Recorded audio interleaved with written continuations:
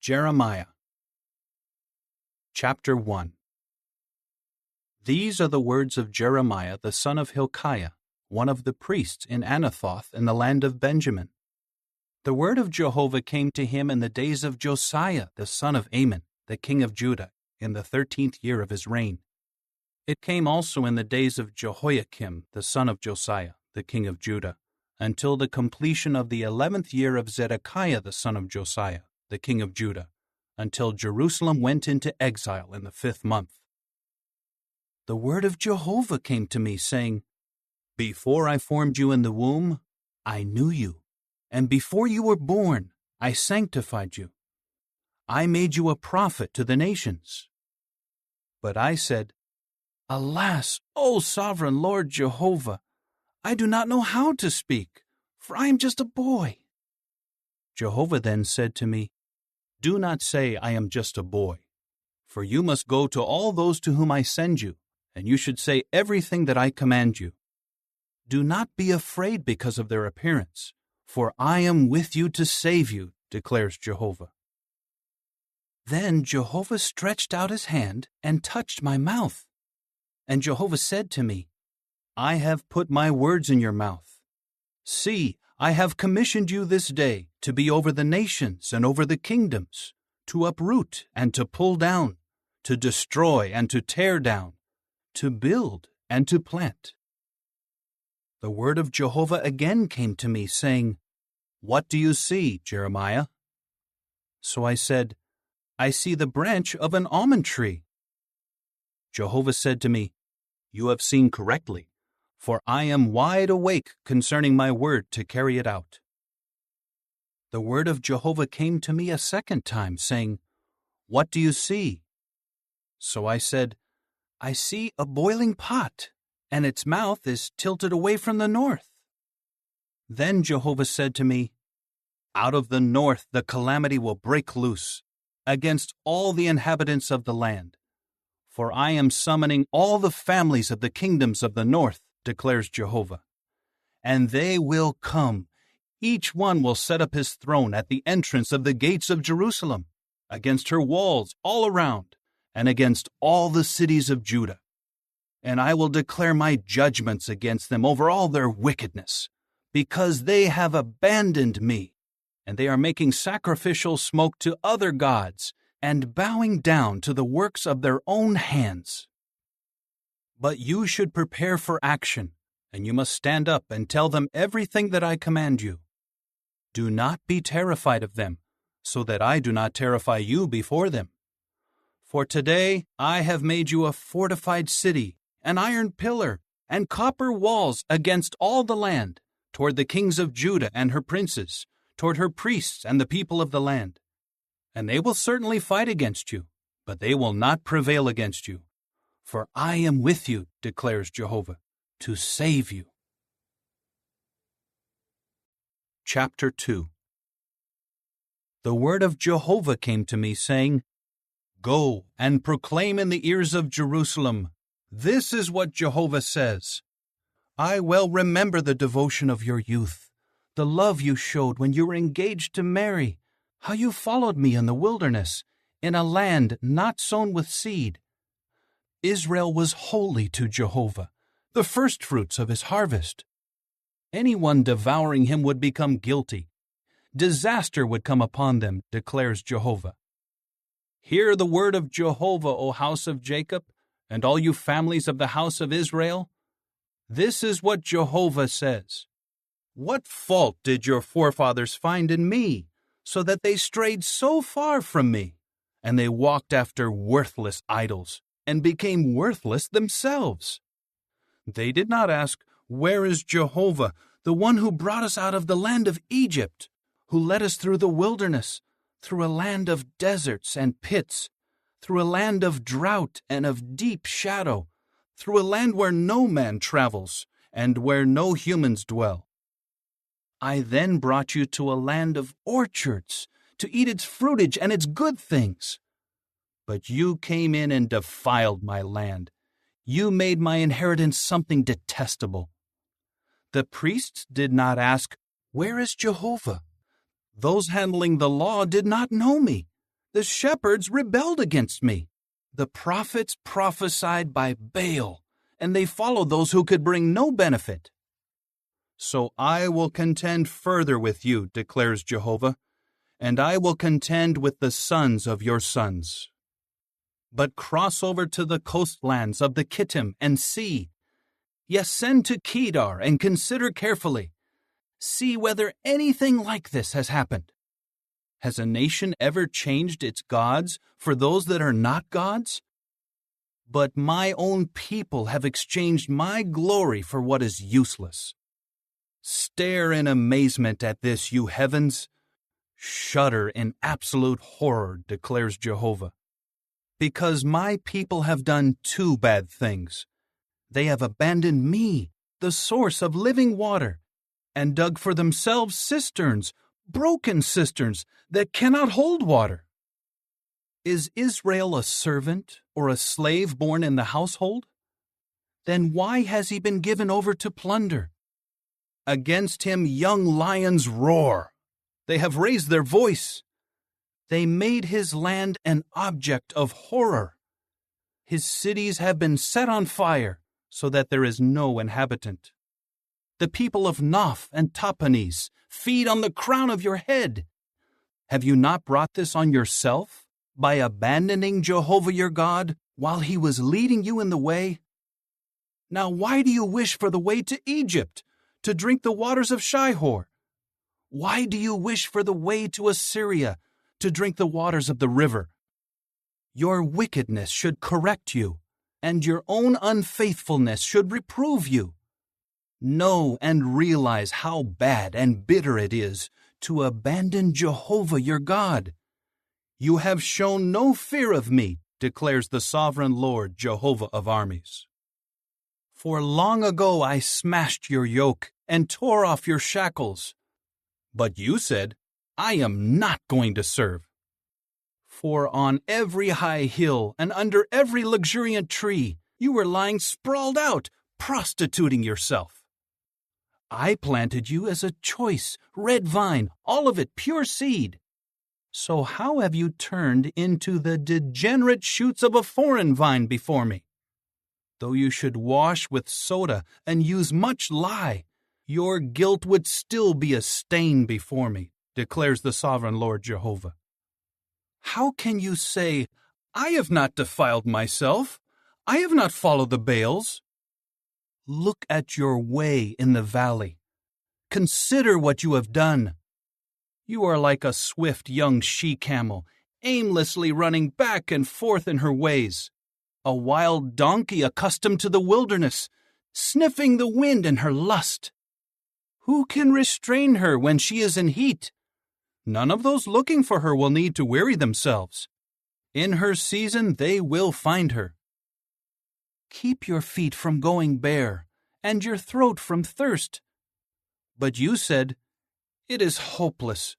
No, I have fallen in love with strangers, and I will follow them.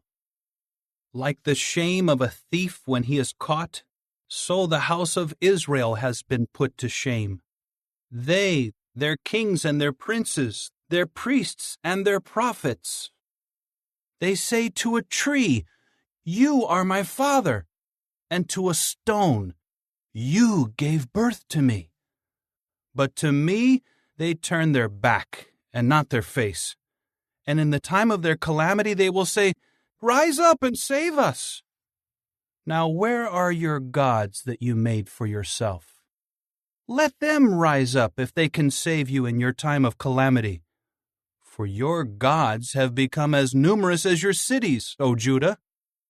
Why do you keep contending against me? Why have all of you rebelled against me, declares Jehovah? I have struck your sons in vain. They would accept no discipline. Your own sword devoured your prophets, like a marauding lion. O generation, consider for yourselves the word of Jehovah. Have I become like a wilderness to Israel, or a land of oppressive darkness? Why have these, my people, said, we roam freely, we will come to you no more? Can a virgin forget her ornaments? A bride her breastbands? And yet my own people have forgotten me for countless days. How skillfully, O woman, you set your course to seek love. You have trained yourself in the ways of wickedness. Even your skirts are stained with the blood of the innocent poor ones. Though I did not find them in the act of breaking in, it is on all your skirts. But you say, I am innocent. Surely his anger has turned back from me. Now I am bringing judgment against you, because you say, I have not sinned. Why do you treat so lightly your unstable course? You will become ashamed of Egypt too, just as you became ashamed of Assyria. For this reason also you will go out with your hands on your head, for Jehovah has rejected those in whom you put confidence. They will not bring you success. Chapter 3. People ask, if a man sends his wife away and she leaves him and becomes another man's, should he return to her any more? Has that land not been utterly polluted?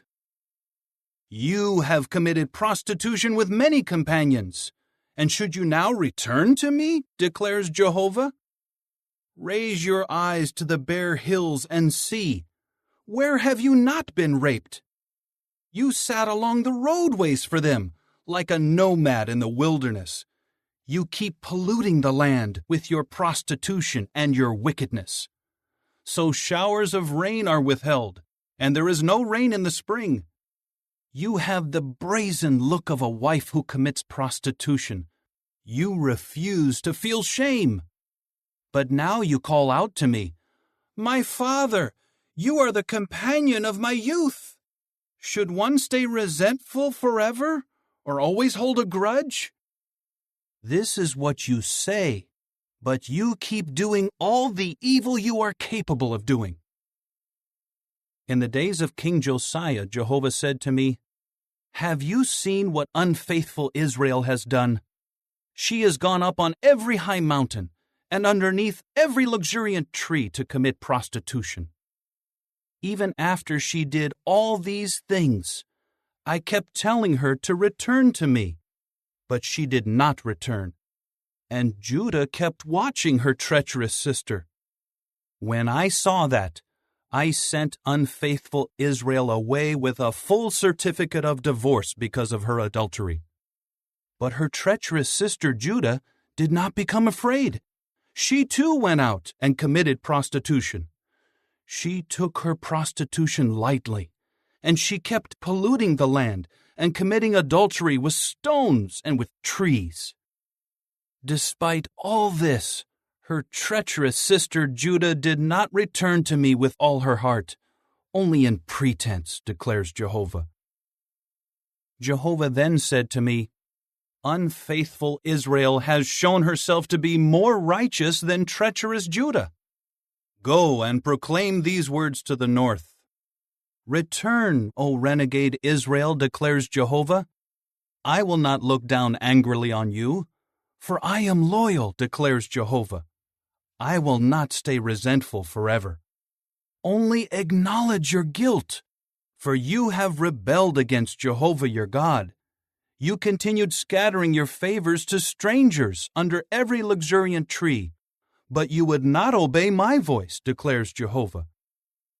Return, you renegade sons, declares Jehovah, for I have become your true master, and I will take you, one from a city and two from a family, and I will bring you to Zion. And I will give you shepherds after my own heart, and they will feed you with knowledge and insight. You will become many, and will bear fruit in the land in those days, declares Jehovah. No more will they say, the ark of the covenant of Jehovah. It will not come up into the heart, nor will they remember it or miss it, and it will not be made again. At that time they will call Jerusalem the throne of Jehovah, and all the nations will be brought together to the name of Jehovah at Jerusalem, and they will no longer stubbornly follow their own wicked heart. In those days they will walk together, the house of Judah alongside the house of Israel, and together they will come from the land of the north into the land that I gave to your forefathers as an inheritance. And I thought, how I placed you among the sons and gave you the desirable land, the most beautiful inheritance among the nations. I also thought that you would call me my father, and that you would not turn away from following me. Truly, as a wife treacherously leaves her husband, so also you, O house of Israel, have dealt treacherously with me, declares Jehovah. On the bare hills a sound is heard, the weeping and the pleading of the people of Israel, for they have distorted their way. They have forgotten Jehovah their God. Return, you renegade sons. I will heal your renegade condition. Here we are. We have come to you. For you, O Jehovah, are our God. Truly, the hills and the turmoil on the mountains are a delusion. Truly, in Jehovah our God is the salvation of Israel. But the shameful thing has consumed the toil of our forefathers since our youth, their flocks and their herds, their sons and their daughters. Let us lie down in our shame, and let our disgrace cover us. For we have sinned against Jehovah our God, we and our fathers since our youth until this day, and we have not obeyed the voice of Jehovah our God. Chapter 4. If you will return, O Israel, declares Jehovah, if you will return to me, and if you will remove your disgusting idols from before me, then you will not be a fugitive. And if you swear, as surely as Jehovah is alive, in truth, justice, and righteousness, then the nations will obtain a blessing for themselves by him, and in him they will boast. For this is what Jehovah says to the men of Judah and to Jerusalem: Plow for yourselves arable land, and do not keep sowing among thorns. Circumcise yourselves to Jehovah, and remove the foreskins of your hearts, you men of Judah and inhabitants of Jerusalem, so that my wrath may not blaze up like a fire, and burn with no one to extinguish it, because of your evil deeds. Declare it in Judah, and proclaim it in Jerusalem. Shout and blow a horn throughout the land. Call out loudly and say, Gather together, and let us flee into the fortified cities. Raise a signal toward Zion. Seek shelter, and do not stand still. For I am bringing in calamity from the north, a great crash. He has emerged like a lion from his thicket. The destroyer of nations has set out. He has gone out from his place to make your land an object of horror. Your cities will be reduced to ruins without an inhabitant. Therefore, put on sackcloth, mourn and wail, because the burning anger of Jehovah has not turned away from us. In that day, declares Jehovah, the heart of the king will fail him, also the heart of the princes. The priests will be horrified, and the prophets will be amazed. Then I said, Alas, O sovereign Lord Jehovah! Truly you have utterly deceived this people and Jerusalem, saying, You will have peace, when the sword is at our throats. At that time it will be said to this people and to Jerusalem, A scorching wind from the barren hills of the desert will sweep down on the daughter of my people. It is not coming to winnow or to cleanse. The full wind comes from these places at my bidding. Now I will pronounce judgments against them. Look, he will come like rain clouds, and his chariots are like a storm wind. His horses are swifter than eagles. Woe to us, for we are ruined. Wash your heart clean of wickedness, O Jerusalem, in order to be saved. How long will you harbor wicked thoughts? For a voice tells the news from Dan, and it proclaims disaster from the mountains of Ephraim. Report it, yes, to the nations. Proclaim it against Jerusalem. Sentinels are coming from a distant land, and they will raise their voices against the cities of Judah. They come against her on all sides like guards of the open field, because she has rebelled against me, declares Jehovah. Your own ways and your actions will be brought upon you. How bitter is your disaster, for it reaches clear to your heart. Oh, my anguish, my anguish! I feel great pain in my very heart. My heart pounds within me. I cannot keep silent, for I have heard the sound of the horn, the alarm signal of war. Disaster after disaster has been reported, for the whole land has been destroyed. Suddenly, my own tents are destroyed. In a moment, my tent cloths. How long will I keep seeing the signal, keep hearing the sound of the horn? For my people are foolish. They take no note of me. They are stupid sons with no understanding. They are clever enough when it comes to doing bad, but they do not know how to do good. I saw the land, and look, it was empty and desolate. I looked at the heavens, and their light was no more. I saw the mountains, and look, they were quaking, and the hills were shaking.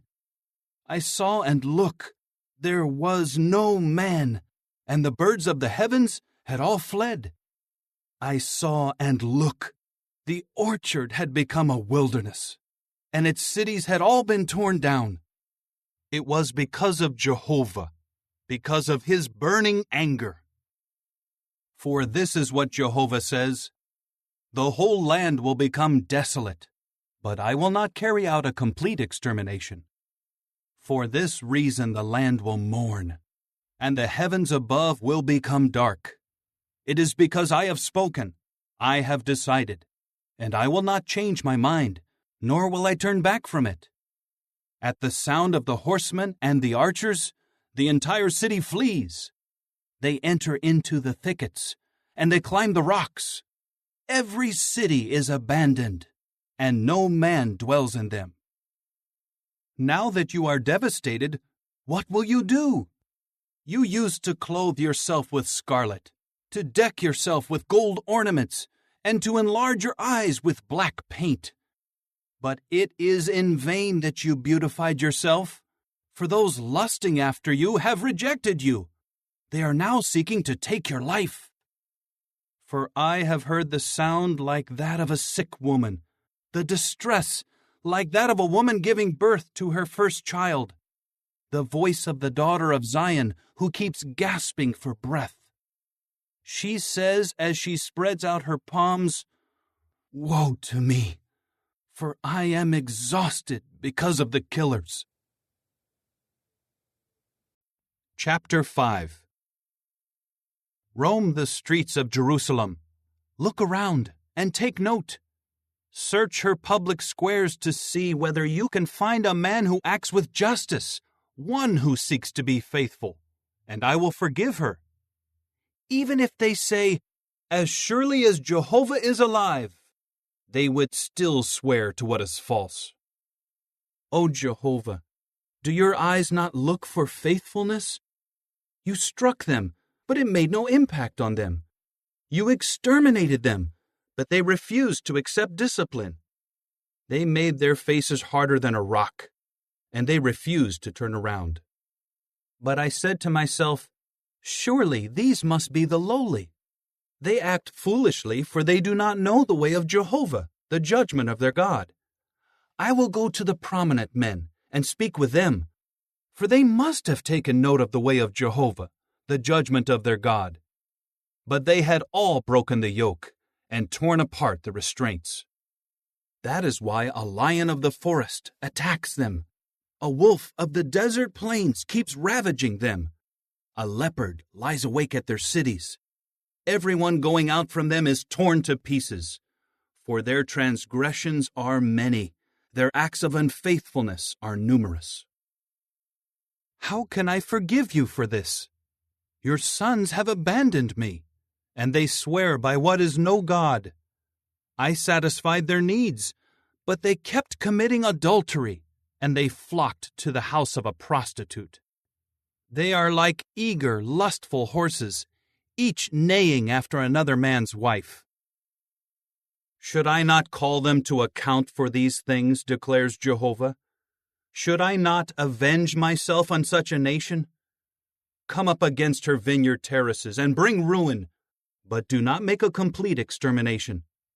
Take away her spreading shoots, for they do not belong to Jehovah. For the house of Israel and the house of Judah have been utterly treacherous with me, declares Jehovah. They have denied Jehovah, and they keep saying, He will do nothing.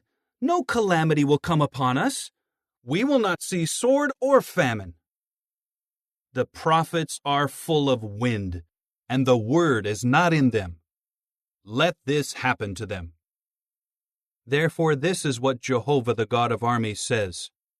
Because these men are saying this, here I am making my words a fire in your mouth, and this people is the wood, and it will consume them. Here I am bringing in on you a nation from far away, O house of Israel, declares Jehovah. It is an enduring nation. It is an ancient nation, a nation whose language you do not know, and whose speech you cannot understand. Their quiver is like an open grave. All of them are warriors. They will devour your harvest and your bread.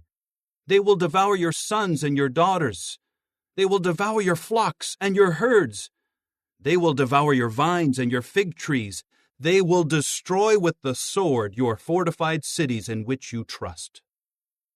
But even in those days, declares Jehovah, I will not carry out a complete extermination of you. And when they ask, Why has Jehovah our God done all these things to us?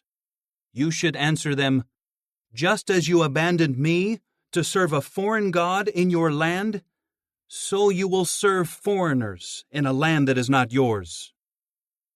Declare this in the house of Jacob, and proclaim it in Judah, saying, Hear this, you foolish and senseless people. They have eyes but cannot see. They have ears but cannot hear. Do you not fear me, declares Jehovah?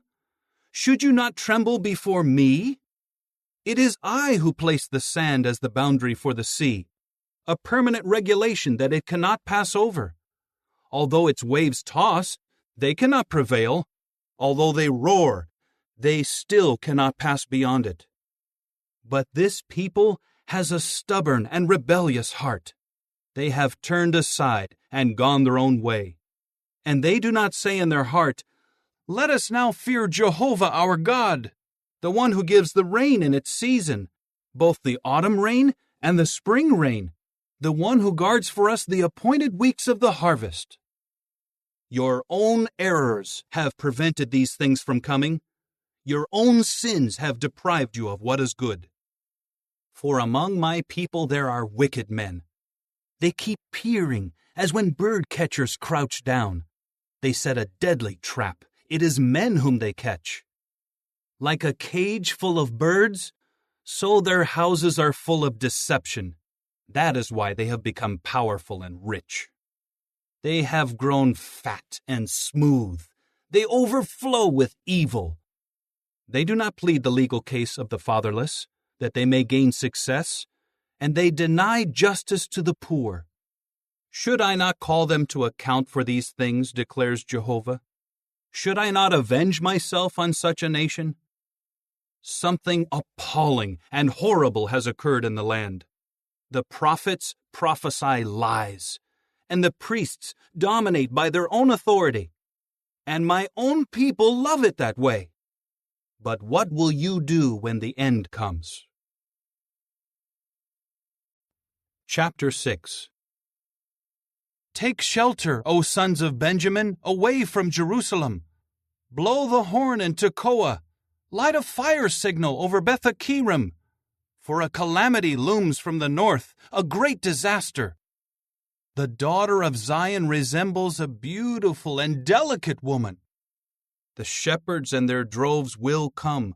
They will pitch their tents all around her, each grazing the flock in his care. Prepare for war against her. Rise up, and let us attack her at midday.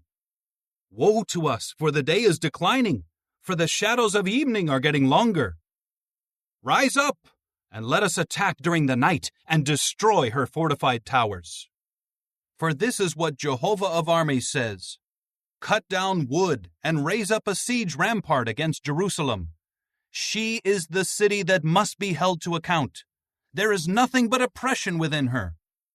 As a cistern keeps its water cool, so she keeps her wickedness cool. Violence and destruction are heard in her. Sickness and plague are constantly before me. Be warned, O Jerusalem, or I will turn away from you in disgust. I will make you desolate, a land without inhabitants. This is what Jehovah of armies says: they will thoroughly glean the remnant of Israel as the last grapes on a vine. Pass your hand again like one gathering grapes from the vines. To whom should I speak and give warning? Who will listen? Look, their ears are closed so that they are unable to pay attention. Look, the word of Jehovah has become something they scorn. They find no pleasure in it. So I am filled with the wrath of Jehovah, and I am tired of holding it in. Pour it out on the child in the street, on the groups of young men gathered together. They will all be captured, a man along with his wife, the old men along with the very old. Their houses will be turned over to others, together with their fields and their wives. For I will stretch my hand out against the inhabitants of the land, declares Jehovah. For from the least to the greatest, each one is making dishonest gain. From the prophet to the priest, each one is practicing fraud. And they try to heal the breakdown of my people lightly, saying, there is peace, when there is no peace. Do they feel ashamed of the detestable things they have done? They feel no shame at all. They do not even know how to feel humiliated. So they will fall among the fallen. When I bring punishment on them, they will stumble, says Jehovah. This is what Jehovah says: stand at the crossroads and see. Ask about the ancient roadways. Ask where the good way is, and walk in it, and find rest for yourselves. But they say, we will not walk in it. And I appointed watchmen who said, pay attention to the sound of the horn. But they said, we will not pay attention. Therefore hear, O nations, and know, O assembly, what will happen to them. Listen, O earth. I am bringing calamity on this people as the fruitage of their own schemes, for they paid no attention to my words, and they rejected my law. What do I care that you bring frankincense from Sheba and sweet cane from a distant land? Your whole burnt offerings are not acceptable, and your sacrifices do not please me. Therefore, this is what Jehovah says: here I am setting for this people stumbling blocks, and they will stumble over them, fathers and sons together, a neighbor and his companion, and they will all perish. This is what Jehovah says: look, a people is coming from the land of the north, and a great nation will be awakened from the remotest parts of the earth. They will grab hold of the bow and the javelin. They are cruel and will have no mercy. Their voice will roar like the sea, and they ride on horses. They draw up in battle order like a man of war against you, O daughter of Zion. We have heard the report about it. Our hands fall limp. Distress has seized us, anguish like that of a woman giving birth.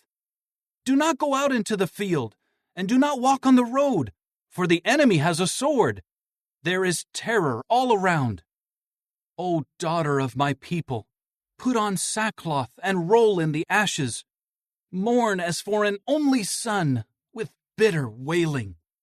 For suddenly the destroyer will come upon us. I have made you a metal tester among my people, one making a thorough search. You must take note and examine their way. All of them are the most stubborn men, walking about as slanderers. They are like copper and iron. All of them are corrupt. The bellows have been scorched. Out from their fire there is lead. One keeps refining intensely simply for nothing, and those who are bad have not been separated. Rejected silver is what people will certainly call them, for Jehovah has rejected them. Chapter 7. This is the word that came to Jeremiah from Jehovah, saying, Stand in the gate of the house of Jehovah, and proclaim there this message. Hear the word of Jehovah, all you people of Judah, who enter these gates to bow down to Jehovah. This is what Jehovah of armies, the God of Israel, says. Reform your ways and your actions, and I will allow you to keep residing in this place. Do not put your trust in deceptive words and say, This is the temple of Jehovah, the temple of Jehovah, the temple of Jehovah. For if you truly reform your ways and actions, if you truly uphold justice between a man and his neighbor, if you do not oppress foreign residents, orphans, and widows, if you do not shed innocent blood in this place, and if you do not follow other gods to your own harm, then I will allow you to keep residing in this place, in the land I gave to your forefathers for all time. But you are putting your trust in deceptive words. It will bring absolutely no benefit. Can you steal, murder, commit adultery, swear falsely, make sacrifices to Baal, and follow after gods you had not known, and then come and stand before me in this house that bears my name and say, We will be saved, despite your doing all these detestable things? Has this house that bears my name become a cave of robbers in your eyes? Here I have seen it for myself, declares Jehovah. However, go now to my place in Shiloh, where I first caused my name to reside, and see what I did to it, because of the badness of my people Israel. But you kept doing all these things, declares Jehovah, and even though I spoke to you again and again, you did not listen. I kept calling you, but you would not answer. So I will do to the house that bears my name, in which you are trusting, and to this place that I gave to you and your forefathers, just as I did to Shiloh. I will throw you out of my sight, just as I threw out all your brothers, all the descendants of Ephraim. As for you, do not pray in behalf of this people. Do not cry out, or offer a prayer, or plead with me in their behalf, for I will not listen to you. Do you not see what they are doing in the cities of Judah and in the streets of Jerusalem? The sons are gathering wood, the fathers are lighting the fire, and the wives are kneading dough in order to make sacrificial cakes to the Queen of Heaven. And they are pouring out drink offerings to other gods to offend me. But am I the one they are hurting, declares Jehovah? Is it not they themselves, to their own shame? Therefore this is what the sovereign Lord Jehovah says. Look, my anger and my wrath will be poured out on this place, on man and beast, on the trees of the field and the fruitage of the ground. It will burn and will not be extinguished. This is what Jehovah of armies, the God of Israel, says. Go ahead, add your whole burnt offerings to your other sacrifices, and eat the flesh yourselves. For on the day I brought your forefathers out of the land of Egypt, I did not speak with them or command them concerning whole burnt offerings and sacrifices. But I did give them this command: Obey my voice, and I will become your God, and you will become my people. You must walk in all the way that I command, so that it may go well with you. But they did not listen or incline their ear. Instead, they walked in their own schemes, stubbornly following their wicked heart. And they went backward, not forward, from the day your forefathers came out of the land of Egypt until this day. So I kept sending all my servants the prophets to you, sending them each day again and again. But they refused to listen to me, and they did not incline their ear. Instead, they were stubborn, and they acted worse than their forefathers. You will speak all these words to them, but they will not listen to you. You will call to them, but they will not answer you. And you will say to them, This is the nation that did not obey the voice of Jehovah their God and refused to accept discipline. Faithfulness has perished and is not even mentioned among them. Shear off your uncut hair and throw it away, and on the bare hills raise a dirge, for Jehovah has rejected and will abandon this generation that has infuriated him. For the people of Judah have done what is bad in my eyes, declares Jehovah. They have set up their disgusting idols in the house that bears my name, in order to defile it.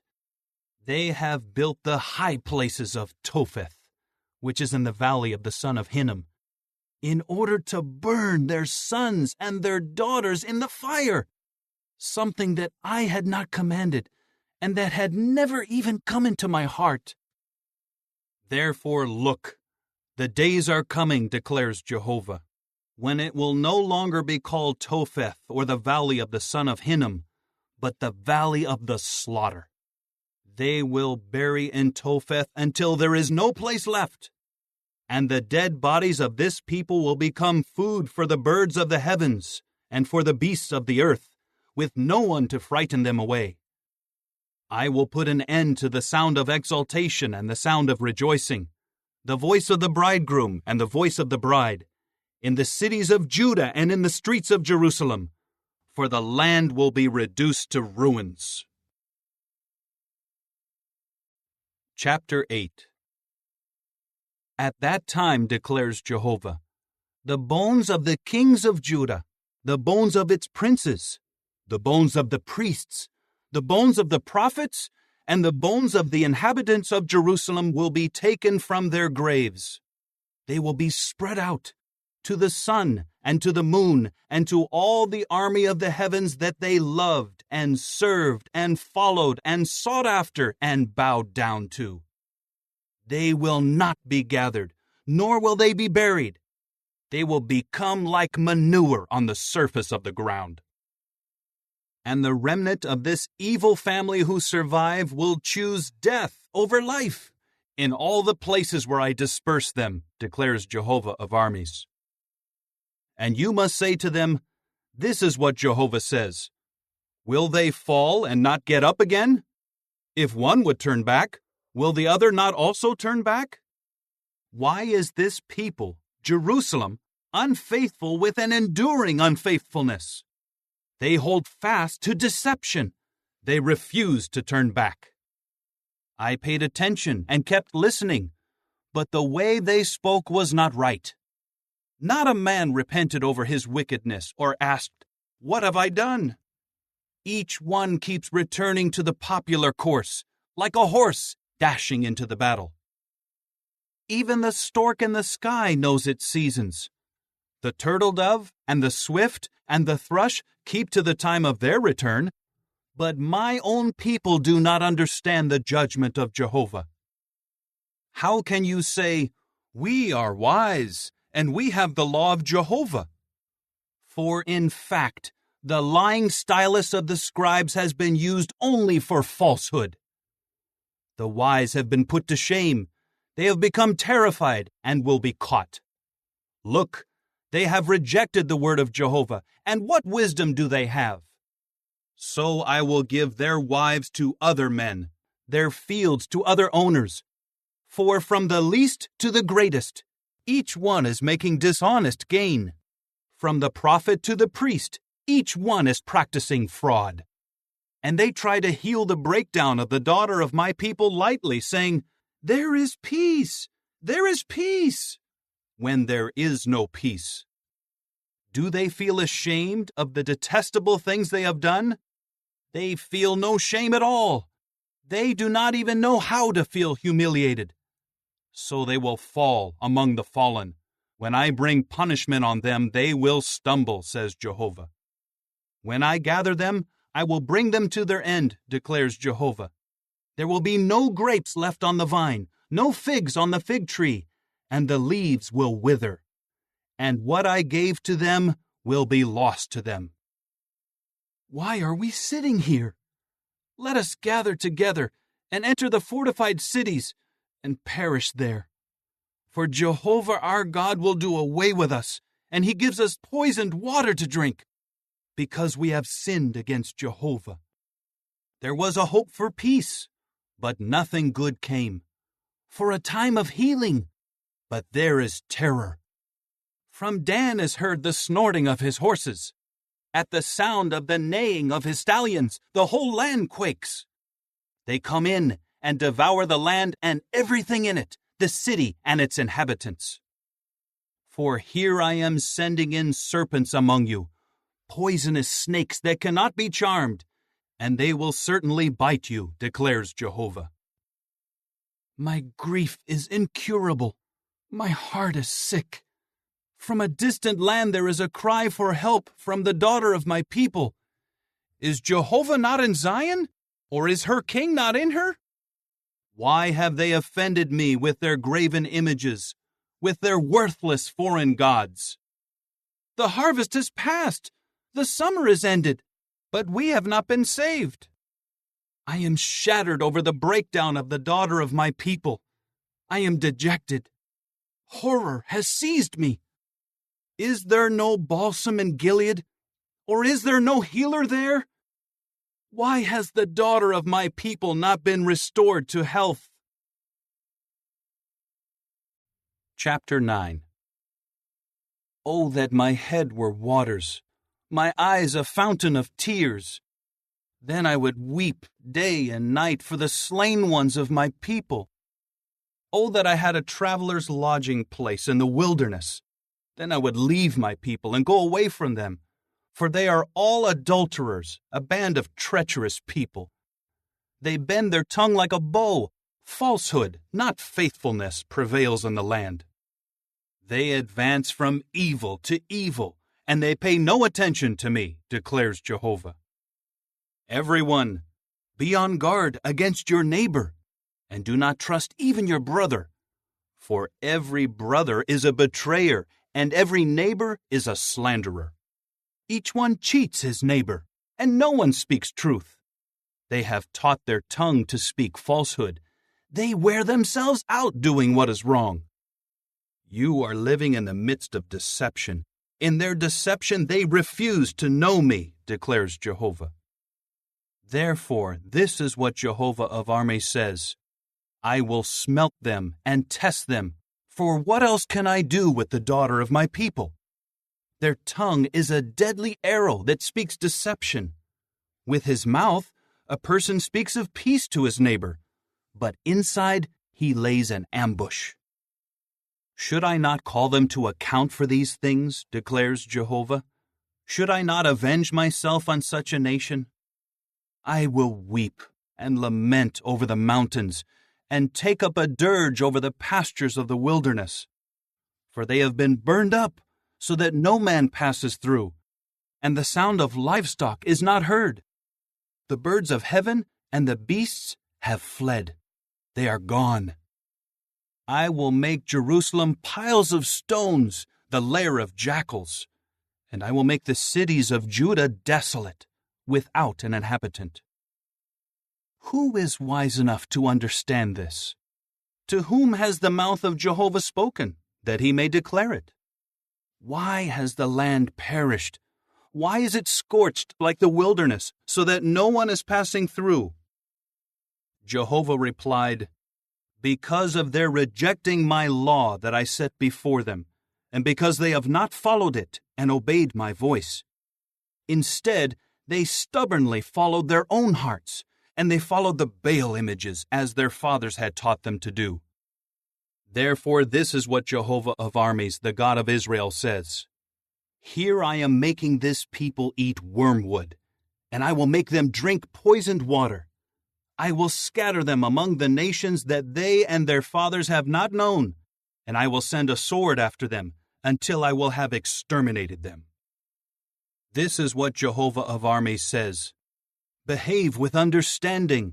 Summon the women who sing dirges, and send for the skilled women to come, so that they may hurry and raise a lamentation for us, so that our eyes may stream with tears and our eyelids trickle with water. For the sound of lamentation has been heard from Zion. How we have been devastated! How great our shame is! For we have left the land, and they have thrown down our homes. You women, hear the word of Jehovah.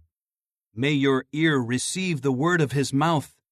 Teach your daughters this lamentation, and teach one another this dirge. For death has come up through our windows. It has entered our fortified towers, to take away the children from the streets, and the young men from the public squares. Say, this is what Jehovah declares. The dead bodies of people will fall like manure on the surface of the field, like a row of newly cut grain after the reaper, with no one to gather them up. This is what Jehovah says. Let not the wise man boast about his wisdom. Let not the mighty man boast about his mightiness. And let not the rich man boast about his riches. But let the one boasting boast about this, that he has insight and knowledge of me, that I am Jehovah, the one showing loyal love, justice, and righteousness in the earth. For in these things I take delight, declares Jehovah. Look, days are coming, declares Jehovah, and I will hold an accounting with everyone circumcised and yet uncircumcised, with Egypt and Judah and Edom and the Ammonites and Moab, and with all of those with hair clipped at the temples who are dwelling in the wilderness. For all the nations are uncircumcised, and all the house of Israel are uncircumcised in heart. Chapter 10. Hear the word that Jehovah has spoken against you, O house of Israel. This is what Jehovah says. Do not learn the way of the nations, and do not be terrified by the signs of the heavens, because the nations are terrified by them. For the customs of the peoples are a delusion. It is just a tree of the forest that is cut down, worked by the hands of the craftsman with his tool. They adorn it with silver and gold, and fasten it with hammer and nails, so that it will not fall over. Like a scarecrow in a cucumber field, they cannot speak. They have to be carried, for they cannot walk. Do not fear them, for they can do no harm, nor can they do any good. No one is like you, O Jehovah. You are great, and your name is great and mighty. Who should not fear you, O King of the nations? For it is fitting, because among all the wise ones of the nations and among all their kingdoms, there is no one at all like you. They are all unreasoning and stupid. Instruction from a tree is an utter delusion.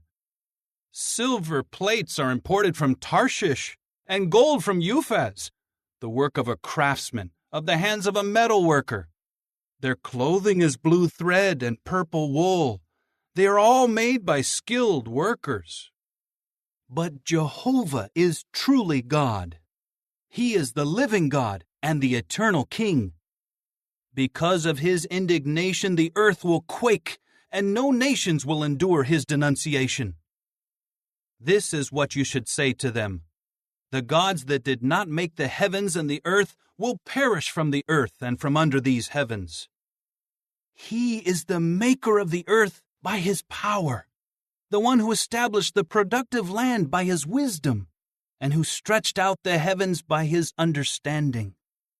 When he makes his voice heard, the waters in the heavens are in turmoil, and he causes clouds to ascend from the ends of the earth. He makes lightning for the rain, and he brings the wind out of his storehouses. Every man acts unreasonably and without knowledge. Every metal worker will be put to shame because of the carved image. For his metal image is a falsehood, and there is no spirit in them. They are a delusion, a work of mockery. When their day of reckoning comes, they will perish.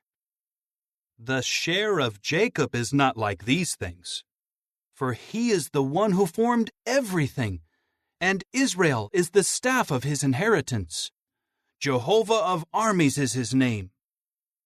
Gather up your bundle from the ground, O woman dwelling under siege, for this is what Jehovah says. Here I am hurling the inhabitants out of the land at this time, and I will cause them to experience distress. Woe to me because of my breakdown. My wound is incurable. And I said, surely this is my sickness, and I must bear it. My tent has been devastated, and my tent cords have all been torn apart. My sons have left me and are no more. There is no one left to stretch out my tent or raise up my tent cloths. For the shepherds have behaved senselessly, and they have not inquired of Jehovah. That is why they have not acted with insight, and all their flocks have been scattered. Listen, a report! It is coming! A great pounding from the land of the north, to make the cities of Judah desolate, a lair of jackals. I well know, O Jehovah, that man's way does not belong to him. It does not belong to man who is walking, even to direct his step. Correct me, O Jehovah, with judgment, but not in your anger, that you may not reduce me to nothing. Pour out your wrath on the nations who ignore you, and on the families who do not call on your name. For they have devoured Jacob. Yes, they have devoured him to the point of extermination, and they have desolated his homeland. Chapter 11. This is the word that came to Jeremiah from Jehovah, saying, Hear the words of this covenant, you people. Speak them to the men of Judah and to the inhabitants of Jerusalem, and say to them, This is what Jehovah the God of Israel says. Cursed is the man who does not obey the words of this covenant, which I commanded your forefathers on the day I brought them out of the land of Egypt, out of the iron-smelting furnace, saying, Obey my voice, and do all the things that I command you, and you will become my people, and I will be your God, so that I may fulfill the oath that I swore to your forefathers, to give them the land flowing with milk and honey as it is this day. And I answered, Amen, O Jehovah. Jehovah then said to me, Proclaim all these words in the cities of Judah and in the streets of Jerusalem. Hear the words of this covenant and carry them out. For I solemnly admonished your forefathers in the day I brought them out of the land of Egypt and to this day, admonishing them again and again, Obey my voice. But they did not listen or incline their ear. Instead, each kept stubbornly following his own wicked heart. So I brought on them all the words of this covenant that I commanded them to do, and that they refused to carry out. Jehovah then said to me, There is a conspiracy among the men of Judah and the inhabitants of Jerusalem. They have returned to the errors of their forefathers of old, who refused to obey my words. They too have followed other gods and have served them. The house of Israel and the house of Judah have broken my covenant that I made with their forefathers. Therefore, this is what Jehovah says. Here I am bringing on them a calamity that they will not be able to escape. When they call to me for help, I will not listen to them. Then the cities of Judah and the inhabitants of Jerusalem will go to the gods to which they are making sacrifices and call for help. But these will by no means save them in the time of their calamity. For your gods have become as many as your cities, O Judah, and you have set up as many altars to the shameful thing as there are streets in Jerusalem, altars to make sacrifices to Baal. As for you, do not pray in behalf of this people. Do not cry out in their behalf or offer a prayer for them, for I will not be listening when they call out to me because of their calamity. What right does my beloved one have to be in my house when so many have carried out evil schemes? With holy flesh will they avert the calamity when it comes upon you? Will you exult at that time? Jehovah once called you a thriving olive tree, beautiful, with fine fruit. With a great roaring sound, he has set her on fire, and they have broken its branches. Jehovah of armies, your planter, has declared that a calamity will come upon you because of the evil committed by the house of Israel and the house of Judah, who have offended me by making sacrifices to Baal. Jehovah informed me so that I would know. At that time you caused me to see what they were doing. I was like a docile lamb being brought to the slaughter. I did not know that they were scheming against me. Let us destroy the tree with its fruit, and let us cut him off from the land of the living, so that his name may be remembered no more. But Jehovah of armies judges with righteousness. He examines the innermost thoughts and the heart.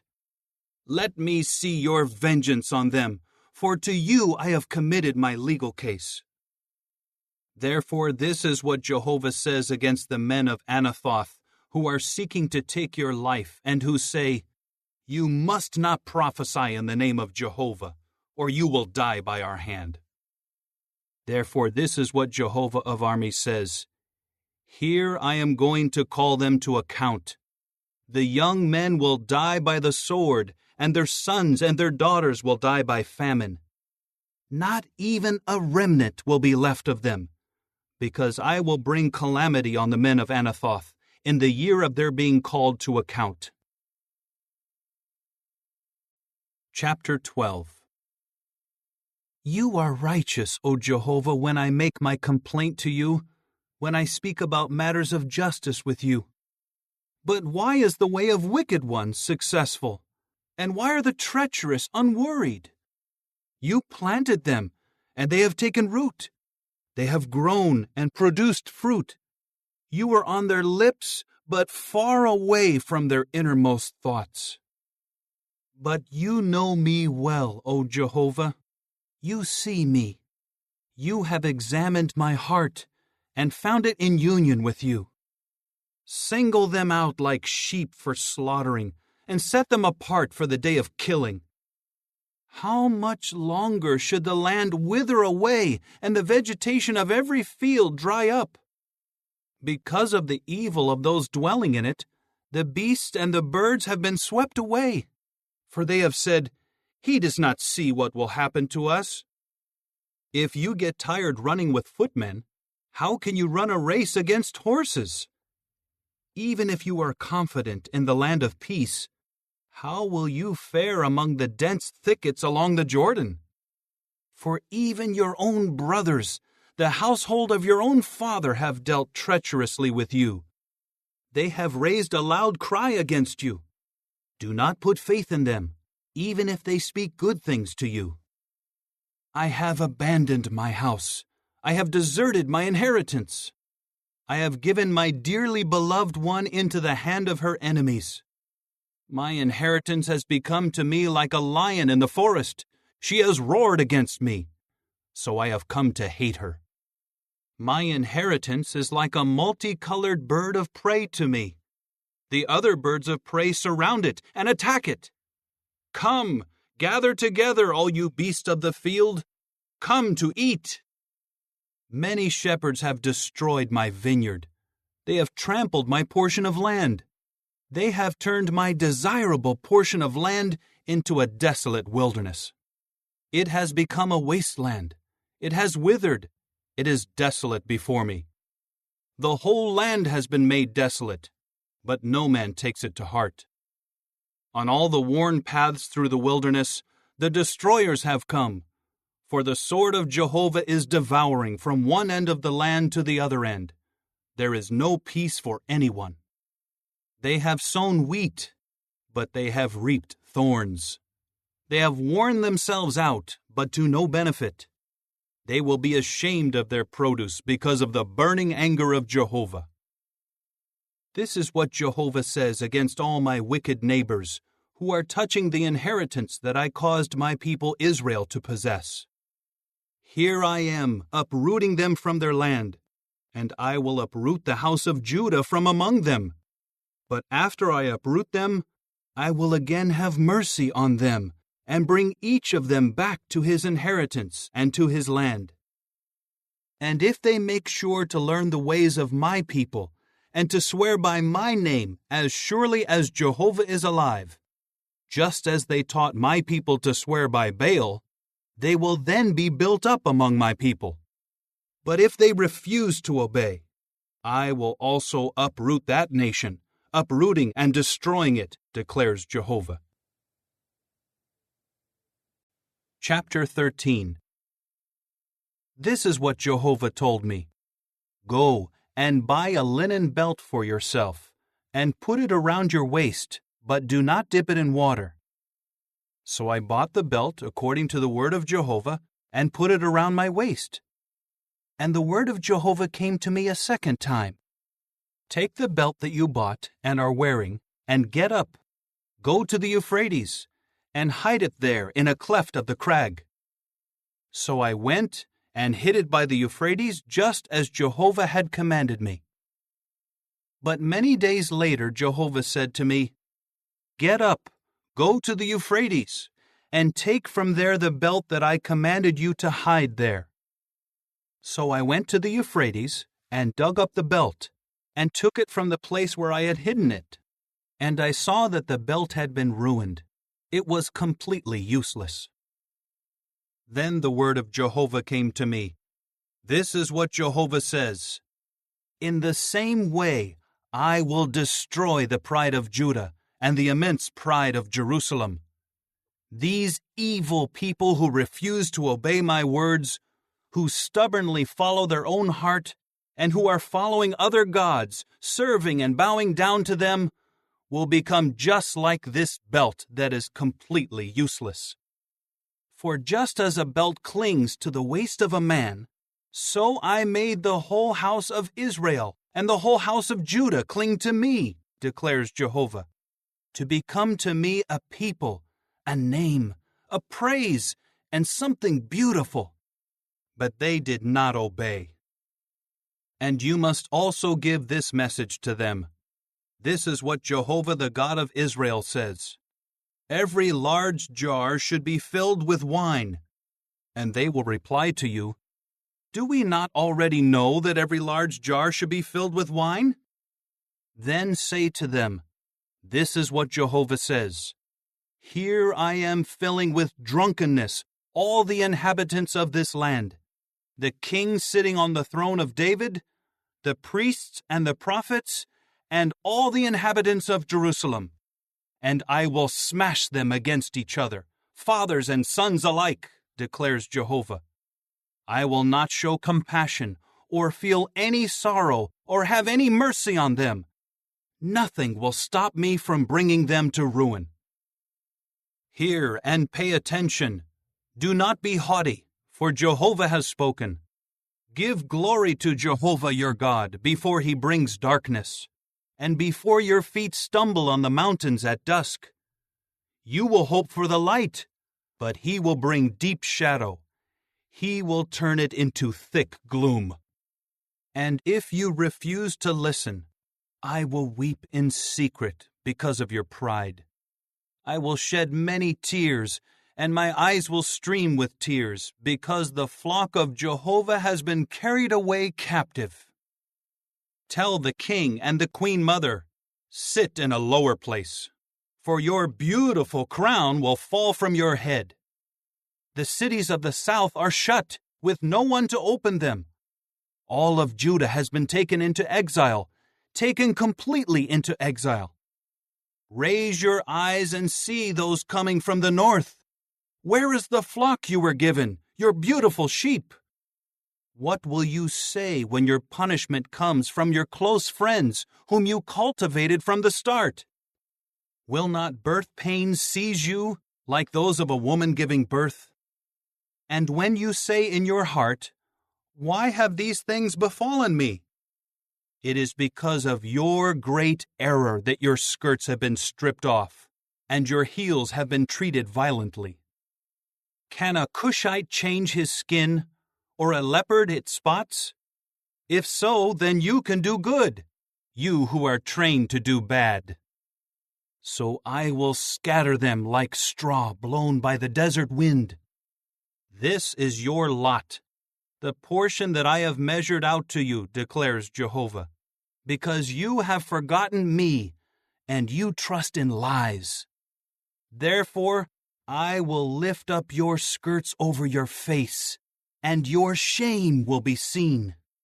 Your acts of adultery, and your lustful neighing, your obscene prostitution. On the hills, in the field, I have seen your disgusting behavior. Woe to you, O Jerusalem! How much longer will you remain unclean? Chapter 14. This is the word of Jehovah that came to Jeremiah concerning the droughts. Judah mourns, and its gates have faded away. They sink to the ground dejected, and a cry goes up from Jerusalem. And their masters send their servants for water. They go to the water holes and find no water. They return with their vessels empty. They are ashamed and disappointed, and they cover their heads. Because the ground is cracked, for there is no rain on the land, the farmers are dismayed and cover their heads. Even the doe in the field forsakes her newborn because there is no grass. The wild donkeys stand on the bare hills. They pant for air like jackals. Their eyes fail because there is no vegetation. Although our own errors testify against us, O Jehovah, act for the sake of your name. For our acts of unfaithfulness are many, and it is against you that we have sinned. O hope of Israel, his Savior in times of distress, why are you like a stranger in the land, like a traveler who stops only to spend the night? Why are you like a man who is stunned, like a mighty man who cannot save? For you are among us, O Jehovah, and your name has been called on us. Do not abandon us. This is what Jehovah says concerning this people. They love to wander about. They have not restrained their feet. So Jehovah finds no pleasure in them. Now he will remember their error and call them to account for their sins. Then Jehovah said to me, Do not pray for good to come to this people. When they fast, I do not listen to their entreaties. And when they offer whole burnt offerings and grain offerings, I take no pleasure in them. For by the sword, by famine, and by pestilence, I will do away with them. At this I said, Alas, O sovereign Lord Jehovah! Here the prophets are saying to them, You will not see the sword, and famine will not come upon you, but I will give you true peace in this place. Jehovah then said to me, The prophets are prophesying lies in my name. I have not sent them, or commanded them, or spoken to them. A lying vision and a worthless divination, and the deceit of their own heart is what they are prophesying to you. Therefore, this is what Jehovah says concerning the prophets who are prophesying in my name, though I did not send them, and who say that no sword or famine will occur in this land. By sword and by famine, those prophets will perish. And the people to whom they are prophesying will be cast out into the streets of Jerusalem, because of the famine and the sword, with no one to bury them. Them, their wives, their sons, or their daughters, for I will pour out on them the calamity they deserve. You must speak this word to them. Let my eyes stream with tears, night and day. Let them not cease. For the virgin daughter of my people has been completely crushed and broken, with an extremely severe wound. If I go out into the field and look, I see those slain by the sword. And if I come into the city, I see the diseases from the famine. For both the prophet and the priest have gone around in a land that they do not know. Have you completely rejected Judah? Or have you abhorred Zion? Why have you struck us, so that there is no healing for us? There was a hope for peace, but nothing good came. For a time of healing, but there is terror. We acknowledge our wickedness, O Jehovah, and the error of our forefathers, for we have sinned against you. For the sake of your name, do not reject us. Do not despise your glorious throne. Remember, and do not break your covenant with us. Can any of the worthless idols of the nations give rain? Or can even the heavens send showers of rain on their own? Are you not the only one, O Jehovah our God? And we hope in you, for you alone have done all these things. Chapter 15. Then Jehovah said to me, Even if Moses and Samuel were standing before me, I would show no favor toward this people. Drive them out from before me. Let them go. And if they say to you, Where should we go? You must say to them, This is what Jehovah says. Whoever is for deadly plague, to deadly plague. Whoever is for the sword, to the sword. Whoever is for the famine, to the famine. And whoever is for the captivity, to the captivity. And I will appoint over them 4 calamities, declares Jehovah. The sword to kill, the dogs to drag away, and the birds of the heavens and the beasts of the earth to devour and to destroy. And I will make them an object of horror to all the kingdoms of the earth, because of Manasseh the son of Hezekiah, the king of Judah, for what he did in Jerusalem. Who will show compassion to you, O Jerusalem? Who will sympathize with you, and who will stop to ask about your welfare? You have deserted me, declares Jehovah. You keep turning your back on me. So I will stretch out my hand against you and destroy you. I am tired of feeling pity for you. And I will winnow them with a fork in the gates of the land. I will bereave them of children. I will destroy my people, since they refuse to turn back from their ways. Their widows will become more numerous before me than the sand of the seas. I will bring a destroyer against them at midday, against mothers and young men. I will bring agitation and terror upon them suddenly. The woman who bore 7 children has grown faint. She struggles for breath. Her sun has set while it is yet day, causing shame and humiliation. And those few remaining ones of them I will give to the sword before their enemies, declares Jehovah. Woe to me, O my mother, because you gave birth to me, a man subject to quarrel and strife with all the land.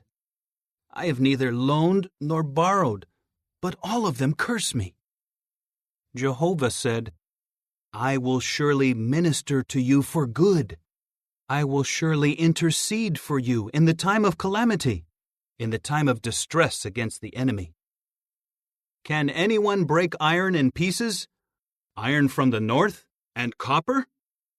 Your resources and your treasures I will give as plunder, not for a price, but because of all your sins throughout all your territories. I will give them to your enemies to take to a land you do not know.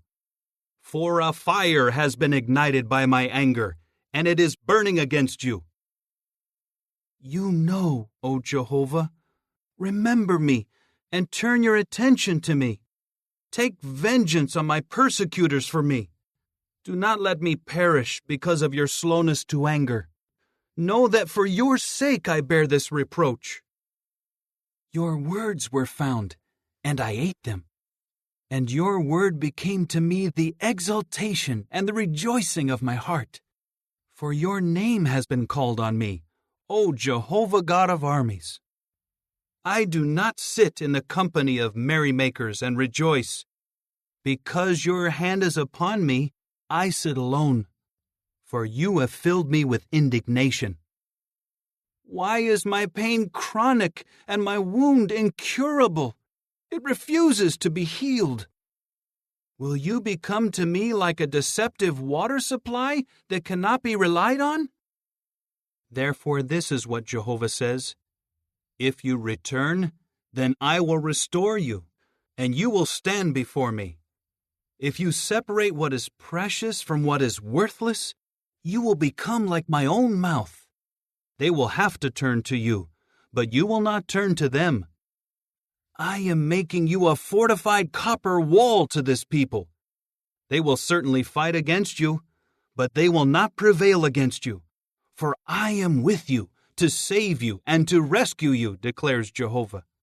And I will rescue you from the hand of the wicked and redeem you from the palm of the ruthless. Chapter 16.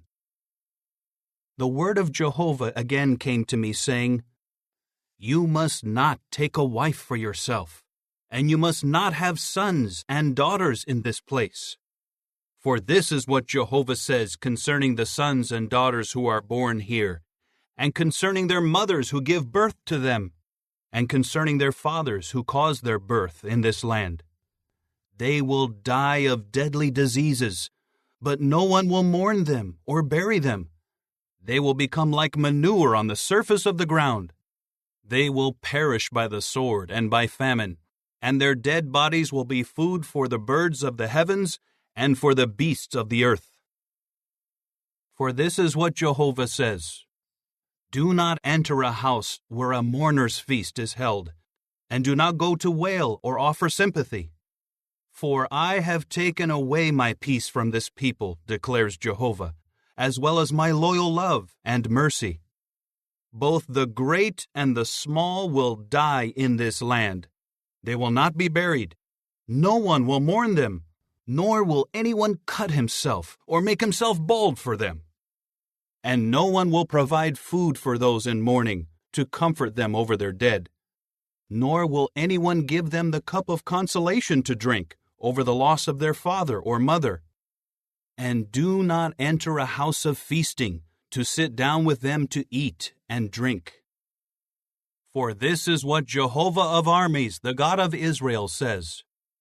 Here in this place, in your days, and before your very eyes, I will put an end to the sounds of exultation and rejoicing, the voice of the bridegroom and the voice of the bride. When you tell this people all these words, they will ask you, Why has Jehovah spoken of all this great calamity against us? What error and what sin have we committed against Jehovah our God? You must reply to them, Because your forefathers abandoned me, declares Jehovah, and they kept following other gods and serving them and bowing down to them. But me they abandoned, and my law they did not keep. And you have behaved far worse than your forefathers, and each one of you follows the stubbornness of his wicked heart instead of obeying me. So I will hurl you out of this land, into a land that neither you nor your forefathers have known, and there you will have to serve other gods day and night, because I will show you no favor. However, the days are coming, declares Jehovah, when they will no longer say, As surely as Jehovah is alive, who brought the people of Israel out of the land of Egypt, but rather, As surely as Jehovah is alive, who brought the people of Israel from the land of the north, and from all the lands to which he had dispersed them. And I will bring them back to their land, which I gave to their forefathers. Here I am sending for many fishermen, declares Jehovah, and they will fish for them. After that I will send for many hunters, and they will hunt them down on every mountain and every hill, and out of the clefts of the crags. For my eyes are on everything they do. They have not been hidden from before me, nor has their error been hidden from my eyes. First, I will repay the full amount due for their error and their sin. For they have profaned my land with the lifeless figures of their disgusting idols, and have filled my inheritance with their detestable things. O Jehovah, my strength and my stronghold, my place to flee in the day of distress. To you the nations will come from the ends of the earth, and they will say, Our forefathers inherited utter falsehood, futility, and useless things of no benefit. Can a man make gods for himself when they are not really gods? So I will make them know. At this time I will make them know my power and my might, and they will have to know that my name is Jehovah. Chapter 17. The sin of Judah is written down with an iron stylus. With a diamond point it is engraved on the tablet of their heart and on the horns of their altars. While their sons remember their altars and their sacred poles, beside a luxuriant tree, on the high hills, on the mountains in the open countryside. Your resources, all your treasures I will give as plunder. Yes, your high places because of sin throughout your territories. You will forfeit of your own accord your inheritance that I gave you, and I will make you serve your enemies in a land you do not know, for you have kindled my anger like a fire. It will burn for all time. This is what Jehovah says. Cursed is the man who puts his trust in mere humans, who relies on human power, and whose heart turns away from Jehovah. He will become like a solitary tree in the desert. He will not see when good comes, but he will reside in parched places in the wilderness, in a salt land where no one can live. Blessed is the man who puts his trust in Jehovah, whose confidence is in Jehovah. He will become like a tree planted by the waters, that sends out its roots to the stream. He will not notice when heat comes, but his leaves will always flourish. And in the year of drought, he will not be anxious, nor will he quit producing fruit. The heart is more treacherous than anything else, and is desperate. Who can know it? I, Jehovah, am searching the heart, examining the innermost thoughts, to give to each one according to his ways, according to the fruitage of his works. Like a partridge that gathers what it has not laid, so is the one who acquires riches dishonestly. They will leave him in midlife, and in the end he will prove senseless. A glorious throne, exalted from the beginning, is the place of our sanctuary. O Jehovah, the hope of Israel, all those who abandon you will be put to shame. Those apostatizing from you will be written in the dust, because they have abandoned Jehovah, the source of living water. Heal me, O Jehovah, and I will be healed. Save me, and I will be saved, for you are the object of my praise. Look, there are those saying to me, Where is the word of Jehovah? Let it come, please. But as for me, I did not run away from following you as a shepherd, nor did I long for the day of disaster. You well know everything my lips have spoken. It all took place before your face. Do not be a cause of terror to me. You are my refuge in the day of calamity. Let my persecutors be put to shame, but do not let me be put to shame. Let them be struck with terror, but do not let me be struck with terror. Bring the day of calamity on them, and crush them, and destroy them completely. This is what Jehovah told me. Go and stand in the gate of the sons of the people, by which the kings of Judah go in and out, and in all the gates of Jerusalem. You must say to them, Hear the word of Jehovah, you kings of Judah, all people of Judah, and all inhabitants of Jerusalem who enter by these gates.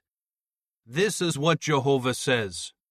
Watch yourselves, and do not carry any load on the Sabbath day, or bring it in through the gates of Jerusalem. You must not bring any load out of your homes on the Sabbath day, and you must do no work at all. Keep the Sabbath day sacred, just as I commanded your forefathers. But they did not listen or incline their ear, and they stubbornly refused to obey or to accept discipline. However, if you strictly obey me, declares Jehovah, and you bring in no load through the gates of this city on the Sabbath day, and you keep the Sabbath day sacred by not doing any work on it, then kings and princes who sit on the throne of David will also enter in through the gates of this city, riding in the chariot and on horses, they and their princes, the men of Judah and the inhabitants of Jerusalem, and this city will be inhabited for all time. And people will come from the cities of Judah, from the places around Jerusalem, from the land of Benjamin, from the lowland, from the mountainous region, and from the Negeb, bringing whole burnt offerings, sacrifices, grain offerings, frankincense, and thanksgiving sacrifices into the house of Jehovah.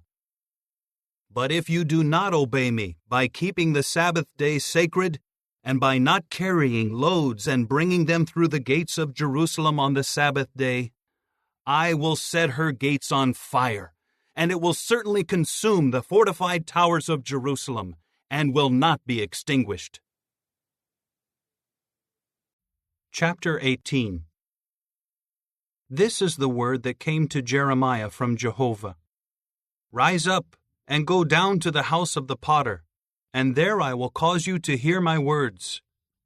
So I went down to the house of the potter, and he was working on the potter's wheels. But the vessel that the potter was making with the clay was spoiled in his hand. So the potter reworked it into another vessel, just as he saw fit. Then the word of Jehovah came to me, saying, Can I not do to you just as this potter did, O house of Israel, declares Jehovah? Look, as the clay in the hand of the potter, so are you in my hand, O house of Israel. Whenever I may speak about uprooting and pulling down and destroying a nation or a kingdom, and that nation abandons its wickedness that I spoke against, I will also change my mind concerning the calamity that I intended to bring against it. But whenever I speak about building up and planting a nation or a kingdom, and it does what is bad in my eyes and does not obey my voice, I will change my mind concerning the good that I intended to do for it. Now say, please, to the men of Judah and to the inhabitants of Jerusalem, This is what Jehovah says. Here I am preparing a calamity and devising a scheme against you. Turn back, please, from your bad ways and reform your ways and your practices. But they said, It is hopeless, for we will walk after our own thoughts, and each of us will act according to the stubbornness of his wicked heart. Therefore, this is what Jehovah says. Ask for yourselves, please, among the nations, who has heard anything like this? The Virgin of Israel has done a most horrible thing. Does the snow of Lebanon disappear from the rocks on its slopes? Or will cool waters flowing from afar dry up? But my people have forgotten me, for they make sacrifices to something worthless, and they make men stumble in their ways, the ancient paths, to walk on back roads that are not smooth and level, in order to make their land an object of horror and something to whistle at forever. Every last one passing by it will stare in horror and shake his head. Like the east wind, I will scatter them before the enemy. I will show them my back, not my face, in the day of their disaster. And they said, Come, Let us devise a plot against Jeremiah, for the law will not perish from our priests, or counsel from the wise men, or the word from the prophets. Come and let us speak against him, and pay no attention to what he says. Do pay attention to me, O Jehovah, and listen to what my opponents are saying. Should good be repaid with bad? For they have dug a pit for my life. Remember how I stood before you to speak good about them, to turn your wrath away from them. So give their sons over to the famine, and hand them over to the power of the sword. May their wives become bereaved of children and widowed. May their men be killed with deadly plague, their young men struck down with the sword in battle. Let a cry be heard from their houses when you bring marauders on them suddenly, for they have dug a pit to capture me and have laid traps for my feet. But you, O Jehovah, well know all their schemes against me, to kill me. Do not cover their error, and do not wipe out their sin from before you. Let them stumble before you when you take action against them in your anger. Chapter 19. This is what Jehovah said. Go and buy an earthenware flask from a potter. Take some of the elders of the people and some of the elders of the priests, and go out to the valley of the son of Hinnom, at the entrance of the gate of the potsherds, and there proclaim the words that I speak to you. You will say, Hear the word of Jehovah, you kings of Judah and inhabitants of Jerusalem. This is what Jehovah of armies, the God of Israel, says. I am about to bring a calamity on this place, and the ears of anyone who hears about it will tingle. It is because they abandoned me and made this place unrecognizable. In it they are sacrificing to other gods, whom they and their forefathers and the kings of Judah had not known, and they have filled this place with the blood of the innocent ones. They built the high places of Baal, in order to burn their sons in the fire as whole burnt offerings to Baal, something that I had not commanded or spoken of, and that had never even come into my heart. Therefore look, the days are coming, declares Jehovah, when this place will no longer be called Topheth, or the valley of the son of Hinnom, but the valley of the slaughter. I will thwart the plans of Judah and Jerusalem in this place, and I will make them fall by the sword before their enemies, and by the hand of those seeking to take their life. And I will give their dead bodies as food to the birds of the heavens and to the beasts of the earth. And I will make this city an object of horror and something to whistle at. Every last one passing by it will stare in horror and whistle over all its plagues. And I will make them eat the flesh of their sons and daughters, and they will each eat the flesh of his fellow man, because of the siege and their desperation when they are hemmed in by their enemies and those seeking to take their life. Then break the flask before the eyes of the men who go with you, and say to them, This is what Jehovah of armies says. This is how I will break this people and this city, like someone who breaks a potter's vessel, so that it can never be repaired. And they will bury the dead in Topheth until there is no more room to bury them. That is what I will do to this place, declares Jehovah, and to its inhabitants, to make this city like Topheth. And the houses of Jerusalem and the houses of the kings of Judah will become unclean like this place, Topheth. Yes, all the houses on whose roofs they offered sacrifices to all the army of the heavens, and where they poured out drink offerings to other gods.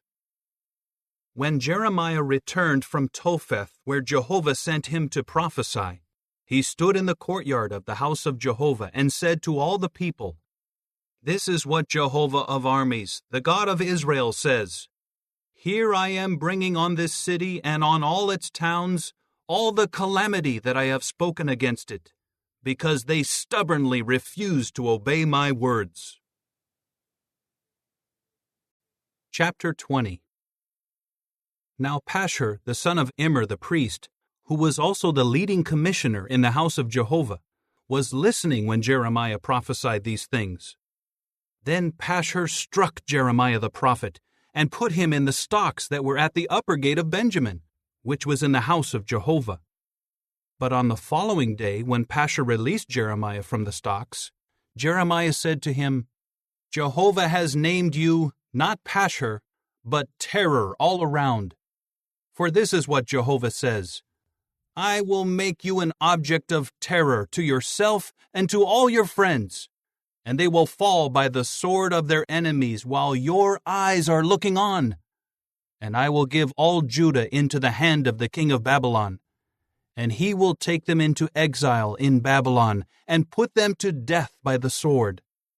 And I will give all the wealth of this city, all its resources, all its precious things, and all the treasures of the kings of Judah into the hand of their enemies. And they will plunder them, and seize them, and take them to Babylon. And as for you, Pashur, and all who live in your house, you will go into captivity. You will go off to Babylon and die there, and you will be buried there with all your friends, because you have prophesied lies to them. You have fooled me, O Jehovah, and I was fooled. You used your strength against me, and you prevailed. I have become a laughingstock all day long. Everyone ridicules me. For whenever I speak, I must cry out and proclaim violence and destruction. For me, the word of Jehovah has been the cause of insults and jeering all day long. So I said, I am not going to make mention of him, and I will speak no more in his name. But in my heart, it became like a burning fire shut up in my bones, and I was tired of holding it in. I could no longer endure it. For I heard many evil rumors. Terror surrounded me. Denounce him. Let us denounce him. Every man wishing me peace was watching for my downfall. Perhaps he will make a foolish mistake, and we can prevail and take our revenge against him. But Jehovah was with me like a fearsome warrior. That is why those persecuting me will stumble and will not prevail. They will be put to great shame, for they will not succeed. Their everlasting humiliation will not be forgotten. But you, O Jehovah of armies, are examining the righteous one. You see the innermost thoughts and the heart. Let me see your vengeance on them, for to you I have committed my legal case. Sing to Jehovah, praise Jehovah, for he has rescued the poor one from the hand of evildoers. Cursed be the day I was born. May the day my mother gave birth to me not be blessed. Cursed be the man who brought good news to my father, saying, A son has been born to you, a boy, making him rejoice greatly. May that man become like cities that Jehovah overthrew without regret. May he hear an outcry in the morning and the sound of alarm at midday. Why did he not put me to death in the womb, so that my mother would become my burial place, and her womb would always remain pregnant? Why did I have to come out of the womb to see trouble and grief, to end my days in shame? Chapter 21. Jeremiah received the word from Jehovah when King Zedekiah sent to him Pashur, son of Malchijah, and Zephaniah, son of Maaseiah the priest, requesting, Please inquire of Jehovah in our behalf, because King Nebuchadnezzar of Babylon is waging war against us. Perhaps Jehovah will perform one of his wonderful works in our behalf, so that he will withdraw from us. Jeremiah said to them, This is what you should say to Zedekiah. This is what Jehovah, the God of Israel, says. Here I am turning around against you the weapons of war that are in your own hands, with which you are fighting the king of Babylon, and the Chaldeans who are outside the wall besieging you. And I will gather them into the middle of this city. And I myself will fight against you with an outstretched hand and a mighty arm, with anger and wrath and great indignation. I will strike the inhabitants of this city, both man and beast. By a great pestilence they will die. And after that, declares Jehovah, I will give King Zedekiah of Judah and his servants and the people of this city, those who survive the pestilence, the sword, and the famine, into the hand of King Nebuchadnezzar of Babylon, into the hand of their enemies, and into the hand of those who are seeking to take their life. He will strike them down with the sword. He will not feel sorry for them, nor will he show compassion or have any mercy. And to this people you should say, This is what Jehovah says. Here I am putting before you the way of life and the way of death. Those who remain in this city will die by the sword, by famine, and by pestilence. But whoever goes out and surrenders to the Chaldeans who are besieging you will keep living, and he will have his life as a spoil. For I have set my face against this city for calamity and not for good, declares Jehovah. It will be given into the hand of the king of Babylon, and he will burn it with fire. To the household of the king of Judah, hear the word of Jehovah. O house of David, this is what Jehovah says. Uphold justice every morning, and rescue the one being robbed from the hand of the defrauder, so that my wrath does not blaze like a fire and burn with no one to extinguish it because of your evil deeds. Here I am against you, O inhabitant of the valley, O rock of the level land, declares Jehovah. As for you who say, Who will come down against us? And who will invade our dwellings? I will hold an accounting against you as your deeds deserve, declares Jehovah. And I will set her forest ablaze, and it will consume all the things around her. Chapter 22. This is what Jehovah says. Go down to the house of the king of Judah and deliver this message. You must say, Hear the word of Jehovah, O king of Judah who sits on the throne of David. You with your servants and your people, those who enter through these gates. This is what Jehovah says. Uphold justice and righteousness. Rescue the one being robbed from the hand of the defrauder. Do not mistreat any foreign resident, and do not harm any fatherless child or widow, and do not shed any innocent blood in this place. For if you are careful to carry out this word, then the kings who sit on the throne of David will enter through the gates of this house, riding in chariots and on horses, they with their servants and their people. But if you will not obey these words, by myself I do swear, declares Jehovah, that this house will become a devastated place. For this is what Jehovah says concerning the house of the king of Judah. You are as Gilead to me, like the summit of Lebanon. But I will make you a wilderness. Not one of your cities will be inhabited. And I will appoint destroyers against you, each with his weapons. They will cut down your choicest cedars and make them fall into the fire. And many nations will pass by this city and say to one another, Why did Jehovah do this to this great city? And they will reply, Because they abandoned the covenant of Jehovah their God, and bowed down to other gods, and served them. Do not weep for the dead one, and do not sympathize with him. Instead, weep profusely for the one going away, for he will return no more to see the land of his birth. For this is what Jehovah says concerning Shallum, son of Josiah, the king of Judah, who is reigning instead of his father Josiah, and who has gone out of this place. He will return there no more, for he will die in the place where they have taken him into exile, and he will see this land no more. Woe to the one who builds his house without righteousness, and his upper rooms without justice, who makes his fellow man serve him for nothing, whose wages he refuses to pay.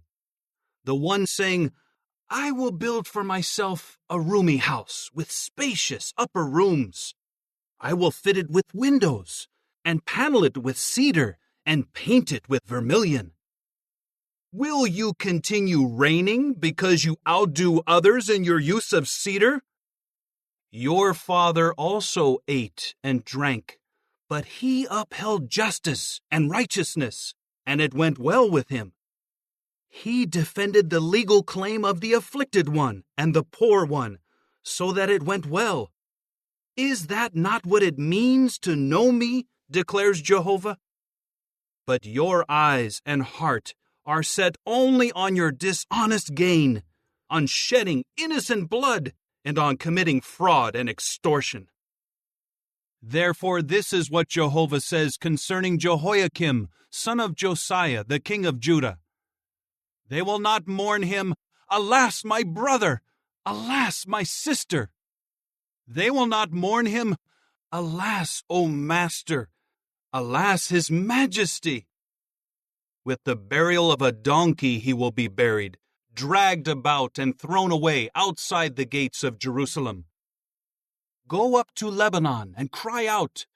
Raise your voice in Bashan and cry out from Abarim, for all your passionate lovers have been crushed. I spoke to you when you felt secure, but you said, I will not obey. This has been your course since youth, for you have not obeyed my voice.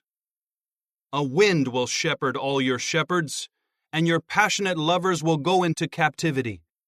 Then you will be put to shame and humiliated because of all your calamity. O you who dwell in Lebanon, nestled among the cedars, how you will groan when pangs come on you, anguish like that of a woman giving birth.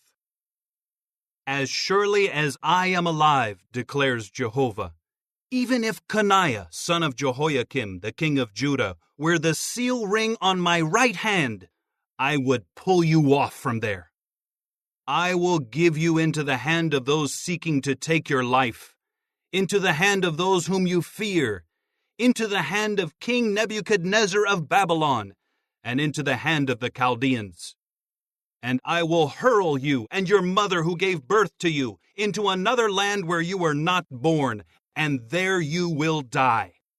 And they will never return to the land they yearn for.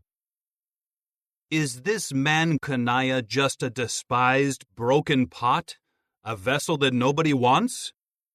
Why are he and his descendants hurled down and thrown into a land they do not know?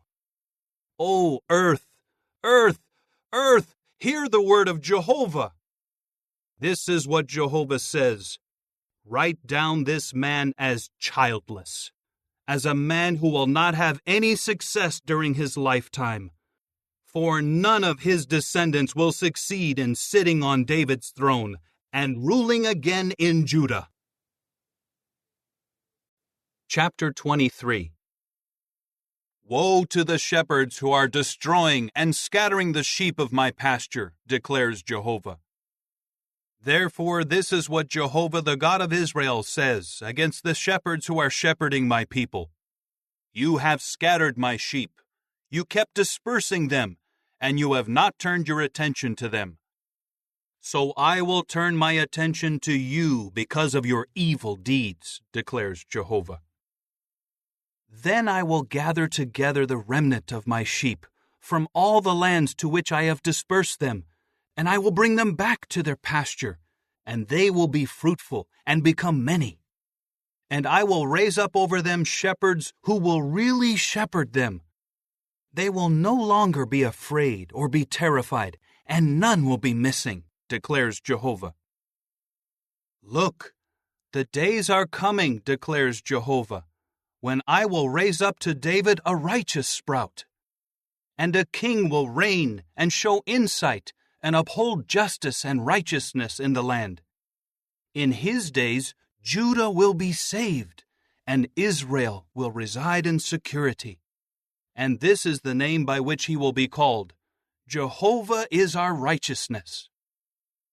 However, the days are coming, declares Jehovah, when they will no longer say, As surely as Jehovah is alive, who brought the people of Israel out of the land of Egypt, but rather, As surely as Jehovah is alive, who brought out and brought back the descendants of the house of Israel from the land of the north, and from all the lands to which I had dispersed them, and they will dwell in their own land. Concerning the prophets, my heart is broken within me. All my bones are shaking. I am like a man who is drunk, and like a man overcome by wine, because of Jehovah and because of his holy words. For the land is full of adulterers. Because of the curse, the land has gone into mourning, and the pastures of the wilderness have dried up. Their course is evil, and they abuse their power. Both the prophet and the priest are polluted. Even in my own house I have found their wickedness, declares Jehovah. So their path will become slippery and dark. They will be pushed and will fall. For I will bring calamity on them in the year of reckoning, declares Jehovah. And in the prophets of Samaria I have seen what is repulsive. Their prophecies are incited by Baal, and they lead my people Israel astray.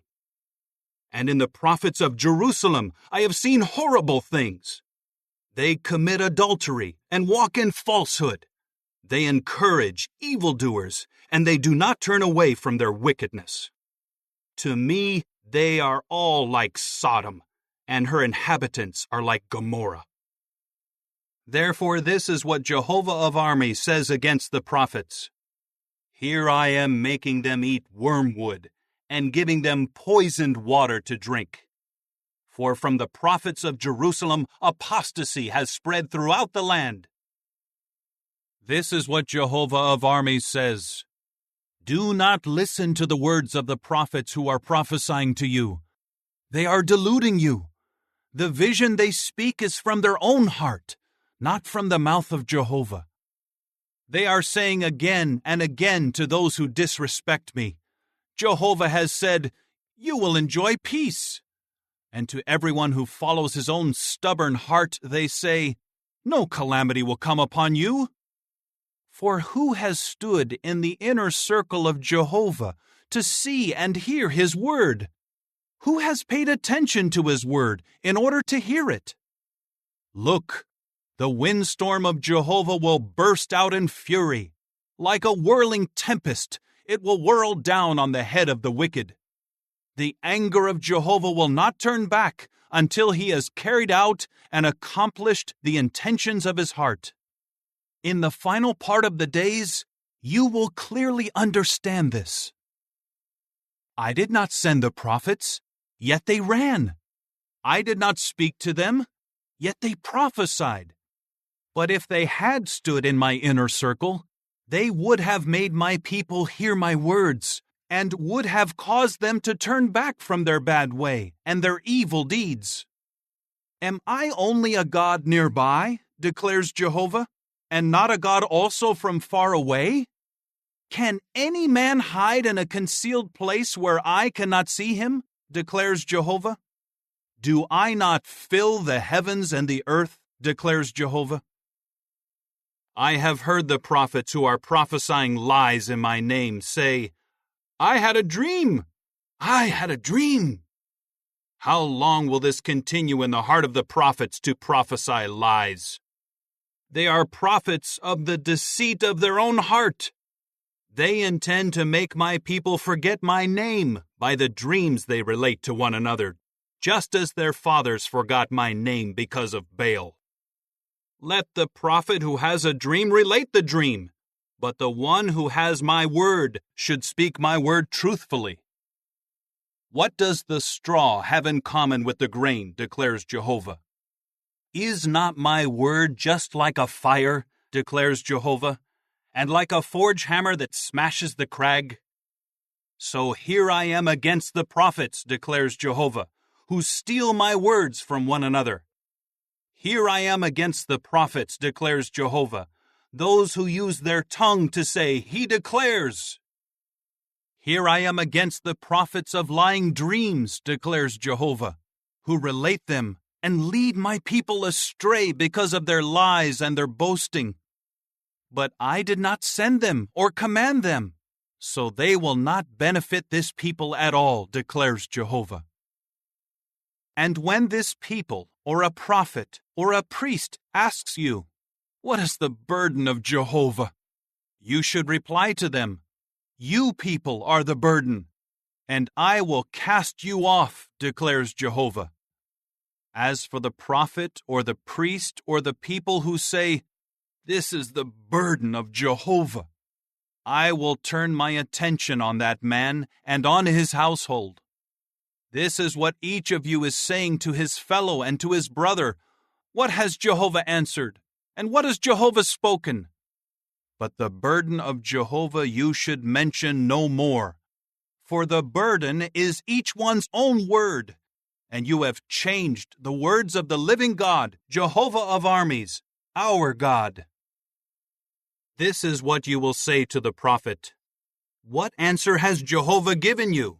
And what has Jehovah spoken? And if you keep saying, The burden of Jehovah, this is what Jehovah says. Because of your saying this word is the burden of Jehovah, after I told you, you must not say the burden of Jehovah, look, I will lift you up and throw you away from my presence, both you and the city that I gave to you and your forefathers. And I will bring on you everlasting disgrace and everlasting humiliation, which will not be forgotten. Chapter 24.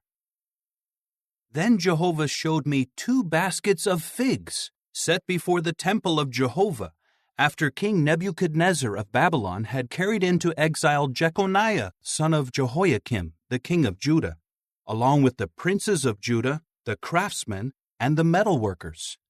He took them from Jerusalem to Babylon. One basket had very good figs, like early figs, but the other basket had very bad figs, so bad that they could not be eaten. Jehovah then asked me, What do you see, Jeremiah? So I said, Figs. The good figs are very good, but the bad ones are very bad, so bad that they cannot be eaten. Then the word of Jehovah came to me, saying, This is what Jehovah the God of Israel says. Like these good figs, so I will regard in a good way the exiles of Judah, whom I have sent away from this place to the land of the Chaldeans. I will keep my eye on them for their good, and I will cause them to return to this land. I will build them up, and I will not tear down. I will plant them, and I will not uproot. And I will give them a heart to know me, that I am Jehovah. They will become my people, and I will become their God, for they will return to me with all their heart. But concerning the bad figs, that are so bad they cannot be eaten, this is what Jehovah says. So I will regard King Zedekiah of Judah, his princes, the remnant of Jerusalem who are left in this land, and those who are dwelling in the land of Egypt. I will make them an object of horror and calamity to all the kingdoms of the earth, a reproach, a proverbial saying, a cause for ridicule, and a curse in all the places to which I disperse them. And I will send against them the sword, the famine, and the pestilence, until they have perished from the land that I gave to them and to their forefathers. Chapter 25. The word that came to Jeremiah concerning all the people of Judah in the 4th year of Jehoiakim, son of Josiah, the king of Judah, which was the 1st year of King Nebuchadnezzar of Babylon. This is what Jeremiah the prophet spoke concerning all the people of Judah and all the inhabitants of Jerusalem. From the 13th year of Josiah, son of Amon, the king of Judah, to this day, these 23 years, the word of Jehovah has come to me. And I kept speaking to you again and again, but you would not listen. And Jehovah sent all his servants, the prophets, to you, sending them again and again, but you would not listen or incline your ear to hear. They would say, "Turn back, please, each of you from your evil ways and your evil deeds. Then you will continue dwelling for a long time to come in the land that Jehovah long ago gave to you and to your forefathers. Do not follow other gods and serve them and bow down to them, offending me with the work of your hands. Otherwise I will bring calamity on you." But you would not listen to me, declares Jehovah. Instead, you offended me with the work of your hands, to your own calamity. Therefore, this is what Jehovah of armies says. Because you would not obey my words, I am sending for all the families of the north, declares Jehovah, sending for King Nebuchadnezzar of Babylon, my servant. And I will bring them against this land, and against its inhabitants, and against all these surrounding nations. I will devote them to destruction, and make them an object of horror, and something to whistle at, and a perpetual ruin. I will put an end to the sound of exultation, and the sound of rejoicing from them, the voice of the bridegroom and the voice of the bride, the sound of the handmill and the light of the lamp. And all this land will be reduced to ruins, and will become an object of horror. And these nations will have to serve the king of Babylon for 70 years. But when 70 years have been fulfilled, I will call to account the king of Babylon and that nation for their error, declares Jehovah. And I will make the land of the Chaldeans a desolate wasteland for all time. I will bring on that land all my words that I have spoken against it, all that is written in this book that Jeremiah has prophesied against all the nations. For many nations and great kings will make slaves of them, and I will repay them according to their deeds and the work of their own hands. For this is what Jehovah the God of Israel said to me: Take this cup of the wine of wrath out of my hand, and make all the nations to whom I send you drink it. And they will drink and stagger and act like madmen because of the sword that I am sending among them. So I took the cup out of the hand of Jehovah and made all the nations to whom Jehovah sent me drink, starting with Jerusalem and the cities of Judah, her kings and her princes, to make them a ruin, an object of horror, something to whistle at and a curse, as it is today. Then Pharaoh, king of Egypt, and his servants, his princes, and all his people, and all their mixed populations, all the kings of the land of Uz, all the kings of the land of the Philistines, Ashkelon, Gaza, Ekron, and those remaining of Ashdod, Edom, Moab, and the Ammonites, all the kings of Tyre, all the kings of Sidon, and the kings of the island in the sea, Dedan, Tema, Buz, and all those with hair clipped at the temples, all the kings of the Arabians, and all the kings of the mixed populations who reside in the wilderness, all the kings of Zimri, all the kings of Elam, and all the kings of the Medes, and all the kings of the north, near and far, one after the other, and all the other kingdoms of the earth that are on the surface of the ground, and the king of Sheshach will drink after them. And you must say to them, This is what Jehovah of armies, the God of Israel, says: Drink, and get drunk, and vomit, and fall, so that you cannot get up because of the sword that I am sending among you. And if they refuse to take the cup out of your hand to drink, say to them, This is what Jehovah of armies says: You must drink it. For look, if I am bringing calamity first on the city that bears my name, should you go unpunished? You will not go unpunished, for I am calling for a sword against all the inhabitants of the earth, declares Jehovah of armies. And you are to prophesy all these words to them, and say to them, From on high Jehovah will roar, and from his holy dwelling he will make his voice heard. He will roar loudly against his abiding place, shouting like those treading the winepress. He will sing triumphantly against all the inhabitants of the earth. A noise will resound to the ends of the earth, for Jehovah has a controversy with the nations. He will personally pass judgment on all humans, and he will put the wicked to the sword, declares Jehovah. This is what Jehovah of armies says.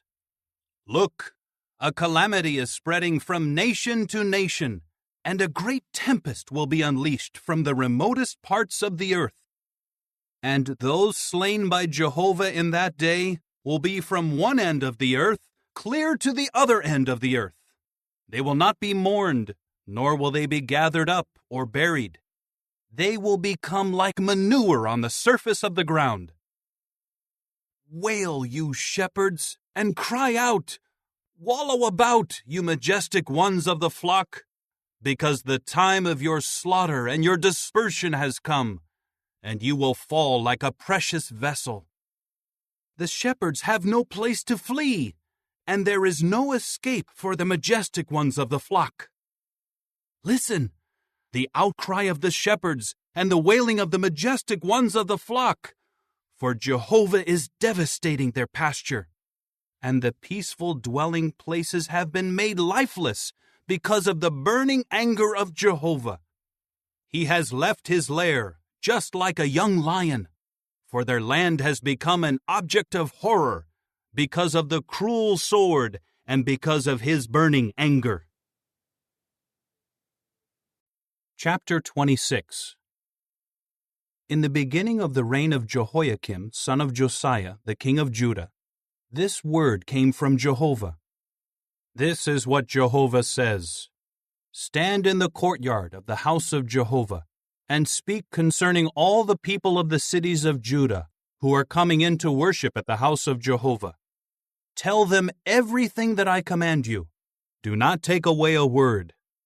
Perhaps they will listen, and each one will turn back from his evil way, and I will change my mind concerning the calamity that I intend to bring on them because of their evil deeds. Say to them, This is what Jehovah says. If you will not listen to me by following my law that I have placed before you, by listening to the words of my servants the prophets, whom I am sending to you again and again, whom you have not listened to, then I will make this house like Shiloh, and I will make this city an object of cursing to all the nations of the earth. And the priests and the prophets and all the people heard Jeremiah speaking these words in the house of Jehovah. So when Jeremiah had finished speaking all that Jehovah had commanded him to speak to all the people, then the priests and the prophets and all the people seized him and said, You will surely die. Why have you prophesied in the name of Jehovah, saying, This house will become like Shiloh, and this city will be devastated and left without an inhabitant? And all the people gathered around Jeremiah in the house of Jehovah. When the princes of Judah heard these words, they came up from the house of the king to the house of Jehovah and sat down at the entrance of the new gate of Jehovah. The priests and the prophets said to the princes and to all the people, This man deserves the death penalty, because he has prophesied against this city, just as you have heard with your own ears. Jeremiah then said to all the princes and to all the people, It was Jehovah who sent me to prophesy against this house and against this city all the words that you have heard. So now, reform your ways and your actions, and obey the voice of Jehovah your God, and Jehovah will change his mind concerning the calamity that he has spoken against you. But as for me, I am in your hand. Do to me whatever seems good and right in your eyes. Only know for certain that if you put me to death, You will bring innocent blood upon yourselves, and upon this city, and upon her inhabitants. For in truth, Jehovah sent me to you, to speak all these words in your hearing. Then the princes and all the people said to the priests and the prophets, This man does not deserve the death penalty, for he spoke to us in the name of Jehovah, our God. Furthermore, some of the elders of the land rose up and began saying to the entire congregation of the people, Micah of Moresheth was prophesying in the days of King Hezekiah of Judah. And he said to all the people of Judah, This is what Jehovah of armies says. Zion will be plowed up as a field. Jerusalem will become heaps of ruins. And the mountain of the house will become like high places in a forest. Did King Hezekiah of Judah and all Judah then put him to death? Did he not fear Jehovah and beg for Jehovah's favor, so that Jehovah changed his mind concerning the calamity that he had spoken against them? So we are about to bring a great calamity on ourselves. And there was another man prophesying in the name of Jehovah, Urijah, son of Shemaiah from Kiriath-Jearim, who prophesied against this city and against this land with words like those of Jeremiah. King Jehoiakim and all his mighty men and all the princes heard his words, and the king sought to put him to death. When Urijah heard of it, he at once became afraid and fled to Egypt. Then King Jehoiakim sent Elnathan the son of Achbor and other men with him to Egypt. They brought Urijah from Egypt and took him to King Jehoiakim, who then struck him down with the sword and cast his dead body into the graveyard of the common people. But Ahikam, the son of Shaphan, supported Jeremiah, so that he was not handed over to the people to be put to death. Chapter 27. In the beginning of the reign of Jehoiakim, son of Josiah, the king of Judah, this word came to Jeremiah from Jehovah. This is what Jehovah has told me. Make for yourself straps and yoke bars, and put them on your neck.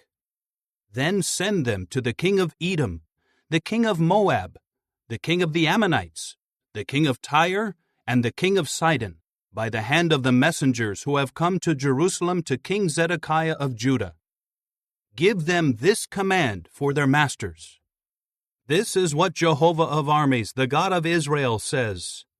This is what you should say to your masters. It is I who made the earth, mankind, and the beasts that are on the surface of the earth, by my great power and by my outstretched arm, and I have given it to whomever I please. And now I have given all these lands into the hand of my servant King Nebuchadnezzar of Babylon. Even the wild beasts of the field I have given him to serve him. All the nations will serve him and his son and his grandson until the time for his own land comes, when many nations and great kings will make him their slave. If any nation or kingdom refuses to serve King Nebuchadnezzar of Babylon and refuses to put its neck under the yoke of the king of Babylon, I will punish that nation with the sword, with famine, and with pestilence, declares Jehovah, until I have finished them off by his hand. Therefore do not listen to your prophets, your diviners, your dreamers, your magicians, and your sorcerers, who are saying to you, You will not serve the king of Babylon. For they are prophesying lies to you, so that you will be taken far away from your land, and I will disperse you, and you will perish. But the nation that brings its neck under the yoke of the king of Babylon and serves him, I will allow to remain on its land, declares Jehovah, to cultivate it and dwell in it. Also to King Zedekiah of Judah I spoke in the same way, saying, Bring your necks under the yoke of the king of Babylon, and serve him and his people, and you will keep living. Why should you and your people die by the sword, by famine, and by pestilence, as Jehovah has said about the nation that will not serve the king of Babylon? Do not listen to the words of the prophets who are saying to you, 'You will not serve the king of Babylon,' because they are prophesying lies to you. For I have not sent them, declares Jehovah, but they are prophesying lies in my name, with the result that I will disperse you, and you will perish, you and the prophets who are prophesying to you." And to the priests and to all this people I said, "This is what Jehovah says.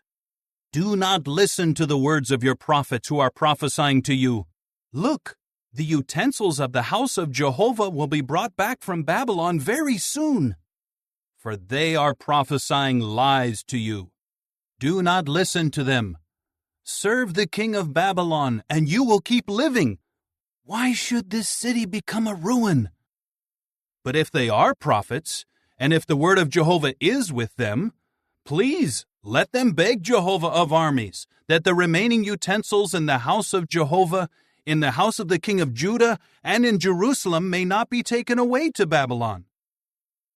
For this is what Jehovah of armies says concerning the pillars, the sea, the carriages, and the remaining utensils that are left in this city, which King Nebuchadnezzar of Babylon did not take when he took into exile Jeconiah, son of Jehoiakim, the king of Judah, from Jerusalem to Babylon, together with all the nobles of Judah and Jerusalem. Yes, this is what Jehovah of armies, the God of Israel, says concerning the utensils that are left at the house of Jehovah, in the house of the king of Judah, and in Jerusalem.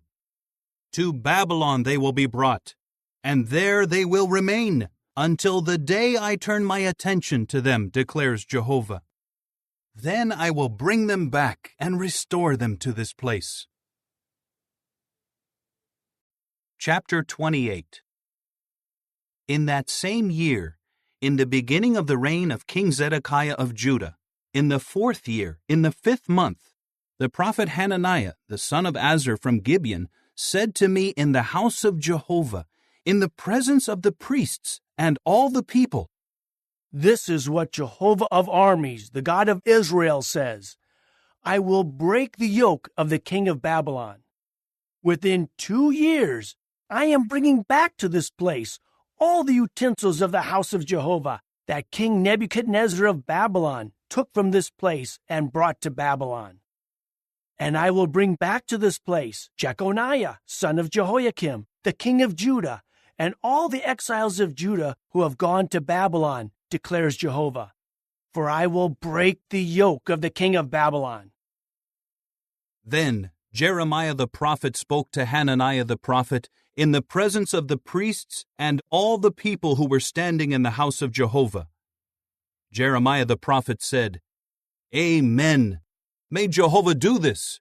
May Jehovah fulfill your words that you prophesied by bringing back from Babylon to this place the utensils of the house of Jehovah and all the exiled people. However, hear please this message that I am speaking in your ears and in the ears of all the people. Long ago, the prophets who were prior to me and prior to you used to prophesy concerning many lands and great kingdoms, about war, calamity, and pestilence. If a prophet prophesies about peace, and the word of that prophet comes true, then it will be known that Jehovah truly sent that prophet." At that, Hananiah the prophet took the yoke bar off the neck of the prophet Jeremiah and broke it. Hananiah then said in the presence of all the people, "This is what Jehovah says. Just like this, I will break the yoke of King Nebuchadnezzar of Babylon from off the neck of all the nations within 2 years." And Jeremiah the prophet went on his way. After Hananiah the prophet had broken the yoke bar from off the neck of Jeremiah the prophet, this message of Jehovah came to Jeremiah. "Go and say to Hananiah, this is what Jehovah says. You have broken yoke bars of wood, but instead of them you will make yoke bars of iron. For this is what Jehovah of armies, the God of Israel, says. I will put an iron yoke bar on the neck of all these nations to serve King Nebuchadnezzar of Babylon, and they must serve him. Even the wild beasts of the field I will give him." Jeremiah the prophet then said to Hananiah the prophet, "Listen, please, O Hananiah. Jehovah has not sent you, but you have caused this people to trust in a lie. Therefore, this is what Jehovah says: Look, I am removing you from the face of the ground. This year you will die, for you have urged rebellion against Jehovah." So Hananiah the prophet died in that year, in the 7th month. Chapter 29. These are the words of the letter that Jeremiah the prophet sent from Jerusalem to the rest of the elders among the exiled people, the priests, the prophets, and all the people, whom Nebuchadnezzar had taken into exile from Jerusalem to Babylon, after King Jeconiah, the queen mother, the court officials, the princes of Judah and Jerusalem, and the craftsmen and the metalworkers had gone out of Jerusalem. He sent the letter by the hand of Elasah, the son of Shaphan, and Gemariah, the son of Hilkiah, whom King Zedekiah of Judah sent to Babylon, to King Nebuchadnezzar of Babylon. It said, "This is what Jehovah of armies, the God of Israel, says to all the exiled people, whom I have caused to go into exile from Jerusalem to Babylon. Build houses and live in them. Plant gardens and eat their fruit. Take wives and have sons and daughters. Take wives for your sons and give your daughters in marriage, so that they too may have sons and daughters. Become many there, and do not decrease. And seek the peace of the city to which I have exiled you, and pray in its behalf to Jehovah, for in its peace you will have peace. For this is what Jehovah of armies, the God of Israel, says: Do not let your prophets and your diviners who are among you deceive you, and do not listen to the dreams that they are dreaming, for they are prophesying lies to you in my name.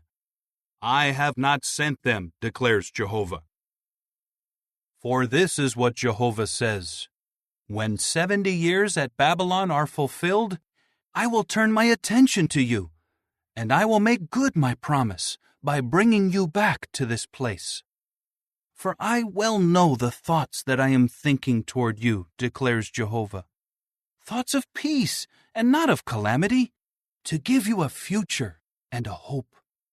And you will call me and come and pray to me, and I will listen to you. You will seek me and find me, for you will search for me with all your heart, and I will let you find me, declares Jehovah. And I will gather your captives and collect you together out of all the nations and places to which I have dispersed you, declares Jehovah. And I will bring you back to the place from which I caused you to go into exile. But you have said, Jehovah has raised up prophets for us in Babylon. For this is what Jehovah says to the king sitting on the throne of David, and to all the people dwelling in this city, your brothers who have not gone with you into exile. This is what Jehovah of armies says: Here I am sending against them the sword, the famine, and the pestilence, and I will make them like rotten figs, that are so bad they cannot be eaten. And I will pursue them with the sword, with famine, and with pestilence, and I will make them an object of horror to all the kingdoms of the earth, and a curse, and an object of astonishment, something to whistle at, and a reproach among all the nations to which I disperse them, because they have not listened to my words that I sent to them with my servants the prophets, declares Jehovah, sending them again and again. But you have not listened, declares Jehovah. Therefore, hear the word of Jehovah, all you exiled people, whom I have sent away from Jerusalem to Babylon. This is what Jehovah of armies, the God of Israel, says concerning Ahab, the son of Koliah, and concerning Zedekiah, the son of Maaseiah, who are prophesying lies to you in my name. Here I am giving them into the hand of King Nebuchadnezzar of Babylon, and he will strike them down before your eyes. and what happens to them will become a curse spoken by all the exiles of Judah in Babylon. May Jehovah make you like Zedekiah and like Ahab, whom the king of Babylon roasted in the fire. For they have acted disgracefully in Israel, committing adultery with the wives of their neighbors, and speaking false words in my name, that I did not command them. I am the one who knows, and I am a witness, declares Jehovah. And to Shemaiah of Nehelam you will say, This is what Jehovah of armies, the God of Israel, says. Because you sent in your name letters to all the people who are in Jerusalem, to Zephaniah son of Maaseiah the priest, and to all the priests, saying, Jehovah has made you priest instead of Jehoiada the priest, to become the overseer of the house of Jehovah, to be in charge of any madman who acts like a prophet, and to put him into the stocks and into the pillory. Why then have you not rebuked Jeremiah of Anathoth, who is acting as a prophet for you? For he even sent to us at Babylon, saying, It will be a long time. Build houses and live in them. Plant gardens and eat their fruit. When Zephaniah the priest read this letter in the hearing of Jeremiah the prophet, the word of Jehovah came to Jeremiah, saying, Send to all the exiled people, saying, This is what Jehovah says concerning Shemaiah of Nehelam. Because Shemaiah prophesied to you, though I did not send him, and he tried to make you trust in lies, therefore this is what Jehovah says. Here I am turning my attention to Shemaiah of Nehelam and his descendants. Not one man of his will survive among this people, and he will not see the good that I will do for my people, declares Jehovah. For he has urged rebellion against Jehovah. Chapter 30. The word that came to Jeremiah from Jehovah, saying, This is what Jehovah the God of Israel says. Write in a book all the words that I speak to you. For look, the days are coming, declares Jehovah, when I will gather the captives of my people, Israel and Judah, says Jehovah. And I will bring them back to the land that I gave to their forefathers, and they will possess it once again. These are the words that Jehovah spoke to Israel and Judah. This is what Jehovah says. We have heard the sounds of trembling. There is terror and no peace. Ask, please, whether a man can give birth. Why, then, do I see every strong man with his hands on his stomach, like a woman giving birth? Why has every face turned pale? Alas, for that day is a terrible one. There is none like it, a time of distress for Jacob, but he will be saved out of it. And in that day, declares Jehovah of armies, I will break the yoke from off your neck, and your straps I will tear in two, and no more will strangers make him their slave. They will serve Jehovah their God and David their king, whom I will raise up for them. And you, my servant Jacob, do not be afraid, declares Jehovah, and do not be terrified, O Israel, for I will save you from far away, and your offspring from the land of their captivity. Jacob will return and be calm and undisturbed, with no one to make them afraid. For I am with you, declares Jehovah, to save you. But I will make an extermination among all the nations to which I scattered you. However, you I will not exterminate. I will discipline you to the proper degree, and I will by no means leave you unpunished. For this is what Jehovah says, There is no cure for your breakdown. Your wound is incurable. There is no one to plead your cause, no means of healing your ulcer. There is no cure for you. All your passionate lovers have forgotten you. They no longer seek you out.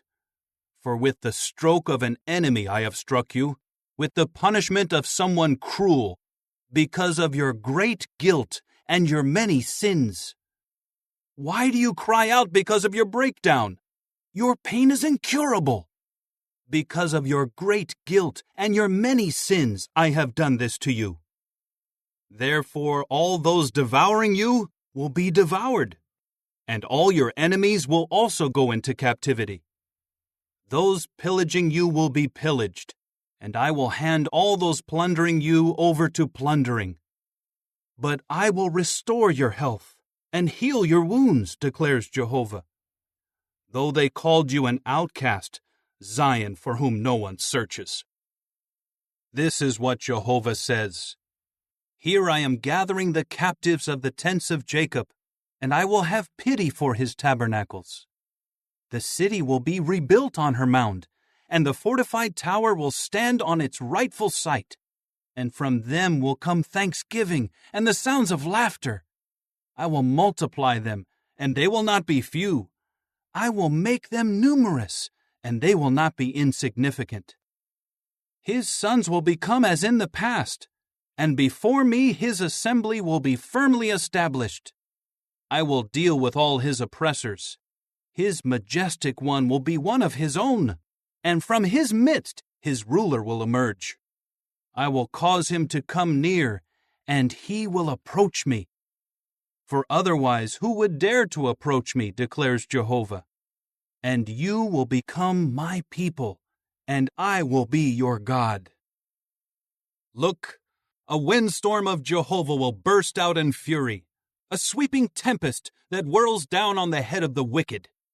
The burning anger of Jehovah will not turn back until he has carried out and accomplished the intentions of his heart. In the final part of the days, you will understand this. Chapter 31.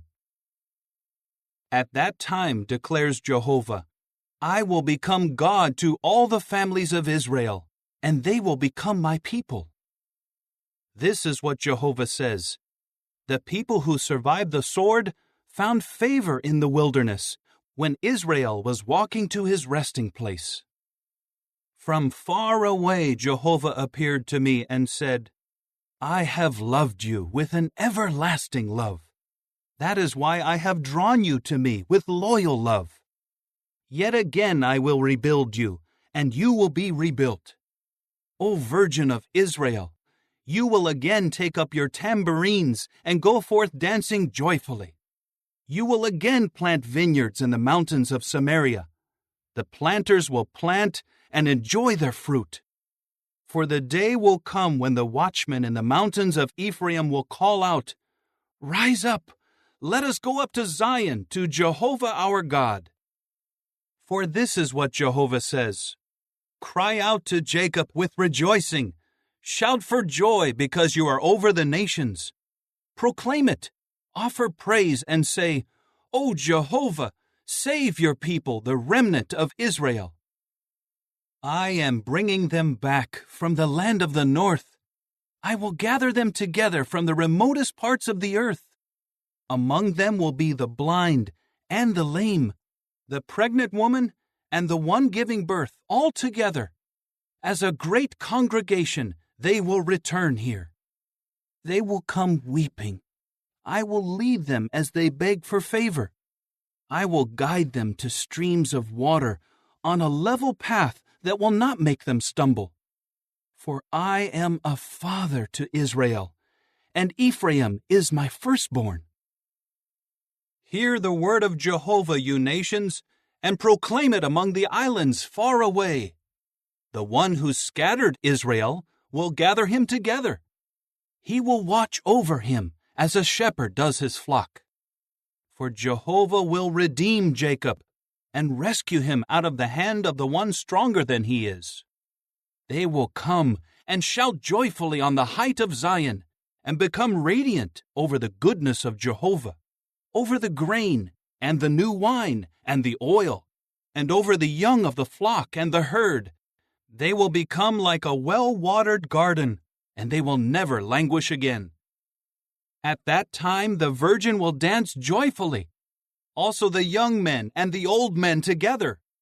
I will change their mourning into exultation. I will comfort them and give them joy instead of their grief. I will satisfy the priests with plenty and my people will be satisfied with my goodness, declares Jehovah. This is what Jehovah says. A voice is heard in Ramah, lamentation and bitter weeping. Rachel is weeping over her sons. She has refused to be comforted over her sons because they are no more. This is what Jehovah says. Hold back your voice from weeping and your eyes from tears, for there is a reward for your activity, declares Jehovah. They will return from the land of the enemy, and there is a hope for your future, declares Jehovah. Your sons will return to their own territory. I have surely heard Ephraim's moaning. You have corrected me, and I have been corrected like a calf that has not been trained. Bring me back, and I will readily turn back, for you are Jehovah my God. For after my turning back, I felt remorse.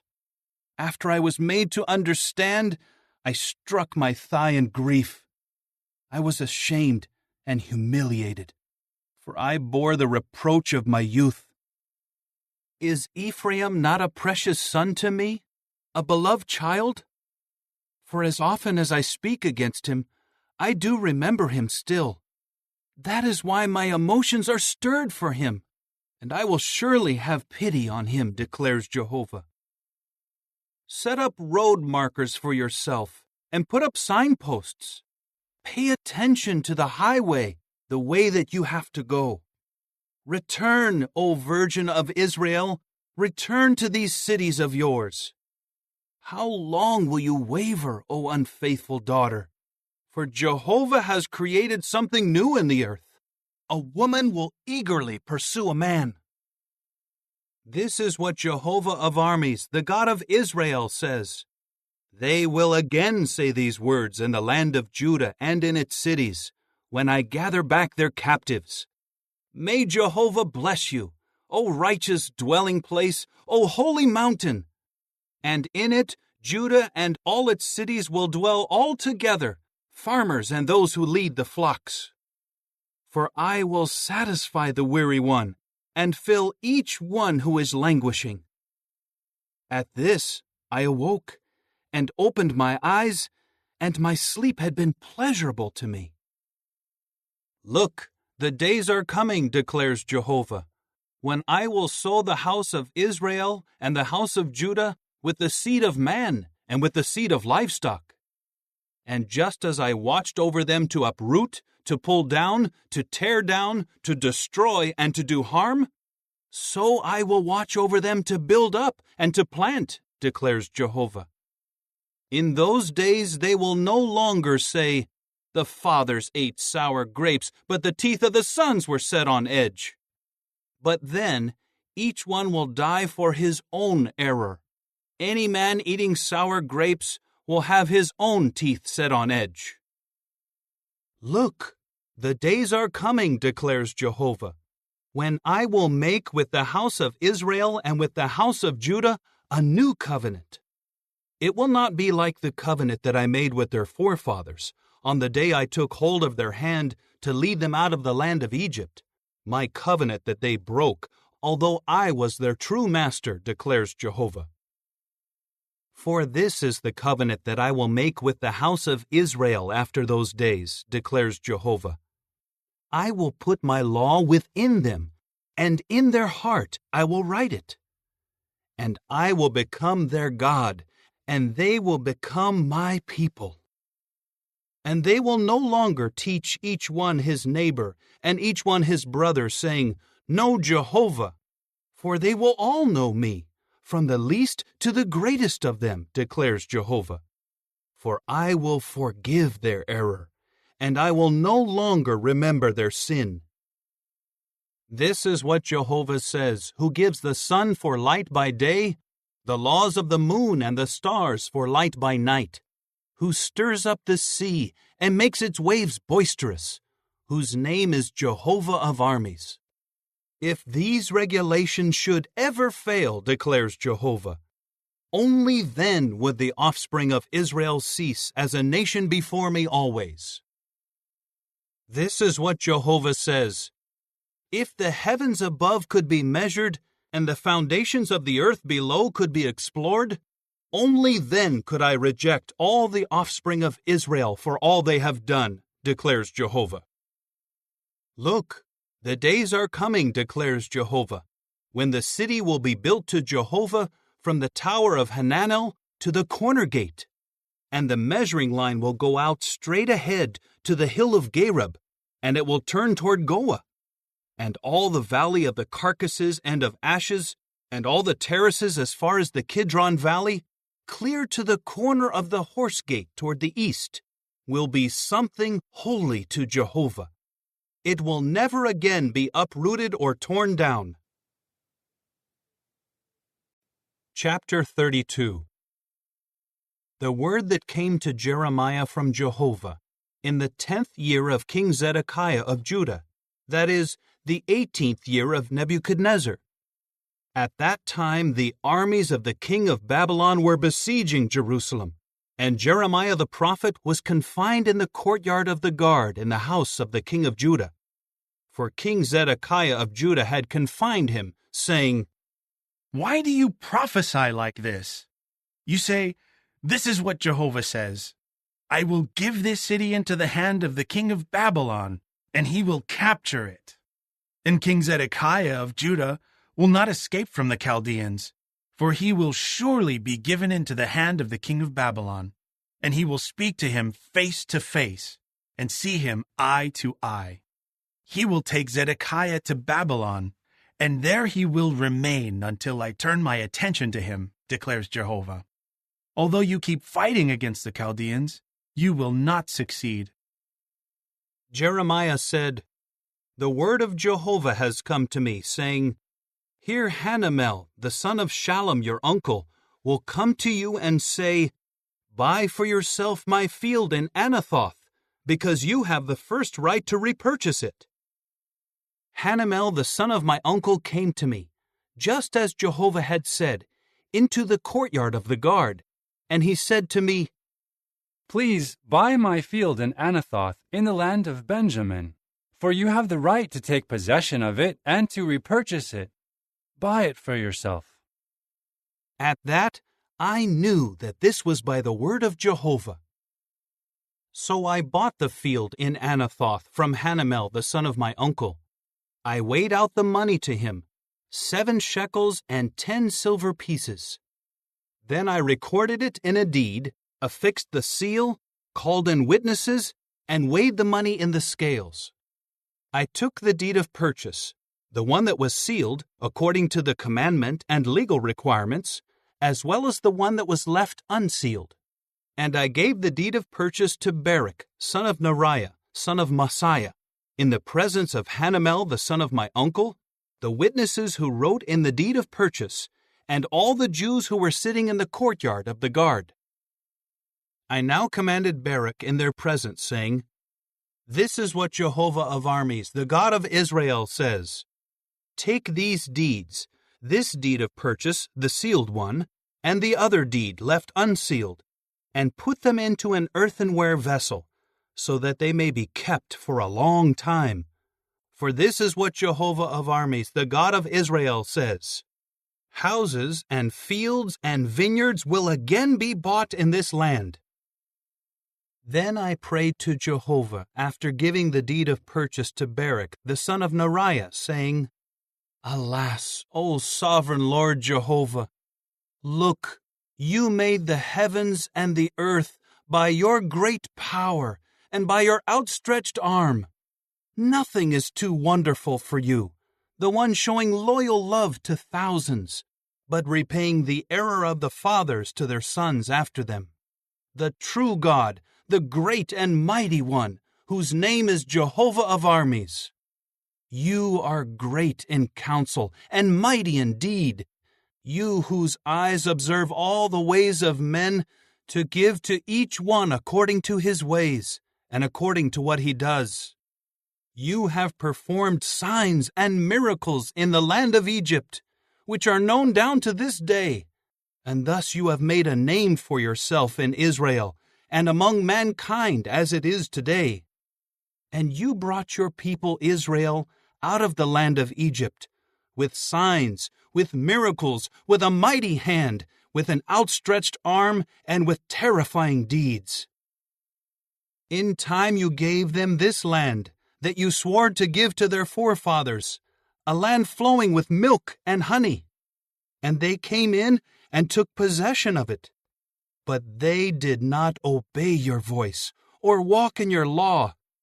They did not do anything you commanded them to do, so that you caused all this calamity to befall them. Look, men have come with siege ramparts to capture the city. And because of the sword, the famine, and the pestilence, the city will certainly fall into the hands of the Chaldeans, who are fighting against it. What you said has all happened, as you now see. But you have told me, O sovereign Lord Jehovah, buy for yourself the field with money and call in witnesses, although the city will certainly be given into the hand of the Chaldeans. At that, the word of Jehovah came to Jeremiah, saying, Here I am, Jehovah, the God of all mankind. Is there anything too wonderful for me? So this is what Jehovah says. Here I am handing this city over to the Chaldeans, and into the hand of King Nebuchadnezzar of Babylon, and he will capture it. And the Chaldeans fighting against this city will come in and set this city on fire and burn it down, along with the houses on whose roofs the people offered sacrifices to Baal and poured out drink offerings to other gods to offend me. For the people of Israel and of Judah have done only what was bad in my eyes, from their youth on. The people of Israel keep offending me by the work of their hands, declares Jehovah. For this city, from the day that they built it down to this day, has been nothing but a cause of anger and wrath to me, so that it must be removed from before my face. Because of all the evil that the people of Israel and of Judah have done to offend me, they, their kings, their princes, their priests, their prophets, and the men of Judah and the inhabitants of Jerusalem, they kept turning their backs to me, not their faces. Although I tried to teach them again and again, none of them would listen to receive discipline. And they put their disgusting idols in the house that bears my name in order to defile it. Furthermore, they built the high places of Baal in the valley of the son of Hinnom in order to make their sons and their daughters pass through the fire to Molech, something that I had not commanded them, and that had never come into my heart to do such a detestable thing, causing Judah to sin. Therefore, this is what Jehovah, the God of Israel, says concerning this city that you are saying will be given into the hand of the king of Babylon by the sword, the famine, and the pestilence. Here I will gather them together from all the lands where I dispersed them in my anger and in my wrath and in great indignation, and I will bring them back to this place and let them dwell in security. And they will be my people, and I will be their God. And I will give them one heart and one way, so that they may always fear me for their own good and the good of their children after them. And I will make with them an everlasting covenant, that I will not turn away from doing good to them, and I will put the fear of me in their hearts, so that they will not turn away from me. I will exult over them to do good to them, and I will firmly plant them in this land, with all my heart and with all my soul. For this is what Jehovah says: just as I have brought on this people all this great calamity, so I will bring on them all the goodness that I am promising them. And fields will again be bought in this land, though you are saying, it is a wasteland, without man and beast, and it has been handed over to the Chaldeans. Fields will be bought with money, deeds of purchase will be recorded and sealed, and witnesses will be called in the land of Benjamin, in the areas around Jerusalem, in the cities of Judah, in the cities of the mountainous region, in the cities of the lowland, and in the cities of the south, because I will bring back their captives, declares Jehovah. Chapter 33. The word of Jehovah came to Jeremiah the second time, while he was still confined in the courtyard of the guard, saying, This is what Jehovah, the maker of earth, says. Jehovah, who formed it and firmly established it. Jehovah is his name. Call to me, and I will answer you, and readily tell you great and incomprehensible things that you have not known. For this is what Jehovah the God of Israel says, concerning the houses of this city and the houses of the kings of Judah that are pulled down because of the siege ramparts and the sword, and concerning those who are coming to fight the Chaldeans, filling these places with the carcasses of those whom I struck down in my anger and in my wrath, those whose evil has caused me to hide my face from this city. Here I am bringing recuperation and health to her, and I will heal them and reveal to them an abundance of peace and truth. And I will bring back the captives of Judah and the captives of Israel, and I will build them up as I did at the start. And I will purify them from all the guilt of their sins against me. And I will forgive all the guilt of their sins and their transgressions against me. And she will become to me a name of exaltation, a praise, and a beauty before all the nations of the earth, who will hear of all the goodness that I bestow on them. And they will be in dread and will tremble because of all the goodness and peace that I will bestow on her. This is what Jehovah says. In this place that you will say is a wasteland, without man or livestock, in the cities of Judah and in the streets of Jerusalem that are desolate, without man or inhabitant or livestock, there will again be heard the sound of exultation and the sound of rejoicing, the voice of the bridegroom and the voice of the bride, the voice of those saying, Give thanks to Jehovah of armies, for Jehovah is good. His loyal love endures forever. They will bring thanksgiving offerings into the house of Jehovah, for I will bring back the captives of the land as at the start, says Jehovah. This is what Jehovah of armies says.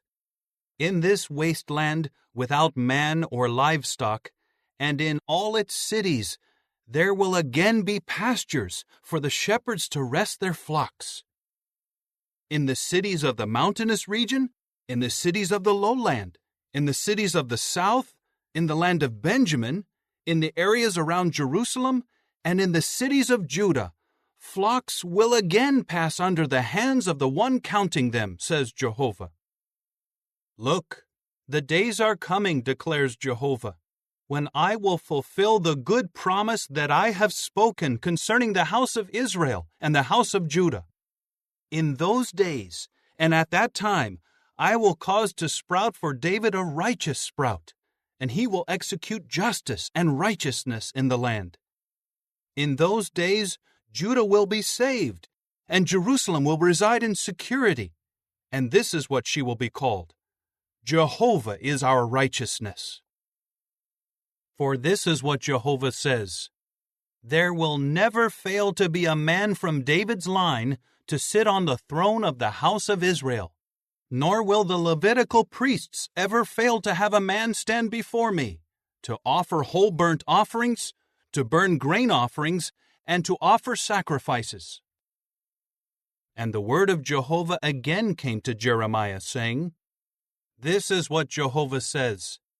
If you could break my covenant regarding the day, and my covenant regarding the night, to prevent day and night from coming at their proper time, only then could my covenant with my servant David be broken, so that he should not have a son ruling as king on his throne, and so also my covenant with the Levitical priests, my ministers.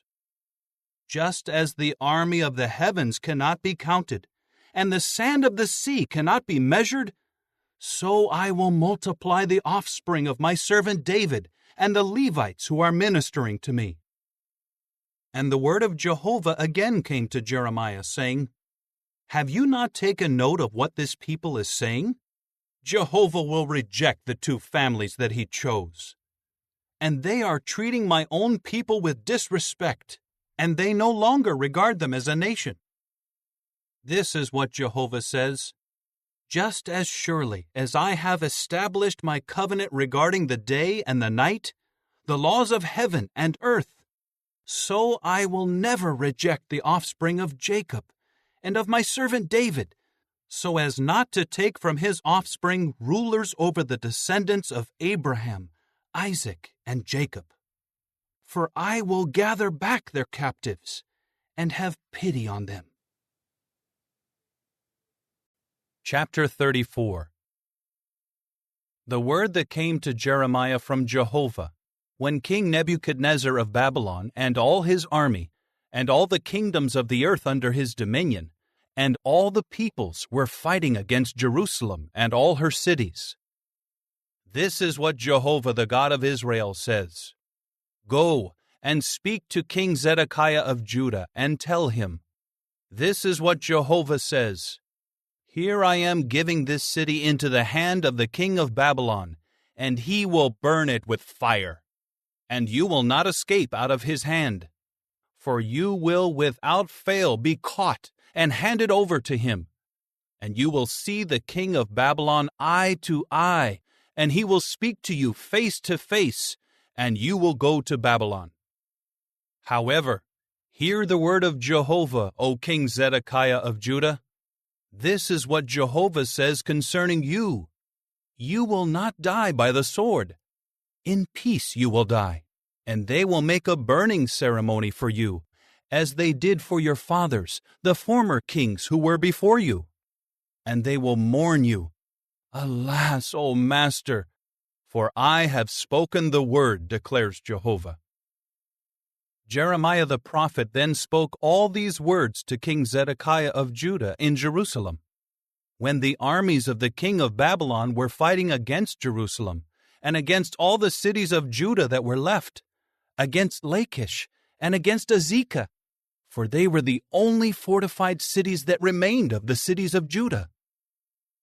The word that came to Jeremiah from Jehovah, after King Zedekiah had made a covenant with all the people in Jerusalem, to proclaim liberty to them, that everyone should free his Hebrew slaves, male and female, so that no one would keep a fellow Jew as his slave. So all the princes and all the people obeyed. They had entered into the covenant that everyone should free his male and female slaves, and not keep them as slaves any longer. They obeyed and let them go. However, they later brought back the male and female slaves whom they had freed, and they again forced them back into slavery. So the word of Jehovah came to Jeremiah from Jehovah, saying, This is what Jehovah the God of Israel says. I made a covenant with your forefathers in the day I brought them out of the land of Egypt, out of the house of slavery, saying, At the end of 7 years, each of you should free his Hebrew brother who was sold to you, and who has served you 6 years. You must set him free. But your forefathers did not listen or incline their ears to me.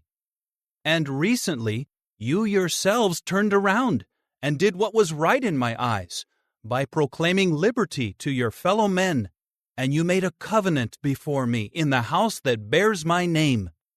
But then you turned around and profaned my name, by bringing back your male and female slaves, whom you had freed according to their desire, and you forced them back into slavery.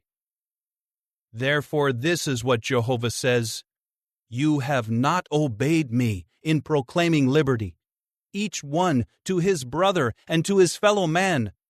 So I will now proclaim liberty to you, declares Jehovah, to the sword, to pestilence, and to famine, and I will make you an object of horror to all the kingdoms of the earth.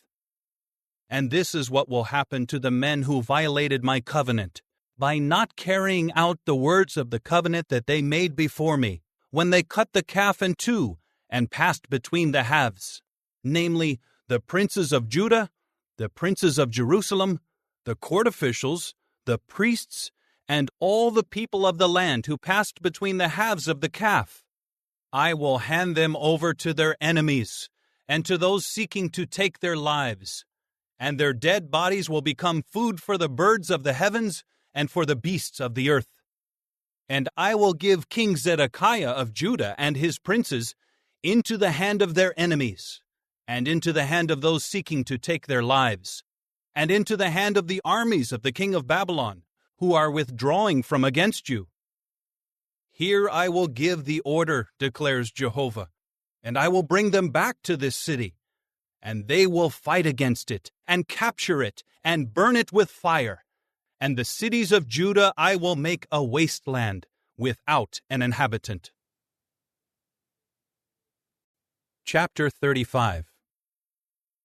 The word that came to Jeremiah from Jehovah in the days of Jehoiakim son of Josiah, the king of Judah, saying, Go to the house of the Rechabites, and speak with them, and bring them into the house of Jehovah, into one of the dining rooms.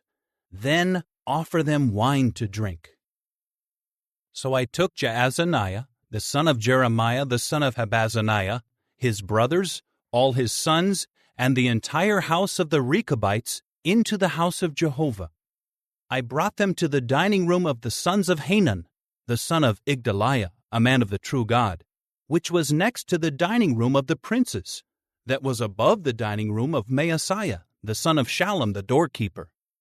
Then I put cups and goblets full of wine before the men of the house of the Rechabites, and said to them, Drink wine. But they said, We will not drink wine, because Jehonadab the son of Rechab our forefather gave us this command, Neither you nor your sons must ever drink wine. And you must not build a house, sow seed, or plant or obtain a vineyard. Instead, you must always dwell in tents, so that you may live for a long time in the land where you are residing as foreigners. So we continue to obey the voice of Jehonadab, the son of our forefather Rechab, in all that he commanded us, by never drinking any wine, we, our wives, our sons, and our daughters. And we do not build houses to dwell in, nor do we have vineyards or fields or seed. We keep living in tents and obeying all that Jehonadab our forefather commanded us. But when King Nebuchadnezzar of Babylon came up against the land, we said, Come, let us go into Jerusalem to escape the army of the Chaldeans and of the Syrians. And now we are living in Jerusalem. And the word of Jehovah came to Jeremiah, saying, This is what Jehovah of armies, the God of Israel, says. Go and say to the men of Judah and to the inhabitants of Jerusalem, Were you not continually urged to obey my words, declares Jehovah? Jehonadab, the son of Rechab, commanded his descendants not to drink wine, and they have carried out his words by not drinking it to this day, thus obeying the order of their forefather. However, I have spoken to you again and again, but you have not obeyed me. And I kept sending all my servants the prophets to you, sending them again and again, saying, Turn back, please, each of you from your evil ways, and do what is right. Do not walk after other gods and serve them. Then you will keep dwelling in the land that I gave to you and your forefathers. But you did not incline your ear or listen to me.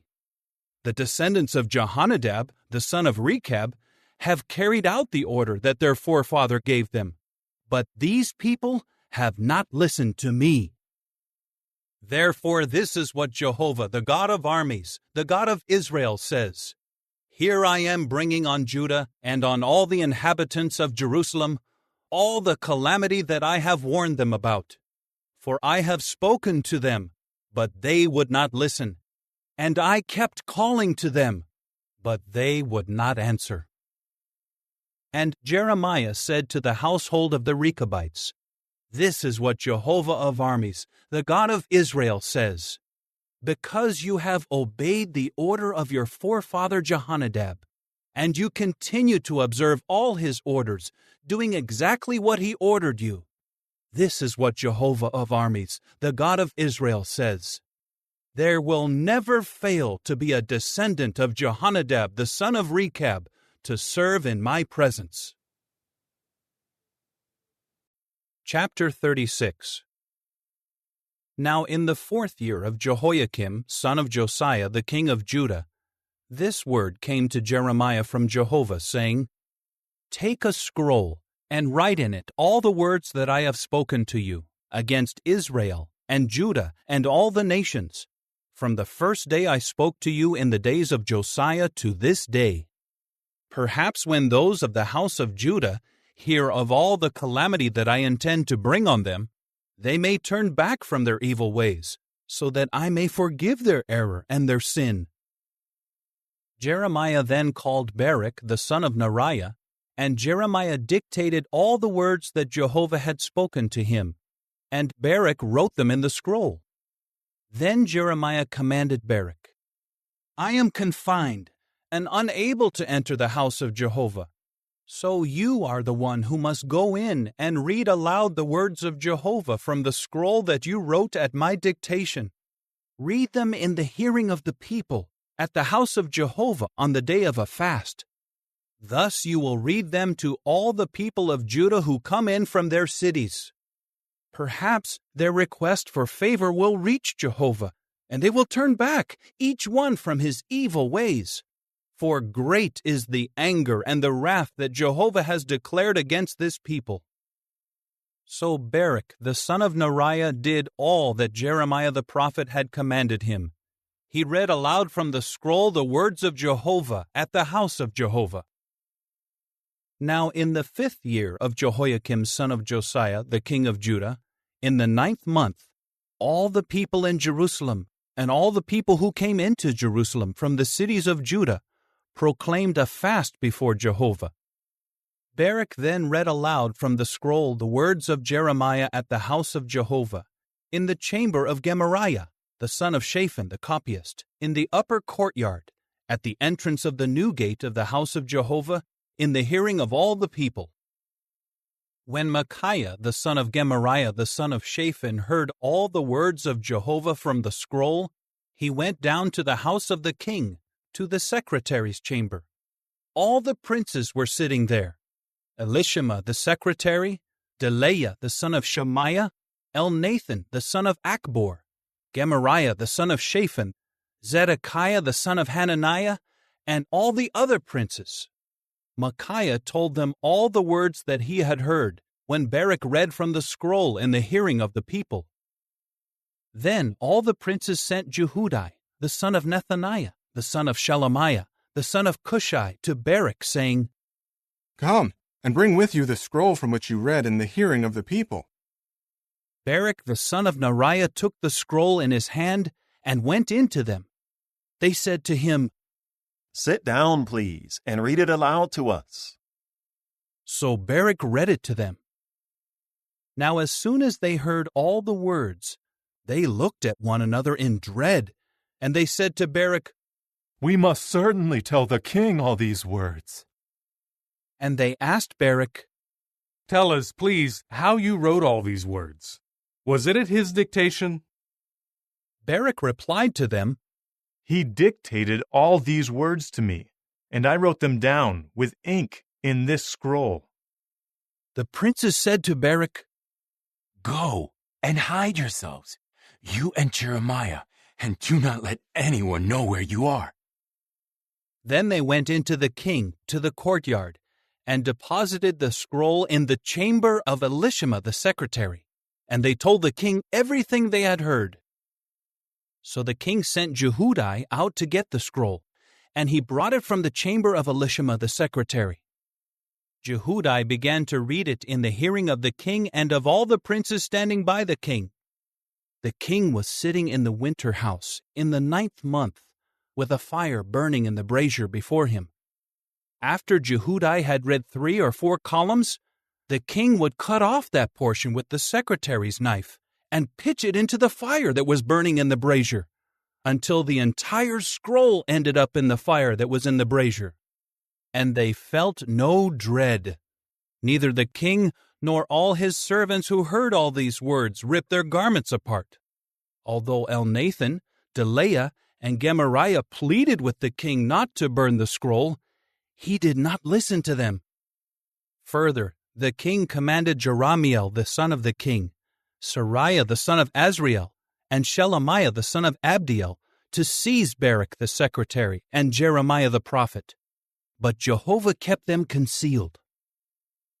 And the word of Jehovah again came to Jeremiah, after the king had burned up the scroll containing the words that Baruch had written at Jeremiah's dictation, saying, "Take another scroll, and write on it all the same words that were on the first scroll, which King Jehoiakim of Judah burned up.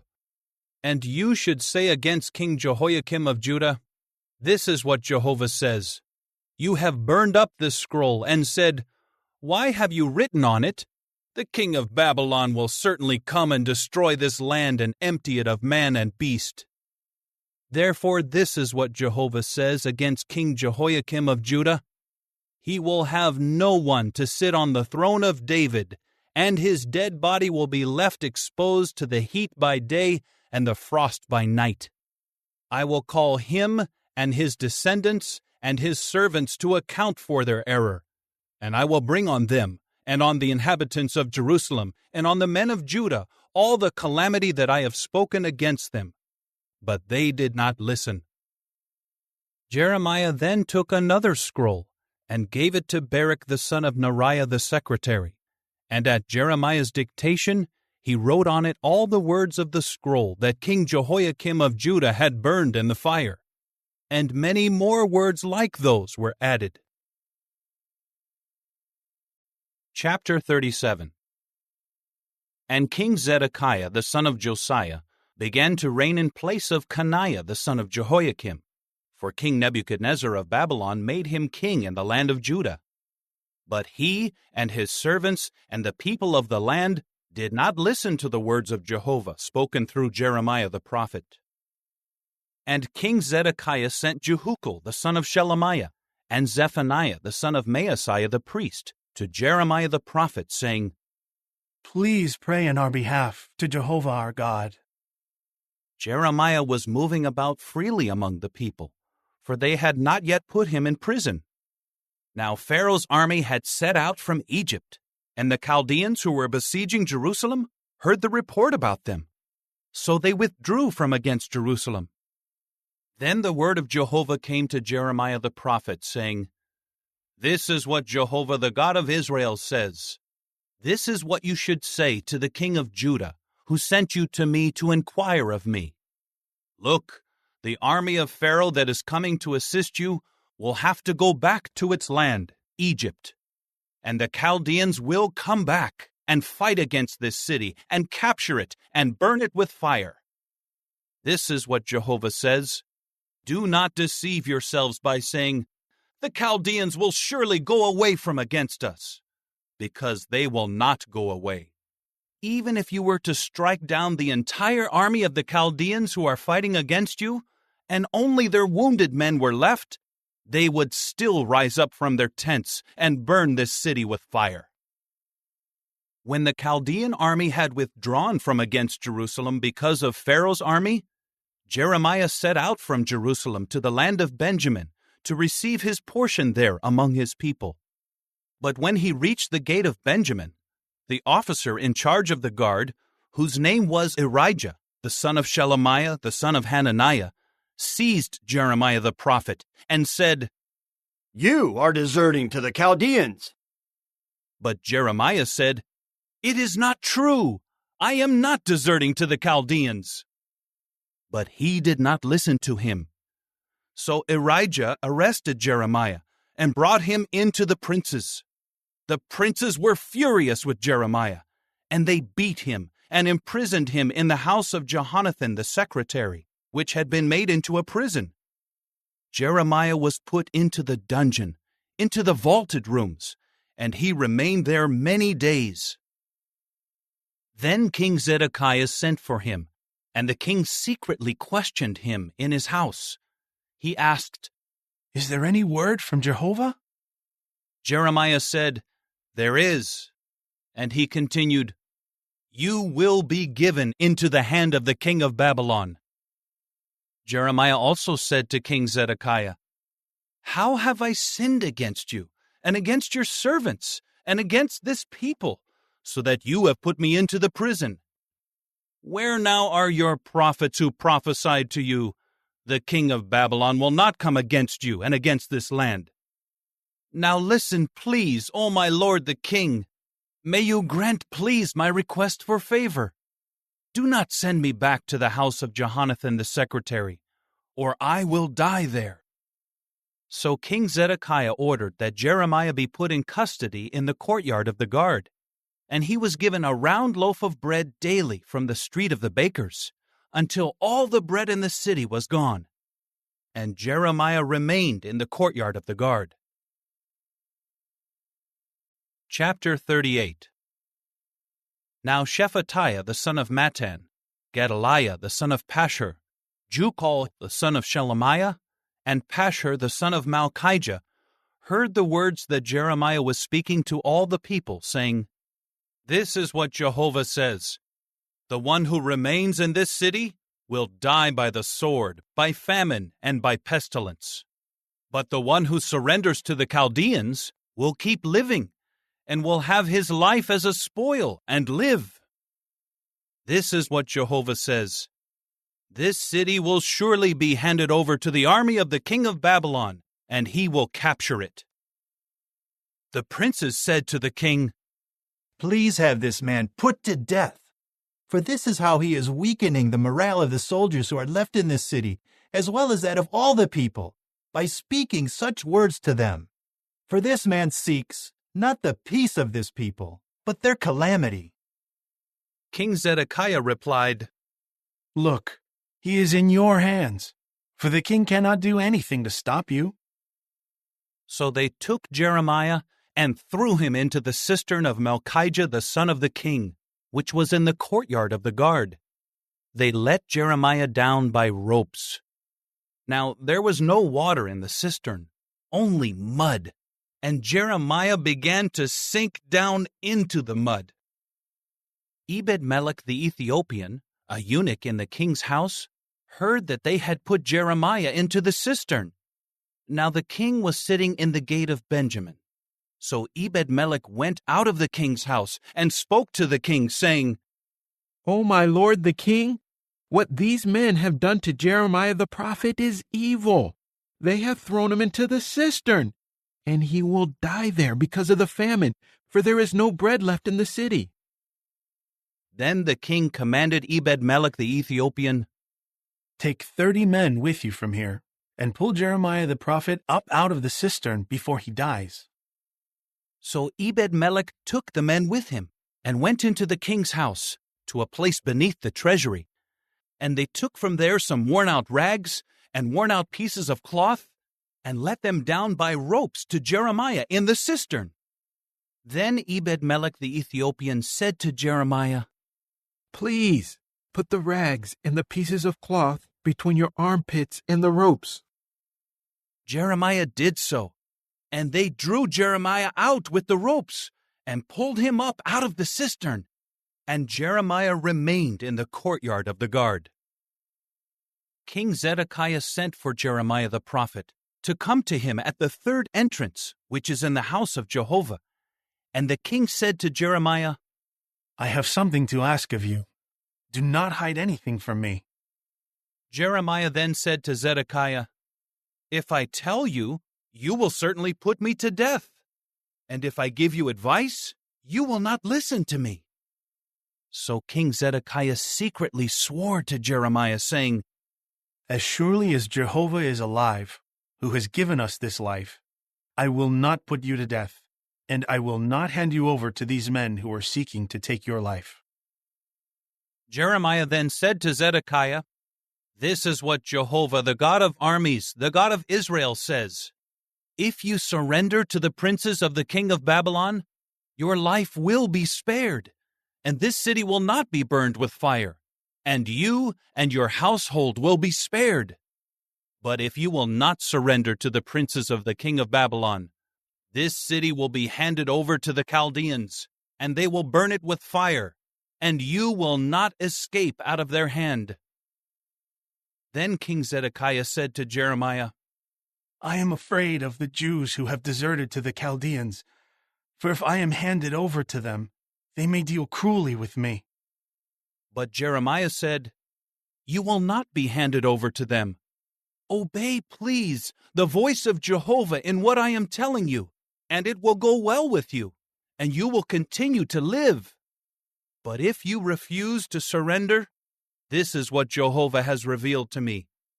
Look, all the women remaining in the house of the king of Judah are being brought out to the princes of the king of Babylon, and they are saying, The men whom you trusted have deceived you and overcome you. They have caused your foot to sink into the mud. Now they have turned away and retreat.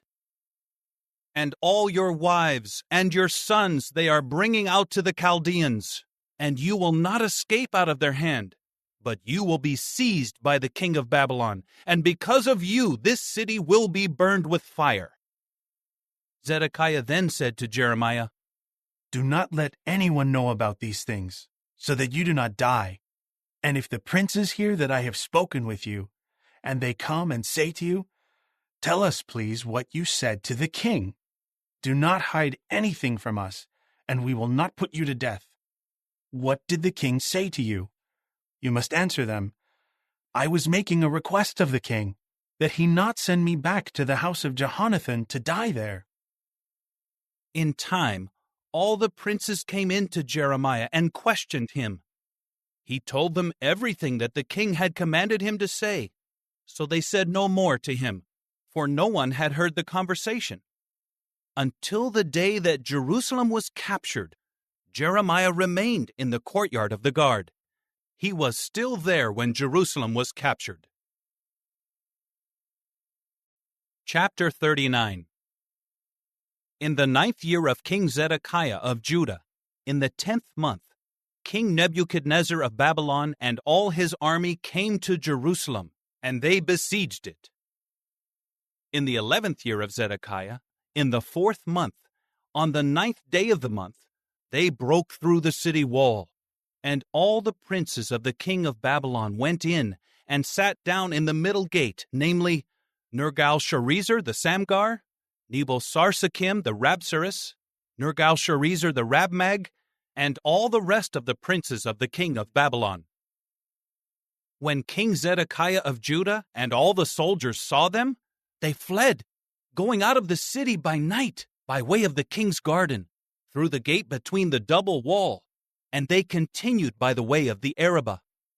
But the Chaldean army chased after them, and they overtook Zedekiah in the desert plains of Jericho.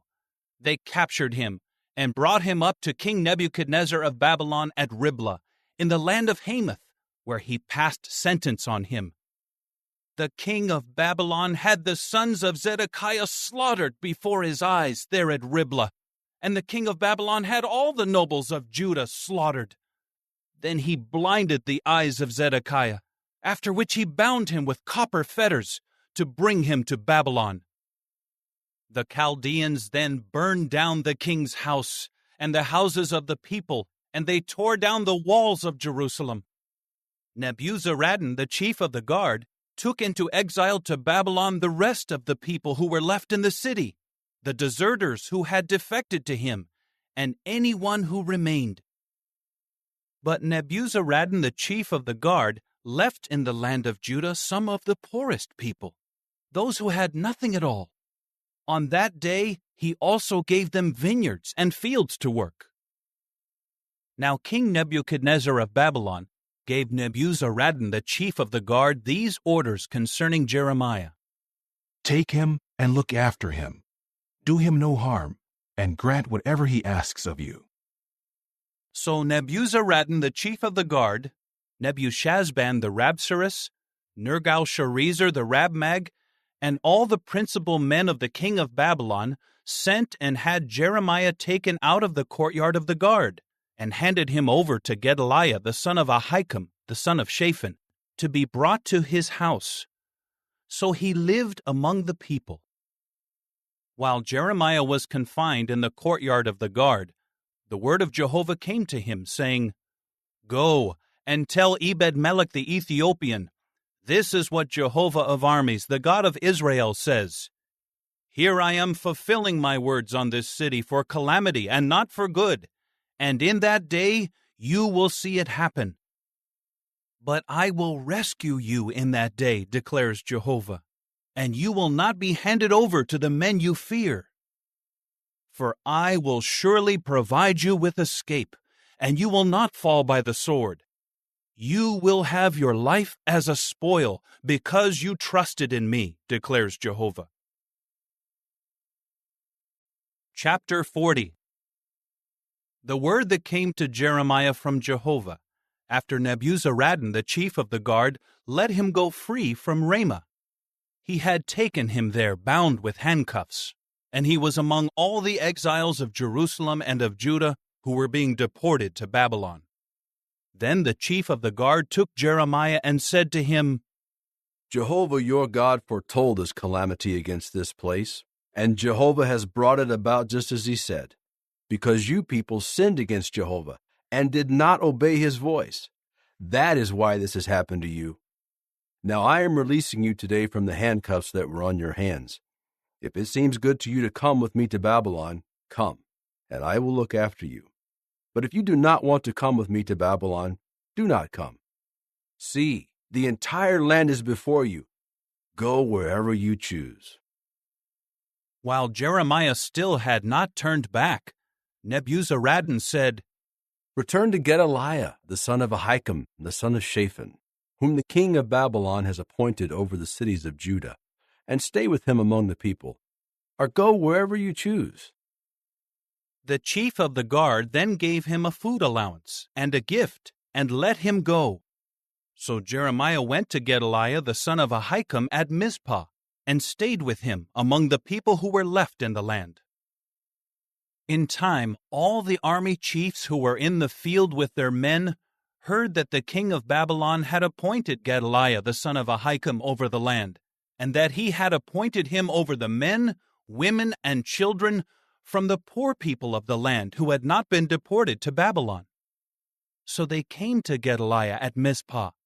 They were Ishmael the son of Nethaniah, Johanan and Jonathan the sons of Kareah, Sariah the son of Tanhumeth, the sons of Ephi the Netophathite, and Jezaniah the son of the Maacathite, together with their men. Gedaliah the son of Ahikam the son of Shaphan swore an oath to them and to their men, saying, Do not be afraid of serving the Chaldeans. Live in the land and serve the king of Babylon, and it will go well with you. As for me, I will stay in Mizpah to represent you to the Chaldeans who come to us.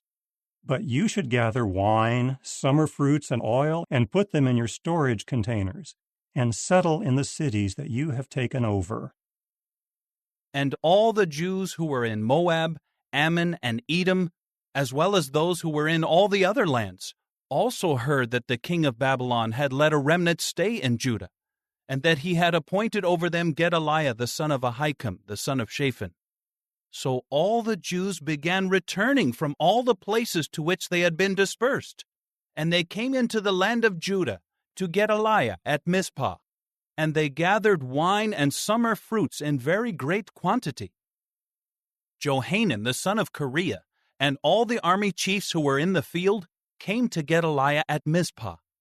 They said to him, Do you not know that Baalis, the king of the Ammonites, has sent Ishmael the son of Nethaniah to kill you? But Gedaliah the son of Ahikam did not believe them. Then Johanan the son of Kareah secretly told Gedaliah in Mizpah, I want to go and strike down Ishmael the son of Nethaniah, and no one will know. Why should he kill you? And why should all the people of Judah who have gathered to you be scattered, and the remnant of Judah perish. But Gedaliah the son of Ahikam said to Johanan the son of Kareah, Do not do this, for what you are saying concerning Ishmael is a lie. Chapter 41. In the 7th month, Ishmael, son of Nethaniah, son of Elishama, who was of the royal line and one of the principal men of the king, came with 10 other men to Gedaliah the son of Ahikam at Mizpah. As they were eating a meal together in Mizpah, Ishmael the son of Nethaniah and the 10 men who were with him rose up and struck down Gedaliah the son of Ahikam, the son of Shaphan, with the sword. So he put to death the one whom the king of Babylon had appointed over the land. Ishmael also struck down all the Jews who were with Gedaliah in Mizpah, as well as the Chaldean soldiers who were there. On the 2nd day after Gedaliah had been put to death, before anyone knew about it, there came 80 men from Shechem, from Shiloh, and from Samaria. Their beards were shaved off, their garments were ripped apart, they had cut themselves, and they had grain offerings and frankincense in their hand to bring to the house of Jehovah. So Ishmael the son of Nethaniah went out from Mizpah to meet them, weeping as he walked along. When he encountered them, he said to them, Come to Gedaliah, the son of Ahikam. But when they came into the city, Ishmael the son of Nethaniah and his men slaughtered them and threw them into the cistern. But there were 10 men among them who said to Ishmael, Do not put us to death, for we have hidden stores of wheat, barley, oil, and honey in the field. So he refrained from putting them to death along with their brothers. Now Ishmael threw all the carcasses of the men he had killed into a great cistern, the one that King Asa had made because of King Baasha of Israel. This was the cistern that Ishmael the son of Nethaniah filled with the slain men. Ishmael took captive all the rest of the people in Mizpah, including the daughters of the king, and all the people left in Mizpah, whom Nebuzaradan, the chief of the guard, had put in the custody of Gedaliah the son of Ahikam. Ishmael the son of Nethaniah took them captive and went off to cross over to the Ammonites. When Johanan the son of Kareah and all the army chiefs who were with him heard about all the evil that Ishmael the son of Nethaniah had done, they took all the men and went off to fight against Ishmael the son of Nethaniah, and they found him by the great waters in Gibeon. All the people who were with Ishmael rejoiced when they saw Johanan the son of Kareah and all the army chiefs with him. Then all the people whom Ishmael had taken captive from Mizpah turned around and went back with Johanan the son of Kareah. But Ishmael the son of Nethaniah and 8 of his men escaped from Johanan and went to the Ammonites. Johanan the son of Kareah and all the army chiefs who were with him took with them the rest of the people from Mizpah, those whom they had rescued from Ishmael the son of Nethaniah, after he had struck down Gedaliah the son of Ahikam. They brought the men, the soldiers, the women, the children, and the court officials back from Gibeon. So they went and stayed in the lodging place of Kimham next to Bethlehem, intending to go on into Egypt because of the Chaldeans, for they had become afraid of them, since Ishmael the son of Nethaniah had struck down Gedaliah the son of Ahikam, whom the king of Babylon had appointed over the land. Chapter 42.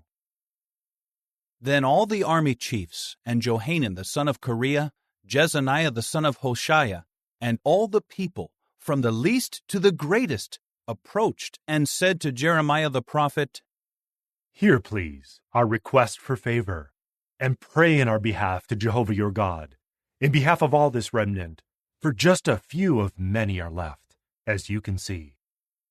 May Jehovah your God tell us the way we should walk and what we should do. Jeremiah the prophet replied to them, I have heard you, and I am praying to Jehovah your God according to your request. And every word that Jehovah answers you, I will tell you. I will not hold back a word from you. They replied to Jeremiah, May Jehovah be a true and faithful witness against us if we do not do exactly as Jehovah your God instructs us through you. Whether good or bad, we will obey the voice of Jehovah our God, to whom we are sending you, so that it may go well with us, because we obey the voice of Jehovah our God. Now 10 days later, the word of Jehovah came to Jeremiah. So he called for Johanan the son of Kareah, and for all the army chiefs who were with him, and for all the people, from the least to the greatest. He said to them, This is what Jehovah the God of Israel says, to whom you sent me to present your request for favor before him.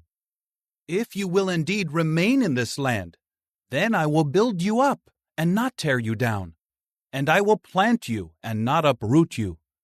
For I will feel regret over the calamity I have caused you. Do not be afraid because of the king of Babylon whom you fear.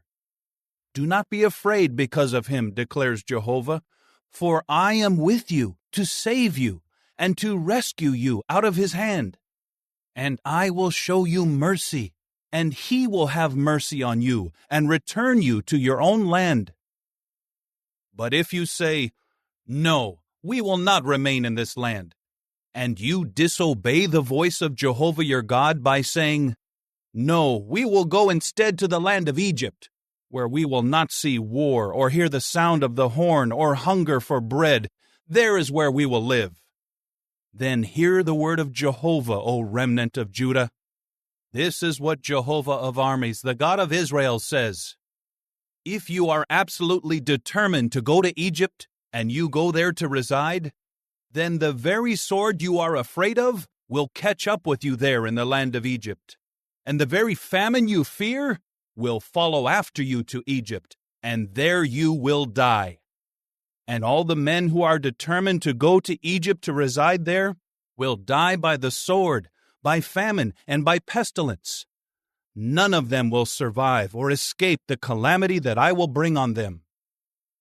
For this is what Jehovah of armies, the God of Israel, says.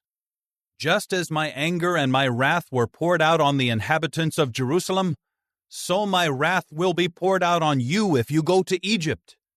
And you will become a curse, an object of horror, a malediction, and a reproach, and you will never again see this place. Jehovah has spoken against you, O remnant of Judah. Do not go to Egypt. You should know for a certainty that I have warned you today, that your error will cost you your lives. For you sent me to Jehovah your God, saying, Pray in our behalf to Jehovah our God, and tell us everything that Jehovah our God says, and we will do it. And I told you today, but you will not obey the voice of Jehovah your God, or do anything he sent me to tell you. Therefore, know for a certainty that by the sword, by famine, and by pestilence you will die, in the place where you desire to go and reside. Chapter 43. When Jeremiah had finished speaking to all the people all these words from Jehovah their God, every single word that Jehovah their God had sent him to tell them, Azariah the son of Hoshea, Johanan the son of Kareah, and all the presumptuous men said to Jeremiah, What you are saying is a lie. Jehovah our God has not sent you to say, Do not go to Egypt to reside there. But Baruch the son of Neriah is inciting you against us, to hand us over to the Chaldeans, to put us to death, or to take us into exile in Babylon. So Johanan the son of Kareah, and all the army chiefs, and all the people disobeyed the voice of Jehovah to remain in the land of Judah. Instead, Johanan the son of Kareah and all the army chiefs took with them all the remnant of Judah, who had returned to reside in the land of Judah, from all the nations where they had been dispersed. They took the men, the women, the children, the daughters of the king, and everyone whom Nebuzaradan the chief of the guard had left with Gedaliah the son of Ahikam, the son of Shaphan, as well as Jeremiah the prophet, and Baruch the son of Neriah. And they went into the land of Egypt, for they did not obey the voice of Jehovah, and they went as far as Tahpanhes. Then the word of Jehovah came to Jeremiah in Tahpanhes, saying, Take in your hand large stones, and hide them in the mortar, in the brick terrace at the entrance of the house of Pharaoh in Tahpanhes, with the Jewish men looking on. Then say to them, This is what Jehovah of armies, the God of Israel, says. Here I am sending for Nebuchadnezzar the king of Babylon, my servant, and I will place his throne right above these stones that I have hidden, and he will extend his royal tent over them, and he will come in and strike the land of Egypt. Whoever is meant for deadly plague will be for deadly plague, and whoever is meant for captivity will be for captivity, and whoever is meant for the sword will be for the sword. And I will set the houses of the gods of Egypt on fire, and he will burn them and lead them captive. He will wrap the land of Egypt around himself, just as a shepherd wraps himself in his garment, and he will depart from there in peace. And he will break to pieces the pillars of Beth-Shemesh in the land of Egypt, and he will burn the houses of the gods of Egypt with fire. Chapter 44. The word that came to Jeremiah for all the Jews living in the land of Egypt, those living in Migdol, Tahpanhes, Noph, and the land of Pathros, saying, This is what Jehovah of armies, the God of Israel, says. You have seen all the calamity that I brought on Jerusalem and on all the cities of Judah, and today they are in ruins, without an inhabitant. It is because of the evil things that they did to offend me, by going and making sacrifices and serving other gods whom they had not known, neither you nor your forefathers. I kept sending all my servants the prophets to you, sending them again and again, saying, Please, do not do this detestable thing that I hate. But they did not listen or incline their ear to turn back from their evil by not making sacrifices to other gods. So my wrath and my anger were poured out and burned in the cities of Judah and in the streets of Jerusalem, and they became a ruin and a wasteland, as they are today. And now this is what Jehovah, the God of armies, the God of Israel, says. Why are you causing a great calamity to yourselves, so that every man and woman, child and infant, will perish from Judah, leaving you without a remnant? Why should you offend me with the works of your hands, by sacrificing to other gods in the land of Egypt, where you have gone to reside? You will perish and become an object of cursing and a reproach among all the nations of the earth. Have you forgotten the wicked deeds of your forefathers, and the wicked deeds of the kings of Judah, and the wicked deeds of their wives, as well as your own wicked deeds, and the wicked deeds of your wives, that were done in the land of Judah and in the streets of Jerusalem? Down to this day they have not humbled themselves, they have shown no fear, nor have they walked in my law and my statutes, that I set before you and your forefathers. Therefore this is what Jehovah of armies, the God of Israel, says.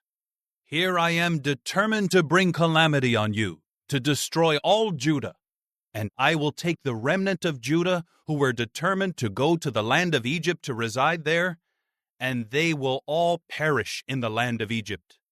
They will fall by the sword and perish by the famine.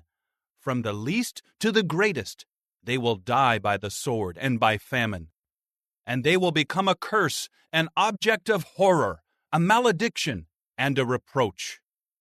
I will punish those dwelling in the land of Egypt, just as I punished Jerusalem, with the sword, with famine, and with pestilence. And the remnant of Judah who have gone to reside in the land of Egypt will not escape or survive to return to the land of Judah. They will long to return and dwell there, but they will not return, except for a few escapees. All the men who knew that their wives had been making sacrifices to other gods, and all the wives who were standing there, who formed a large group. And all the people who were living in the land of Egypt, in Pathros, answered Jeremiah, "We will not listen to the word that you have spoken to us in the name of Jehovah. Instead, we will surely carry out every word that our mouths have spoken, to make sacrifices to the Queen of Heaven and to pour out drink offerings to her, just as we, our forefathers, our kings, and our princes did in the cities of Judah and in the streets of Jerusalem, when we were satisfied with bread and were well off, when we saw no calamity at all." From the time we quit making sacrifices to the Queen of Heaven and pouring out drink offerings to her, we have lacked everything and have perished by the sword and by the famine.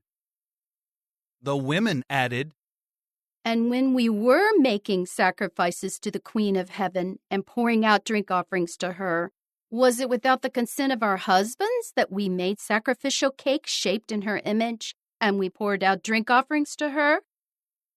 Then Jeremiah said to all the people, to the men and their wives, and to all the people who were speaking to him, "The sacrifices that you, your forefathers, your kings, your princes, and the people of the land made in the cities of Judah and in the streets of Jerusalem, Jehovah remembered them, and they came up into his heart. Finally, Jehovah could no longer put up with your evil practices and the detestable things you had done, and your land became a devastated place, an object of horror and cursing, without an inhabitant, as it is today. It is because you have made these sacrifices, and because you have sinned against Jehovah, by not obeying the voice of Jehovah and following his law, his statutes, and his reminders, that this calamity has come upon you, as is the case today." Jeremiah continued to say to all the people and to all the women, "Hear the word of Jehovah, all you of Judah who are in the land of Egypt. This is what Jehovah of armies, the God of Israel, says. What you and your wives have spoken with your mouths, you have fulfilled with your hands. For you said, 'We will surely carry out our vows, to make sacrifices to the Queen of Heaven and to pour out drink offerings to her.' You women will surely carry out your vows and perform your vows. Therefore, hear the word of Jehovah, all you of Judah who are living in the land of Egypt.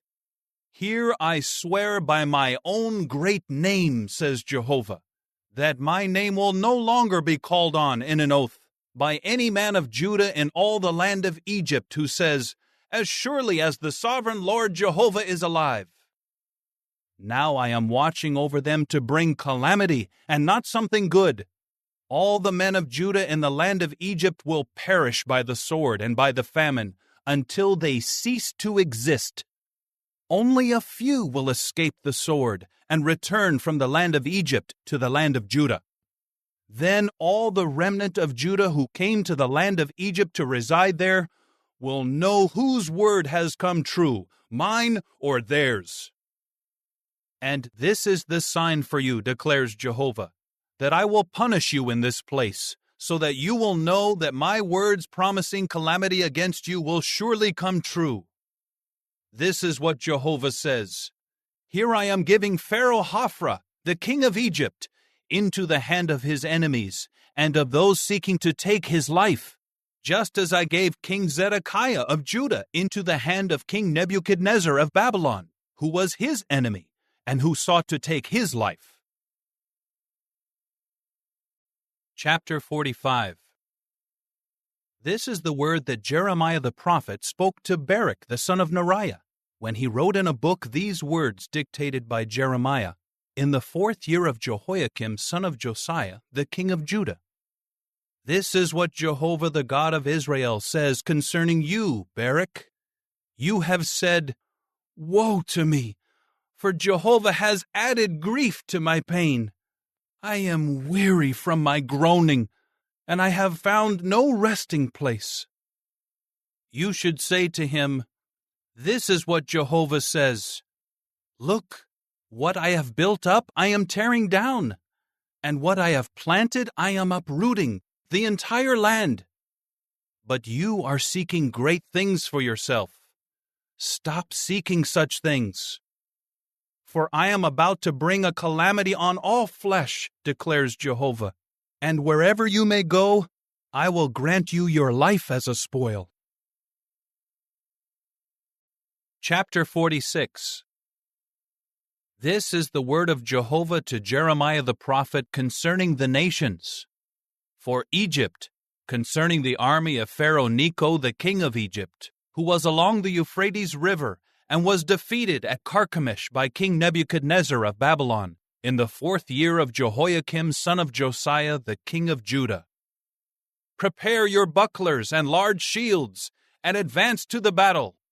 Harness the horses and mount, you horsemen. Take your positions and put on your helmets. Polish the lances and put on your coats of mail. Why do I see them terror-stricken? They are retreating. Their warriors are crushed. They have fled in panic. Their warriors have not turned around. There is terror all around, declares Jehovah. The swift cannot flee, and the warriors cannot escape. In the north, by the bank of the Euphrates River, they have stumbled and fallen. Who is this coming up like the Nile River, like the rivers of surging waters?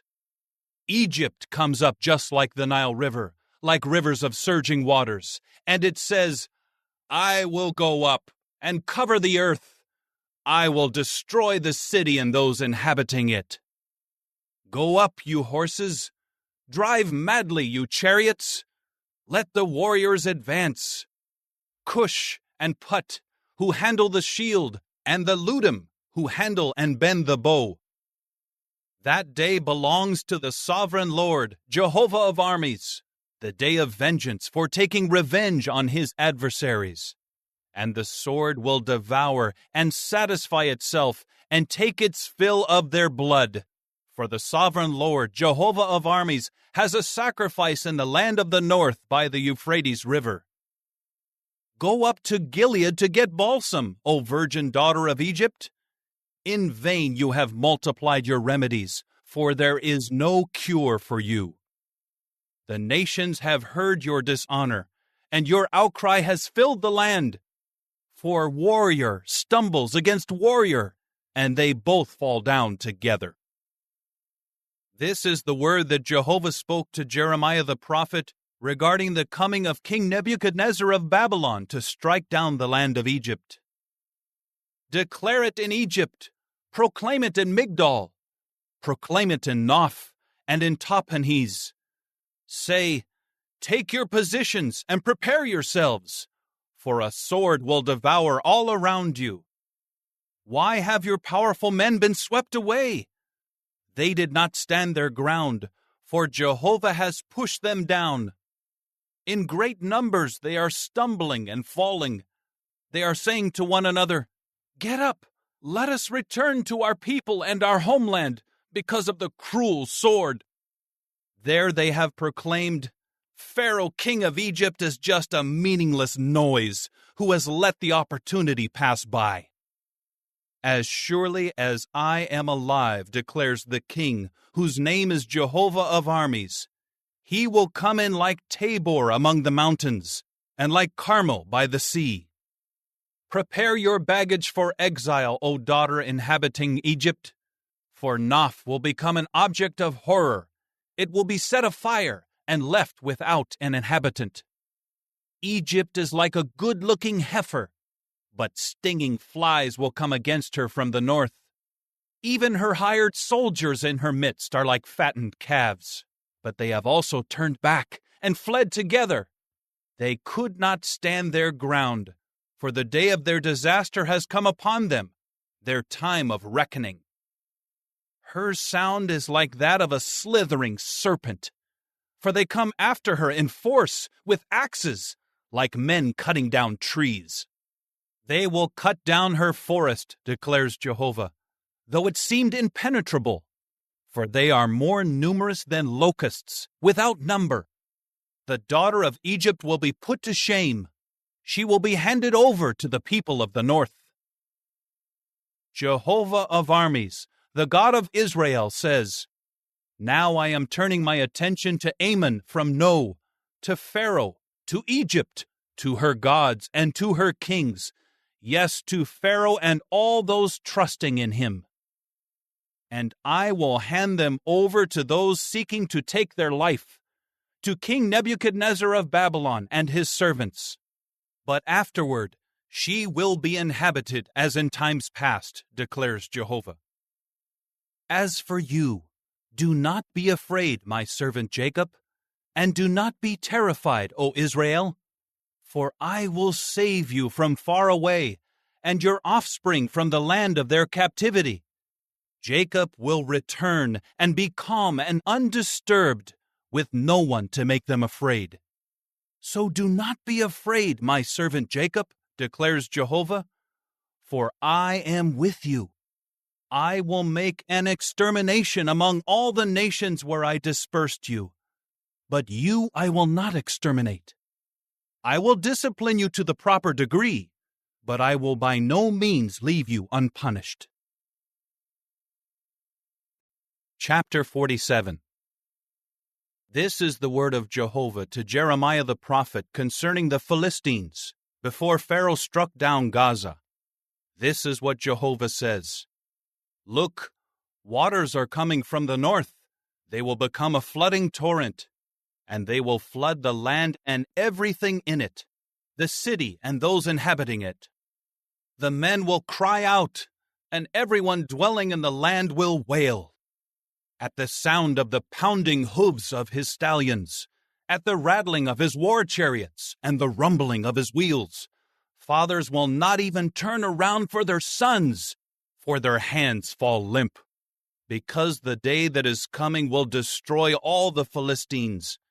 It will cut off from Tyre and Sidon every remaining ally.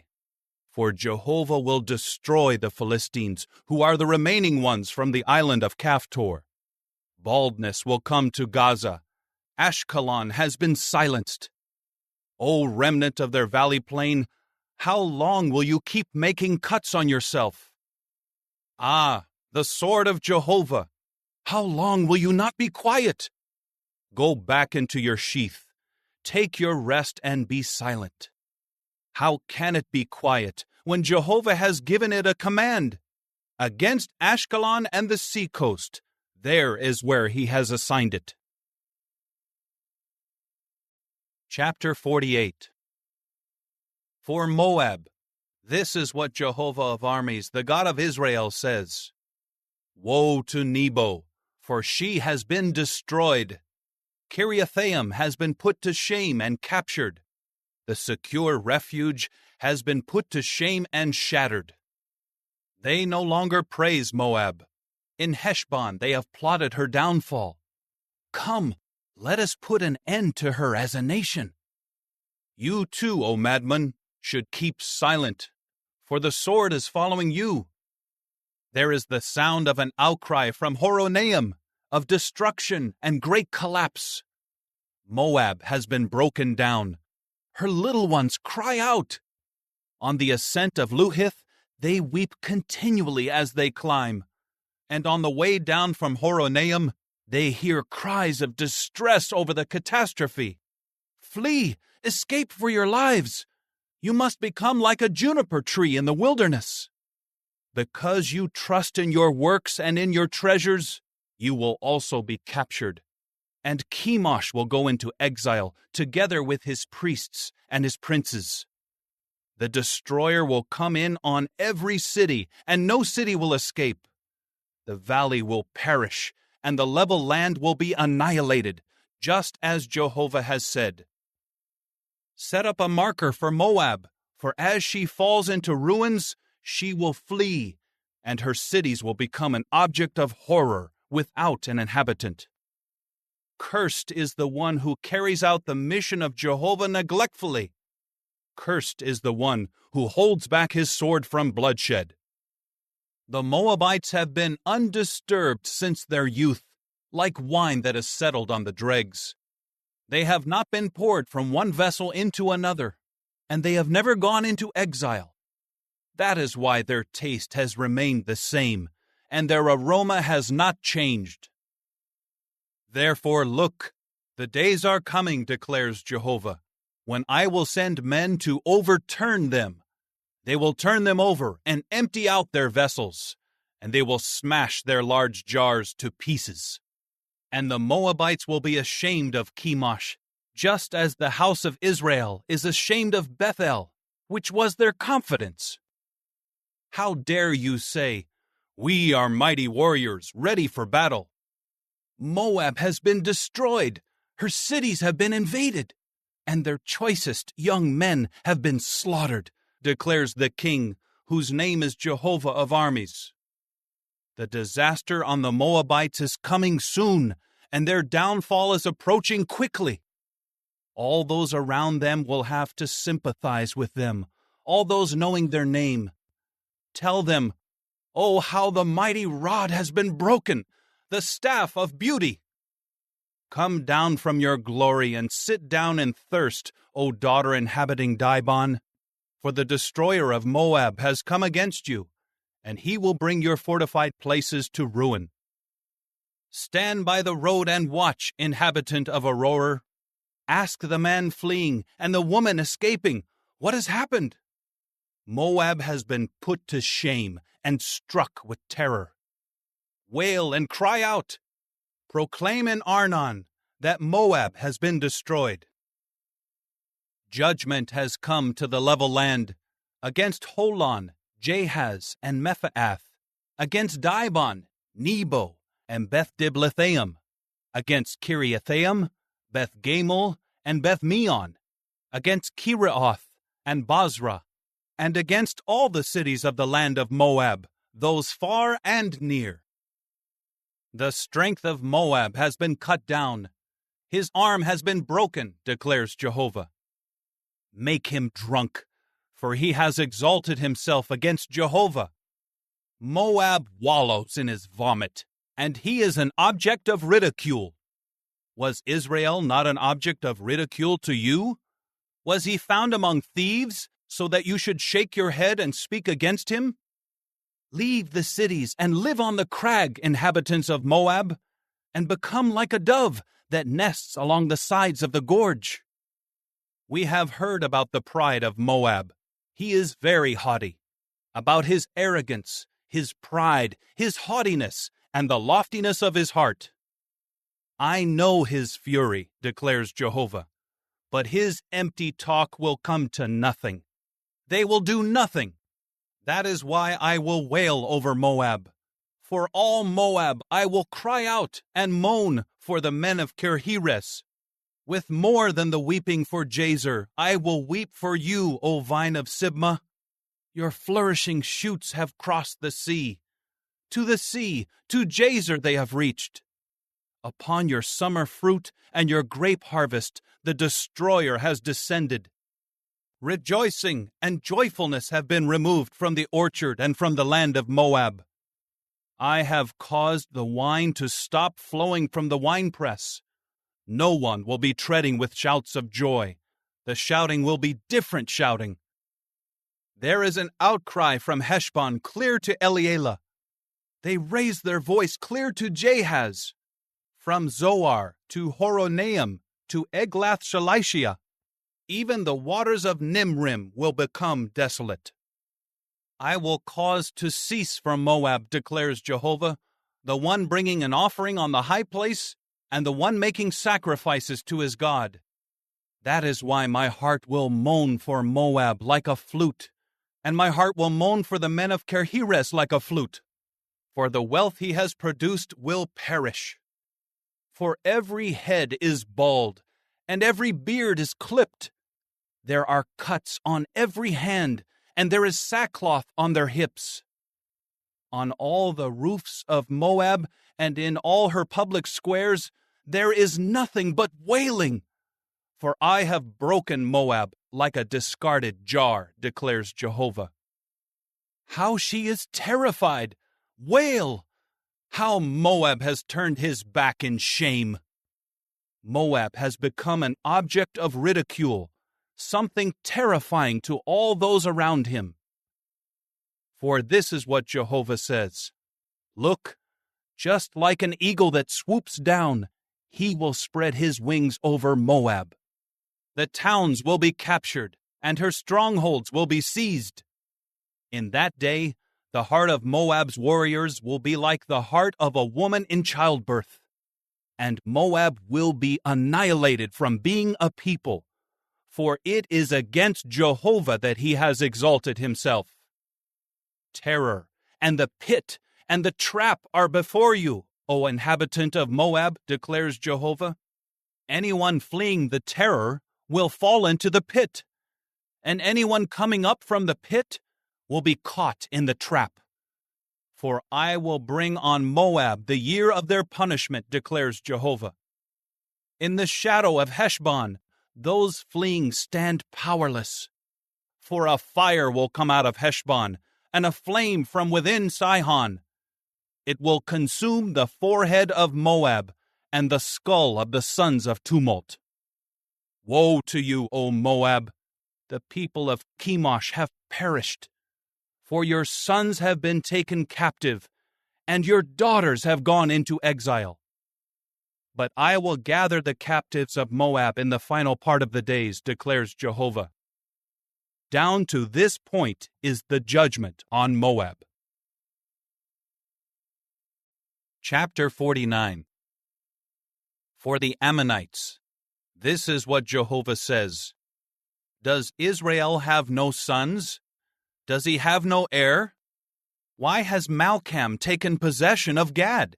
And why are his people living in Israel's cities? Therefore look, the days are coming, declares Jehovah, when I will cause the alarm signal of war to be heard against Rabbah of the Ammonites. She will become a desolate mound, and her dependent towns will be set on fire. And Israel will take possession of those who dispossessed him, says Jehovah. Wail, O Heshbon, for Ai has been destroyed. Cry out, O dependent towns of Rabbah, put on sackcloth. Wail and rove about among the stone pens, for Malcham will go into exile together with his priests and his princes. Why do you brag about the valleys, about your flowing plain, O unfaithful daughter, who trusts in her treasures and who says, "Who will come against me?" Here I am bringing something dreadful on you, declares the sovereign Lord Jehovah of armies, from all those around you. You will be dispersed in every direction, and no one will gather those who flee. But afterward, I will gather the captives of the Ammonites, declares Jehovah. For Edom, this is what Jehovah of armies says. Is there no longer any wisdom in Teman? Has good advice perished from those with understanding? Has their wisdom rotted? Flee, turn back. Go and dwell down in the depths, O inhabitants of Dedan, for I will bring disaster on Esau when the time comes to turn my attention to him. If grape gatherers came into you, would they not leave some behind for gleaning? If thieves came in by night, they would cause only as much ruin as they wanted. But I will strip Esau bare. I will uncover his places of concealment, so that he cannot hide. His children and his brothers and his neighbors will all be destroyed, and he will be no more. Leave your fatherless children, and I will preserve them alive, and your widows will trust in me. For this is what Jehovah says. Look, if those not sentenced to drink the cup must drink it, should you be left completely unpunished? You will not be left unpunished, for you must drink it. For by myself I have sworn, declares Jehovah, that Bozrah will become an object of horror, a reproach, a devastation, and a curse, and all her cities will become perpetual ruins. I have heard a report from Jehovah. An envoy has been sent among the nations, saying, "Gather yourselves together, and come against her. Prepare for battle. For look, I have made you insignificant among the nations, despised among men. The shuddering you caused has deceived you, the presumptuousness of your heart. O you who reside in the retreats of the crag, occupying the highest hill.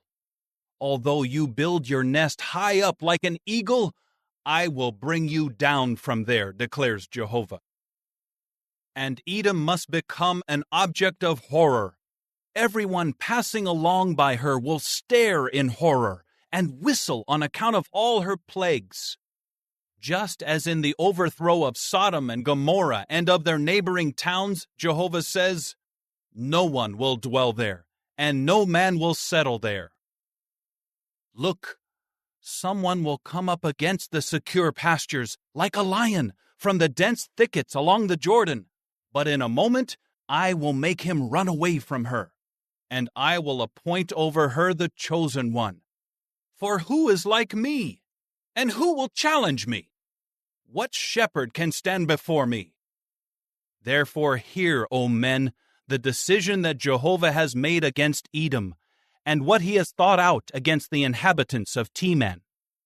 Surely the little ones of the flock will be dragged away. He will make their dwelling place desolate because of them. At the sound of their falling, the earth has quaked. There is an outcry. The sound has been heard as far as the Red Sea. Look, just like an eagle, he will ascend and swoop down, and he will spread out his wings over Bozrah. In that day the heart of the warriors of Edom will become like the heart of a woman in childbirth. For Damascus, Hamath and Arpad have been put to shame, for they have heard a bad report. They melt in fear. There is anxiety in the sea that cannot be calmed. Damascus has lost courage. She has turned to flee, but panic has seized her. Distress and pain have taken hold of her, like a woman who is giving birth. How is it that the city of praise has not been abandoned, the town of exultation? For her young men will fall in her public squares, and all the soldiers will perish in that day, declares Jehovah of armies. I will set the wall of Damascus on fire, and it will consume the fortified towers of Ben-Hadad. For Kedar and the kingdoms of Hazor, which King Nebuchadnezzar of Babylon struck down, this is what Jehovah says. Rise up, go up to Kedar, and destroy the sons of the east. Their tents and their flocks will be taken, their tent cloths and all their goods. Their camels will be carried off, and they will cry out to them, terror is all around. Flee, go far away. Go and dwell down in the depths, O inhabitants of Hazor, declares Jehovah. For King Nebuchadnezzar of Babylon has devised a strategy against you, and he has thought out a plan against you. Rise up, go up against the nation that is at peace, dwelling in security, declares Jehovah. It has no doors or bars. They live in isolation. Their camels will become plunder, and their abundant livestock a spoil. I will scatter them to every wind, those who clip their hair at the temples, and I will bring their disaster from every direction, declares Jehovah. And Hazor will become a lair of jackals, a perpetual desolation. No one will dwell there, and no man will settle in her. This is the word of Jehovah that came to Jeremiah the prophet concerning Elam in the beginning of the reign of King Zedekiah of Judah. This is what Jehovah of armies says. Here I am breaking the bow of Elam, the source of their mightiness. I will bring in on Elam the four winds from the four extremities of the heavens, and I will scatter them to all these winds. There will not be a nation to which the dispersed ones of Elam will not go. I will shatter the Elamites before their enemies, and before those seeking to take their life, and I will bring calamity on them, my burning anger, declares Jehovah. and I will send the sword after them until I have exterminated them. And I will set my throne in Elam, and I will destroy from there the king and the princes, declares Jehovah. But in the final part of the days, I will gather the captives of Elam, declares Jehovah. Chapter 50.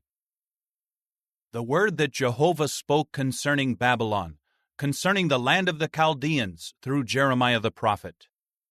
Declare it among the nations and proclaim it. Raise a signal and proclaim it. Do not hide anything. Say, Babylon has been captured. Bel has been put to shame. Merodach has become terrified. Her images have been put to shame.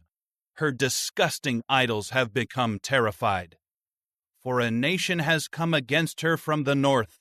It makes her land an object of horror. No one is dwelling in her. Both man and beast have taken flight. They have gone away. In those days and at that time, declares Jehovah, the people of Israel and the people of Judah will come together. They will weep as they walk, and together they will seek Jehovah their God. They will ask the way to Zion, with their faces turned in that direction, saying, Come, and let us join ourselves to Jehovah in an everlasting covenant that will not be forgotten. My people have become a flock of lost sheep. Their own shepherds caused them to stray. They led them away onto the mountains, roaming from mountain to hill. They have forgotten their resting place. All those finding them have devoured them, and their enemies have said, We are not guilty, because they sinned against Jehovah, against the dwelling place of righteousness, and the hope of their forefathers, Jehovah. Flee out of the midst of Babylon, go out of the land of the Chaldeans, and be like the leading animals before the flock. For here I am raising up and bringing against Babylon an assembly of great nations from the land of the north. They will come against her in battle formation. From there she will be captured. Their arrows are like those of a warrior causing bereavement of children. They do not come back without results. Chaldea will become a spoil. All those taking spoil from her will be fully satisfied, declares Jehovah. For you kept rejoicing. You kept exulting when pillaging my own inheritance. For you kept pawing like a heifer in the grass, and you kept neighing like stallions. Your mother has been put to shame. She who gave birth to you has been disappointed. Look, she is the least of the nations, a waterless wilderness and a desert. Because of the indignation of Jehovah, she will not be inhabited. She will become utterly desolate. Anyone passing by Babylon will stare in horror and whistle because of all her plagues. Come against Babylon in battle formation on every side, all you who are bending the bow. Shoot at her, spare no arrow, for it is against Jehovah that she has sinned. Shout a war cry against her on every side. She has surrendered. Her pillars have fallen. Her walls are torn down. For it is the vengeance of Jehovah. Take your vengeance on her. Do to her just as she has done. Cut off the sower from Babylon and the one handling the sickle in harvest time. Because of the cruel sword, each will return to his own people.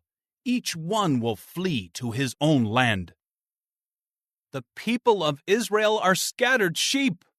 Lions have dispersed them. First, the king of Assyria devoured them. Then King Nebuchadnezzar of Babylon gnawed on their bones.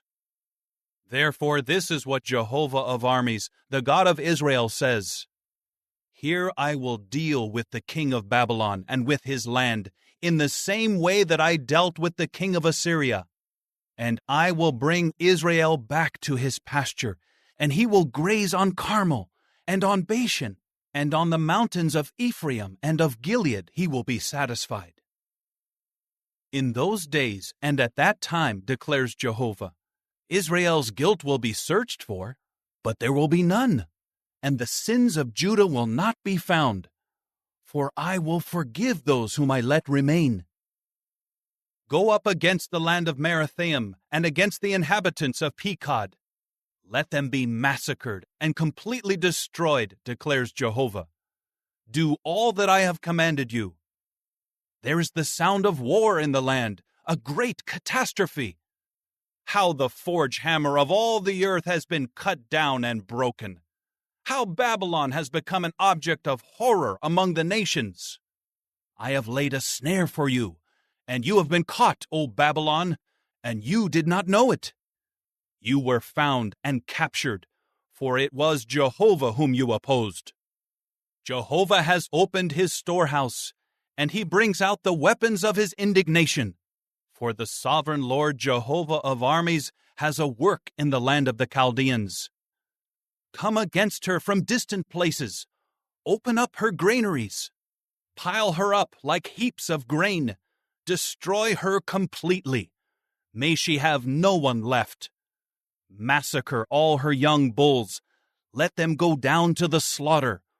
Woe to them, for their day has come, their time of reckoning. There is the sound of those fleeing, those escaping from the land of Babylon, to declare in Zion the vengeance of Jehovah our God, the vengeance for his temple. Summon archers against Babylon, all who are bending the bow. Camp all around her, let no one escape.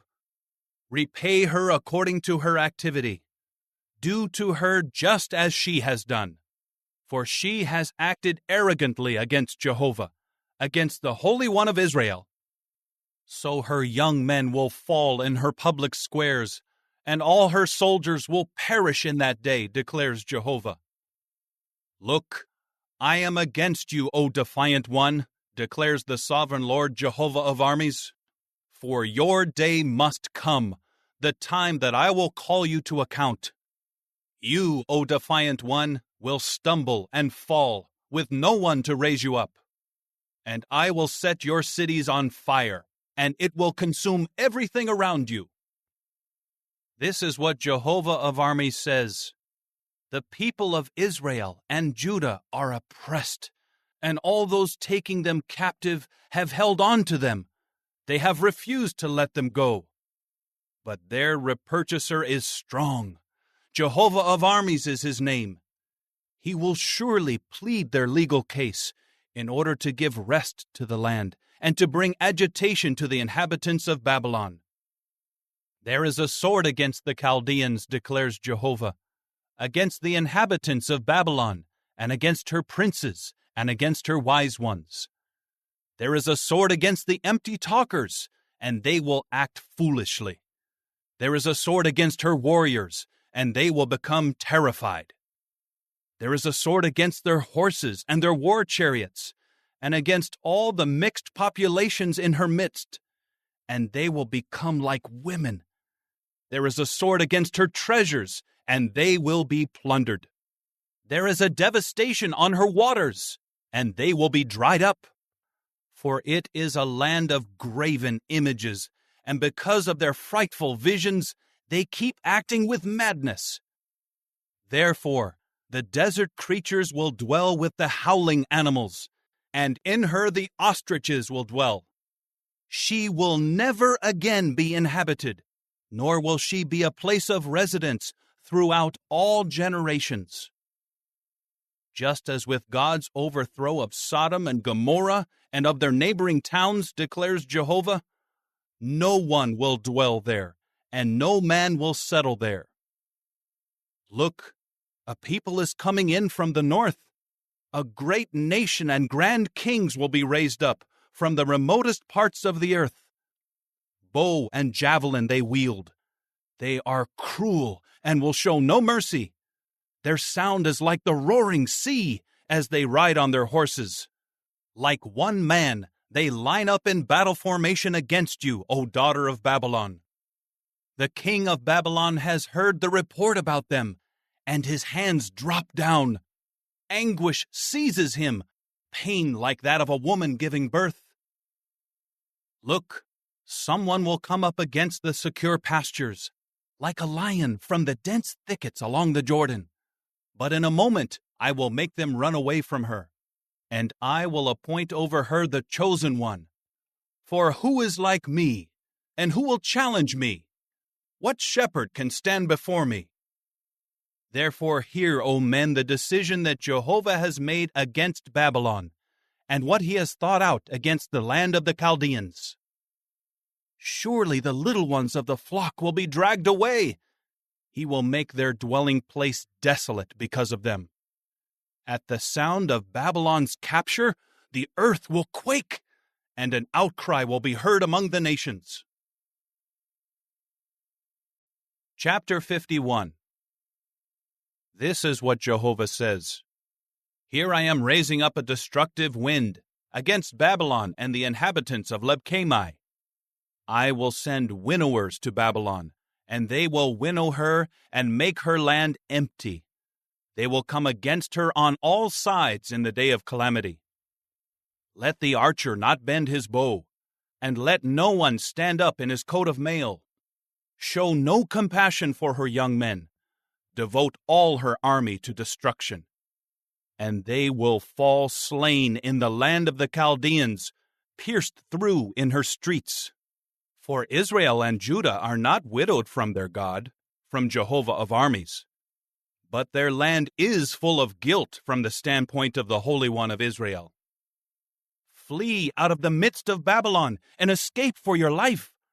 Do not perish because of her error, for it is the time for Jehovah's vengeance. He is paying her back for what she has done. Babylon has been a golden cup in the hand of Jehovah. She made all the earth drunk. From her wine the nations have drunk. That is why the nations have gone mad. Suddenly Babylon has fallen and is broken. Wail over her. Get balsam for her pain. Perhaps she may be healed. We tried to heal Babylon, but she could not be healed. Leave her and let us go, each to his own land, for her judgment has reached to the heavens. It is as high as the clouds.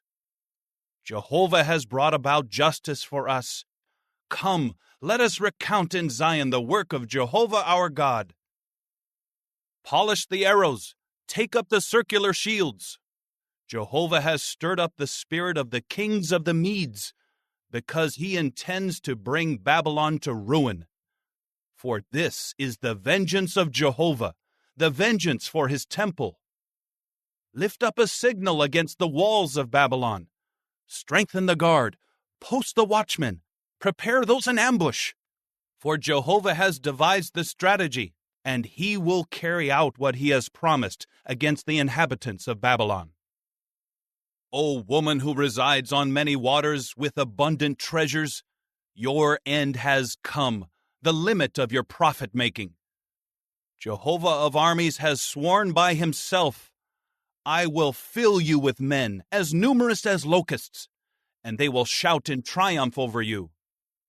He is the maker of the earth by his power, the one who established the productive land by his wisdom, and who stretched out the heavens by his understanding. When he makes his voice heard, the waters in the heavens are in turmoil, and he causes clouds to ascend from the ends of the earth. He makes lightning for the rain, and he brings the wind out of his storehouses. Every man acts unreasonably and without knowledge. Every metal worker will be put to shame because of the carved image. For his metal image is a falsehood, and there is no spirit in them. They are a delusion, a work of mockery. When their day of reckoning comes, they will perish. The share of Jacob is not like these things, for he is the one who formed everything, even the staff of his inheritance. Jehovah of armies is his name. You are a war club for me, a weapon for battle. For with you I will smash nations. With you I will bring kingdoms to ruin. With you I will smash the horse and its rider. With you I will smash the war chariot and its rider. With you I will smash man and woman. With you I will smash old man and boy. With you I will smash young man and woman. With you I will smash shepherd and his flock. With you I will smash farmer and his team of animals. With you I will smash governors and deputy rulers. And I will repay Babylon and all the inhabitants of Chaldea for all the evil that they have committed in Zion before your eyes, declares Jehovah. Here I am against you, O destructive mountain, declares Jehovah, you destroyer of the whole earth. I will stretch out my hand against you, and roll you down from the crags, and make you a burned-out mountain. People will not take from you a cornerstone or a foundation stone, because you will become desolate forever, declares Jehovah. Lift up a signal in the land. Blow a horn among the nations. Appoint the nations against her. Summon against her the kingdoms of Ararat, Minai, and Ashkenaz. Commission against her a recruiting officer. Make the horses come up like bristling locusts. Appoint against her the nations, the kings of Media, its governors, and all its deputy rulers, and all the lands they rule over. And the earth will quake and tremble, for the thoughts of Jehovah against Babylon will be carried out, to make the land of Babylon an object of horror, without an inhabitant. The warriors of Babylon have quit fighting. They sit in their strongholds. Their strength has failed. They have become like women. Her homes have been set on fire. Her bars have been broken. One courier runs to meet another courier, and one messenger to meet another messenger, to report to the king of Babylon that his city has been captured on every side, that the fords have been seized, that the papyrus boats have been burned with fire, and that the soldiers are terrified. For this is what Jehovah of armies, the God of Israel, says. The daughter of Babylon is like a threshing floor. It is the time to tread her down solid. Very soon the time of the harvest will come for her. King Nebuchadnezzar of Babylon has devoured me. He has thrown me into confusion. He has set me down as an empty vessel. He has swallowed me down like a big snake. He has filled his stomach with my fine things. He has rinsed me away. May the violence done to me and to my person come upon Babylon, says the inhabitant of Zion. And let my blood come upon the inhabitants of Chaldea, says Jerusalem. Therefore, this is what Jehovah says. Here I am pleading your legal case, and I will execute vengeance for you. I will dry up her sea and make her wells dry. And Babylon will become piles of stones, a lair of jackals, an object of horror, and something to whistle at without an inhabitant. Altogether they will roar, just like young lions. They will growl like lion cubs. When they are inflamed, I will set out their banquet and make them drunk, in order that they may exult. Then they will sleep a lasting sleep, from which they will not wake up, declares Jehovah.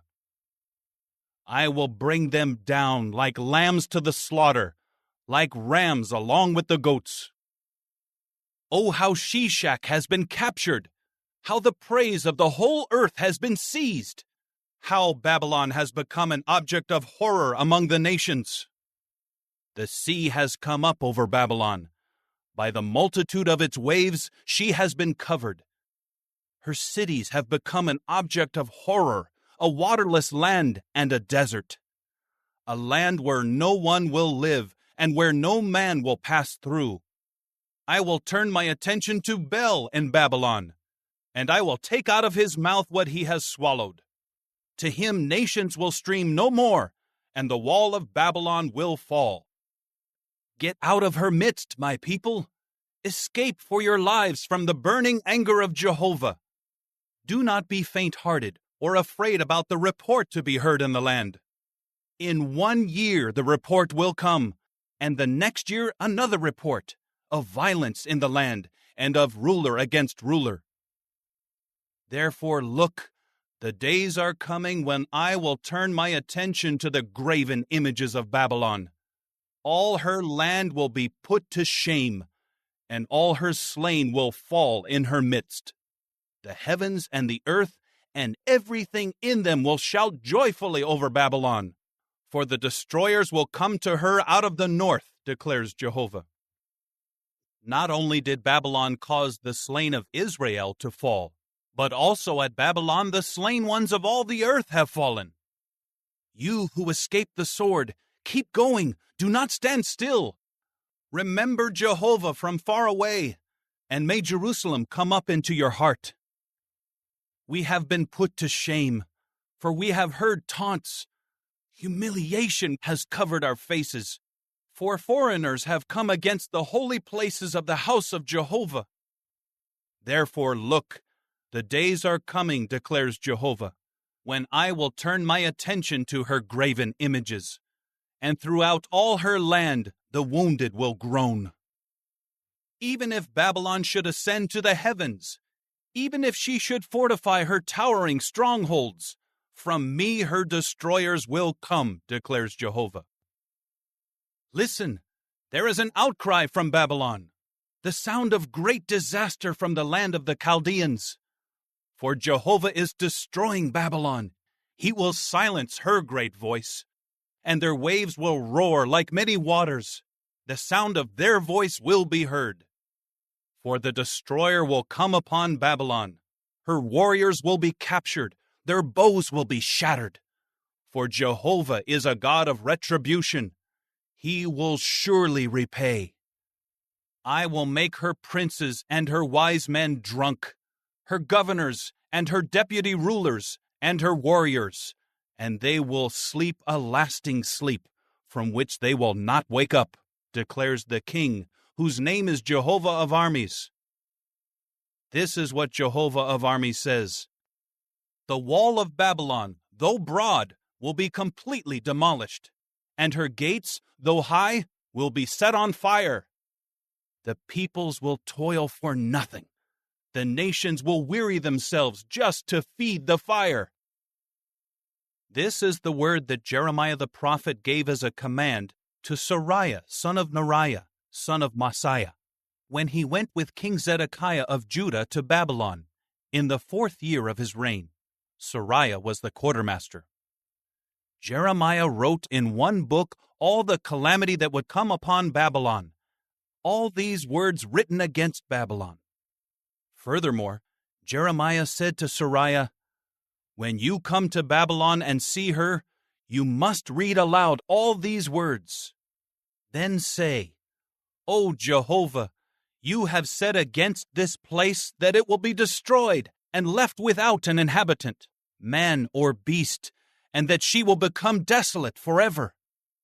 And when you finish reading this book, tie a stone to it and throw it into the middle of the Euphrates. Then say, 'This is how Babylon will sink down and never rise again, because of the calamity that I am bringing on her, and they will grow weary.'" Down to this point are the words of Jeremiah. Chapter 52. Zedekiah was 21 years old when he became king, and he reigned for 11 years in Jerusalem. His mother's name was Hamutal, the daughter of Jeremiah of Libnah. He continued to do what was bad in Jehovah's eyes, according to all that Jehoiakim had done. It was because of Jehovah's anger that these things took place in Jerusalem and in Judah, until he cast them out of his sight. And Zedekiah rebelled against the king of Babylon. In the 9th year of Zedekiah's reign, in the 10th month, on the 10th day of the month, King Nebuchadnezzar of Babylon came with all his army against Jerusalem. They camped against it and built a siege wall all around it. And the city was under siege until the 11th year of King Zedekiah. In the 4th month, on the 9th day of the month, the famine was severe in the city, and there was no food for the people of the land. Finally, the city wall was broken through, and all the soldiers fled from the city by night, through the gate between the double wall near the king's garden, while the Chaldeans were surrounding the city, and they continued by the way of the Arabah. But the Chaldean army pursued the king, and they overtook Zedekiah in the desert plains of Jericho, and all his troops were scattered from his side. Then they seized the king, and brought him up to the king of Babylon at Riblah, in the land of Hamath, and he passed sentence on him. And the king of Babylon slaughtered Zedekiah's sons before his eyes, and he also slaughtered all the princes of Judah there at Riblah. Then the king of Babylon blinded Zedekiah's eyes, bound him with copper fetters, brought him to Babylon, and kept him imprisoned until the day of his death. In the 5th month, on the 10th day of the month, that is, in the 19th year of King Nebuchadnezzar, the king of Babylon, Nebuzaradan, the chief of the guard, who was an attendant of the king of Babylon, came into Jerusalem. He burned down the house of Jehovah, the king's house, and all the houses of Jerusalem. He also burned down every large house. And the walls surrounding Jerusalem were pulled down by the entire Chaldean army that was with the chief of the guard. Nebuzaradan, the chief of the guard, took into exile some of the lowly people and the rest of the people who were left in the city.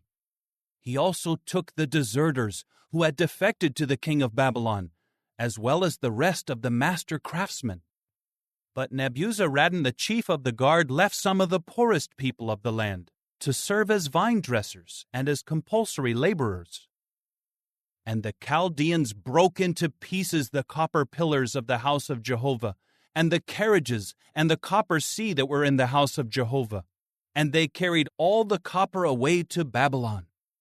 They also took the cans, the shovels, the extinguishers, the bowls, the cups, and all the copper utensils used in the temple service.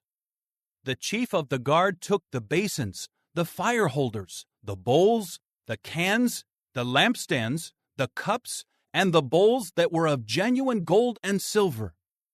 As for the 2 pillars, the sea, the 12 copper bowls under the sea, and the carriages that King Solomon had made for the house of Jehovah, the copper of all these articles was beyond weighing. As for the pillars, each pillar was 18 cubits high. A measuring cord of 12 cubits could encircle it. Its thickness was 4 finger breadths, and it was hollow. And the capital on it was of copper, and the height of the one capital was 5 cubits. And the network and pomegranates all around on the capital were all made of copper. The second pillar was just like it, also the pomegranates. There were 96 pomegranates on the sides. In all, there were 100 pomegranates around the network. The chief of the guard also took Sariah the chief priest, Zephaniah the second priest, and the 3 doorkeepers. And he took from the city 1 court official, who was the commissioner over the soldiers, 7 close associates of the king who were found in the city, as well as the secretary of the chief of the army, the one mustering the people of the land, and 60 men of the common people of the land, who were yet found in the city. Nebuzaradan, the chief of the guard, took them and brought them to the king of Babylon at Riblah. The king of Babylon struck them down and put them to death at Riblah in the land of Hamath. Thus Judah went into exile from its land. These are the people whom Nebuchadnezzar took into exile. In the 7th year, 3,023 Jews. In the 18th year of Nebuchadnezzar, 832 people were taken from Jerusalem. In the 23rd year of Nebuchadnezzar, Nebuzaradan, the chief of the guard, took Jews into exile, 745 people. In all, 4,600 people were taken into exile. Then in the 37th year of the exile of King Jehoiakim of Judah, in the 12th month, on the 25th day of the month, King Evil-Merodach of Babylon, in the year he became king, released King Jehoiakim of Judah and brought him out of prison. He spoke kindly with him and put his throne higher than the thrones of the other kings who were with him in Babylon. So Jehoiakim took off his prison garments, and he regularly ate before him all the days of his life. A regular allowance of food was given him from the king of Babylon, day after day, until the day of his death, all the days of his life.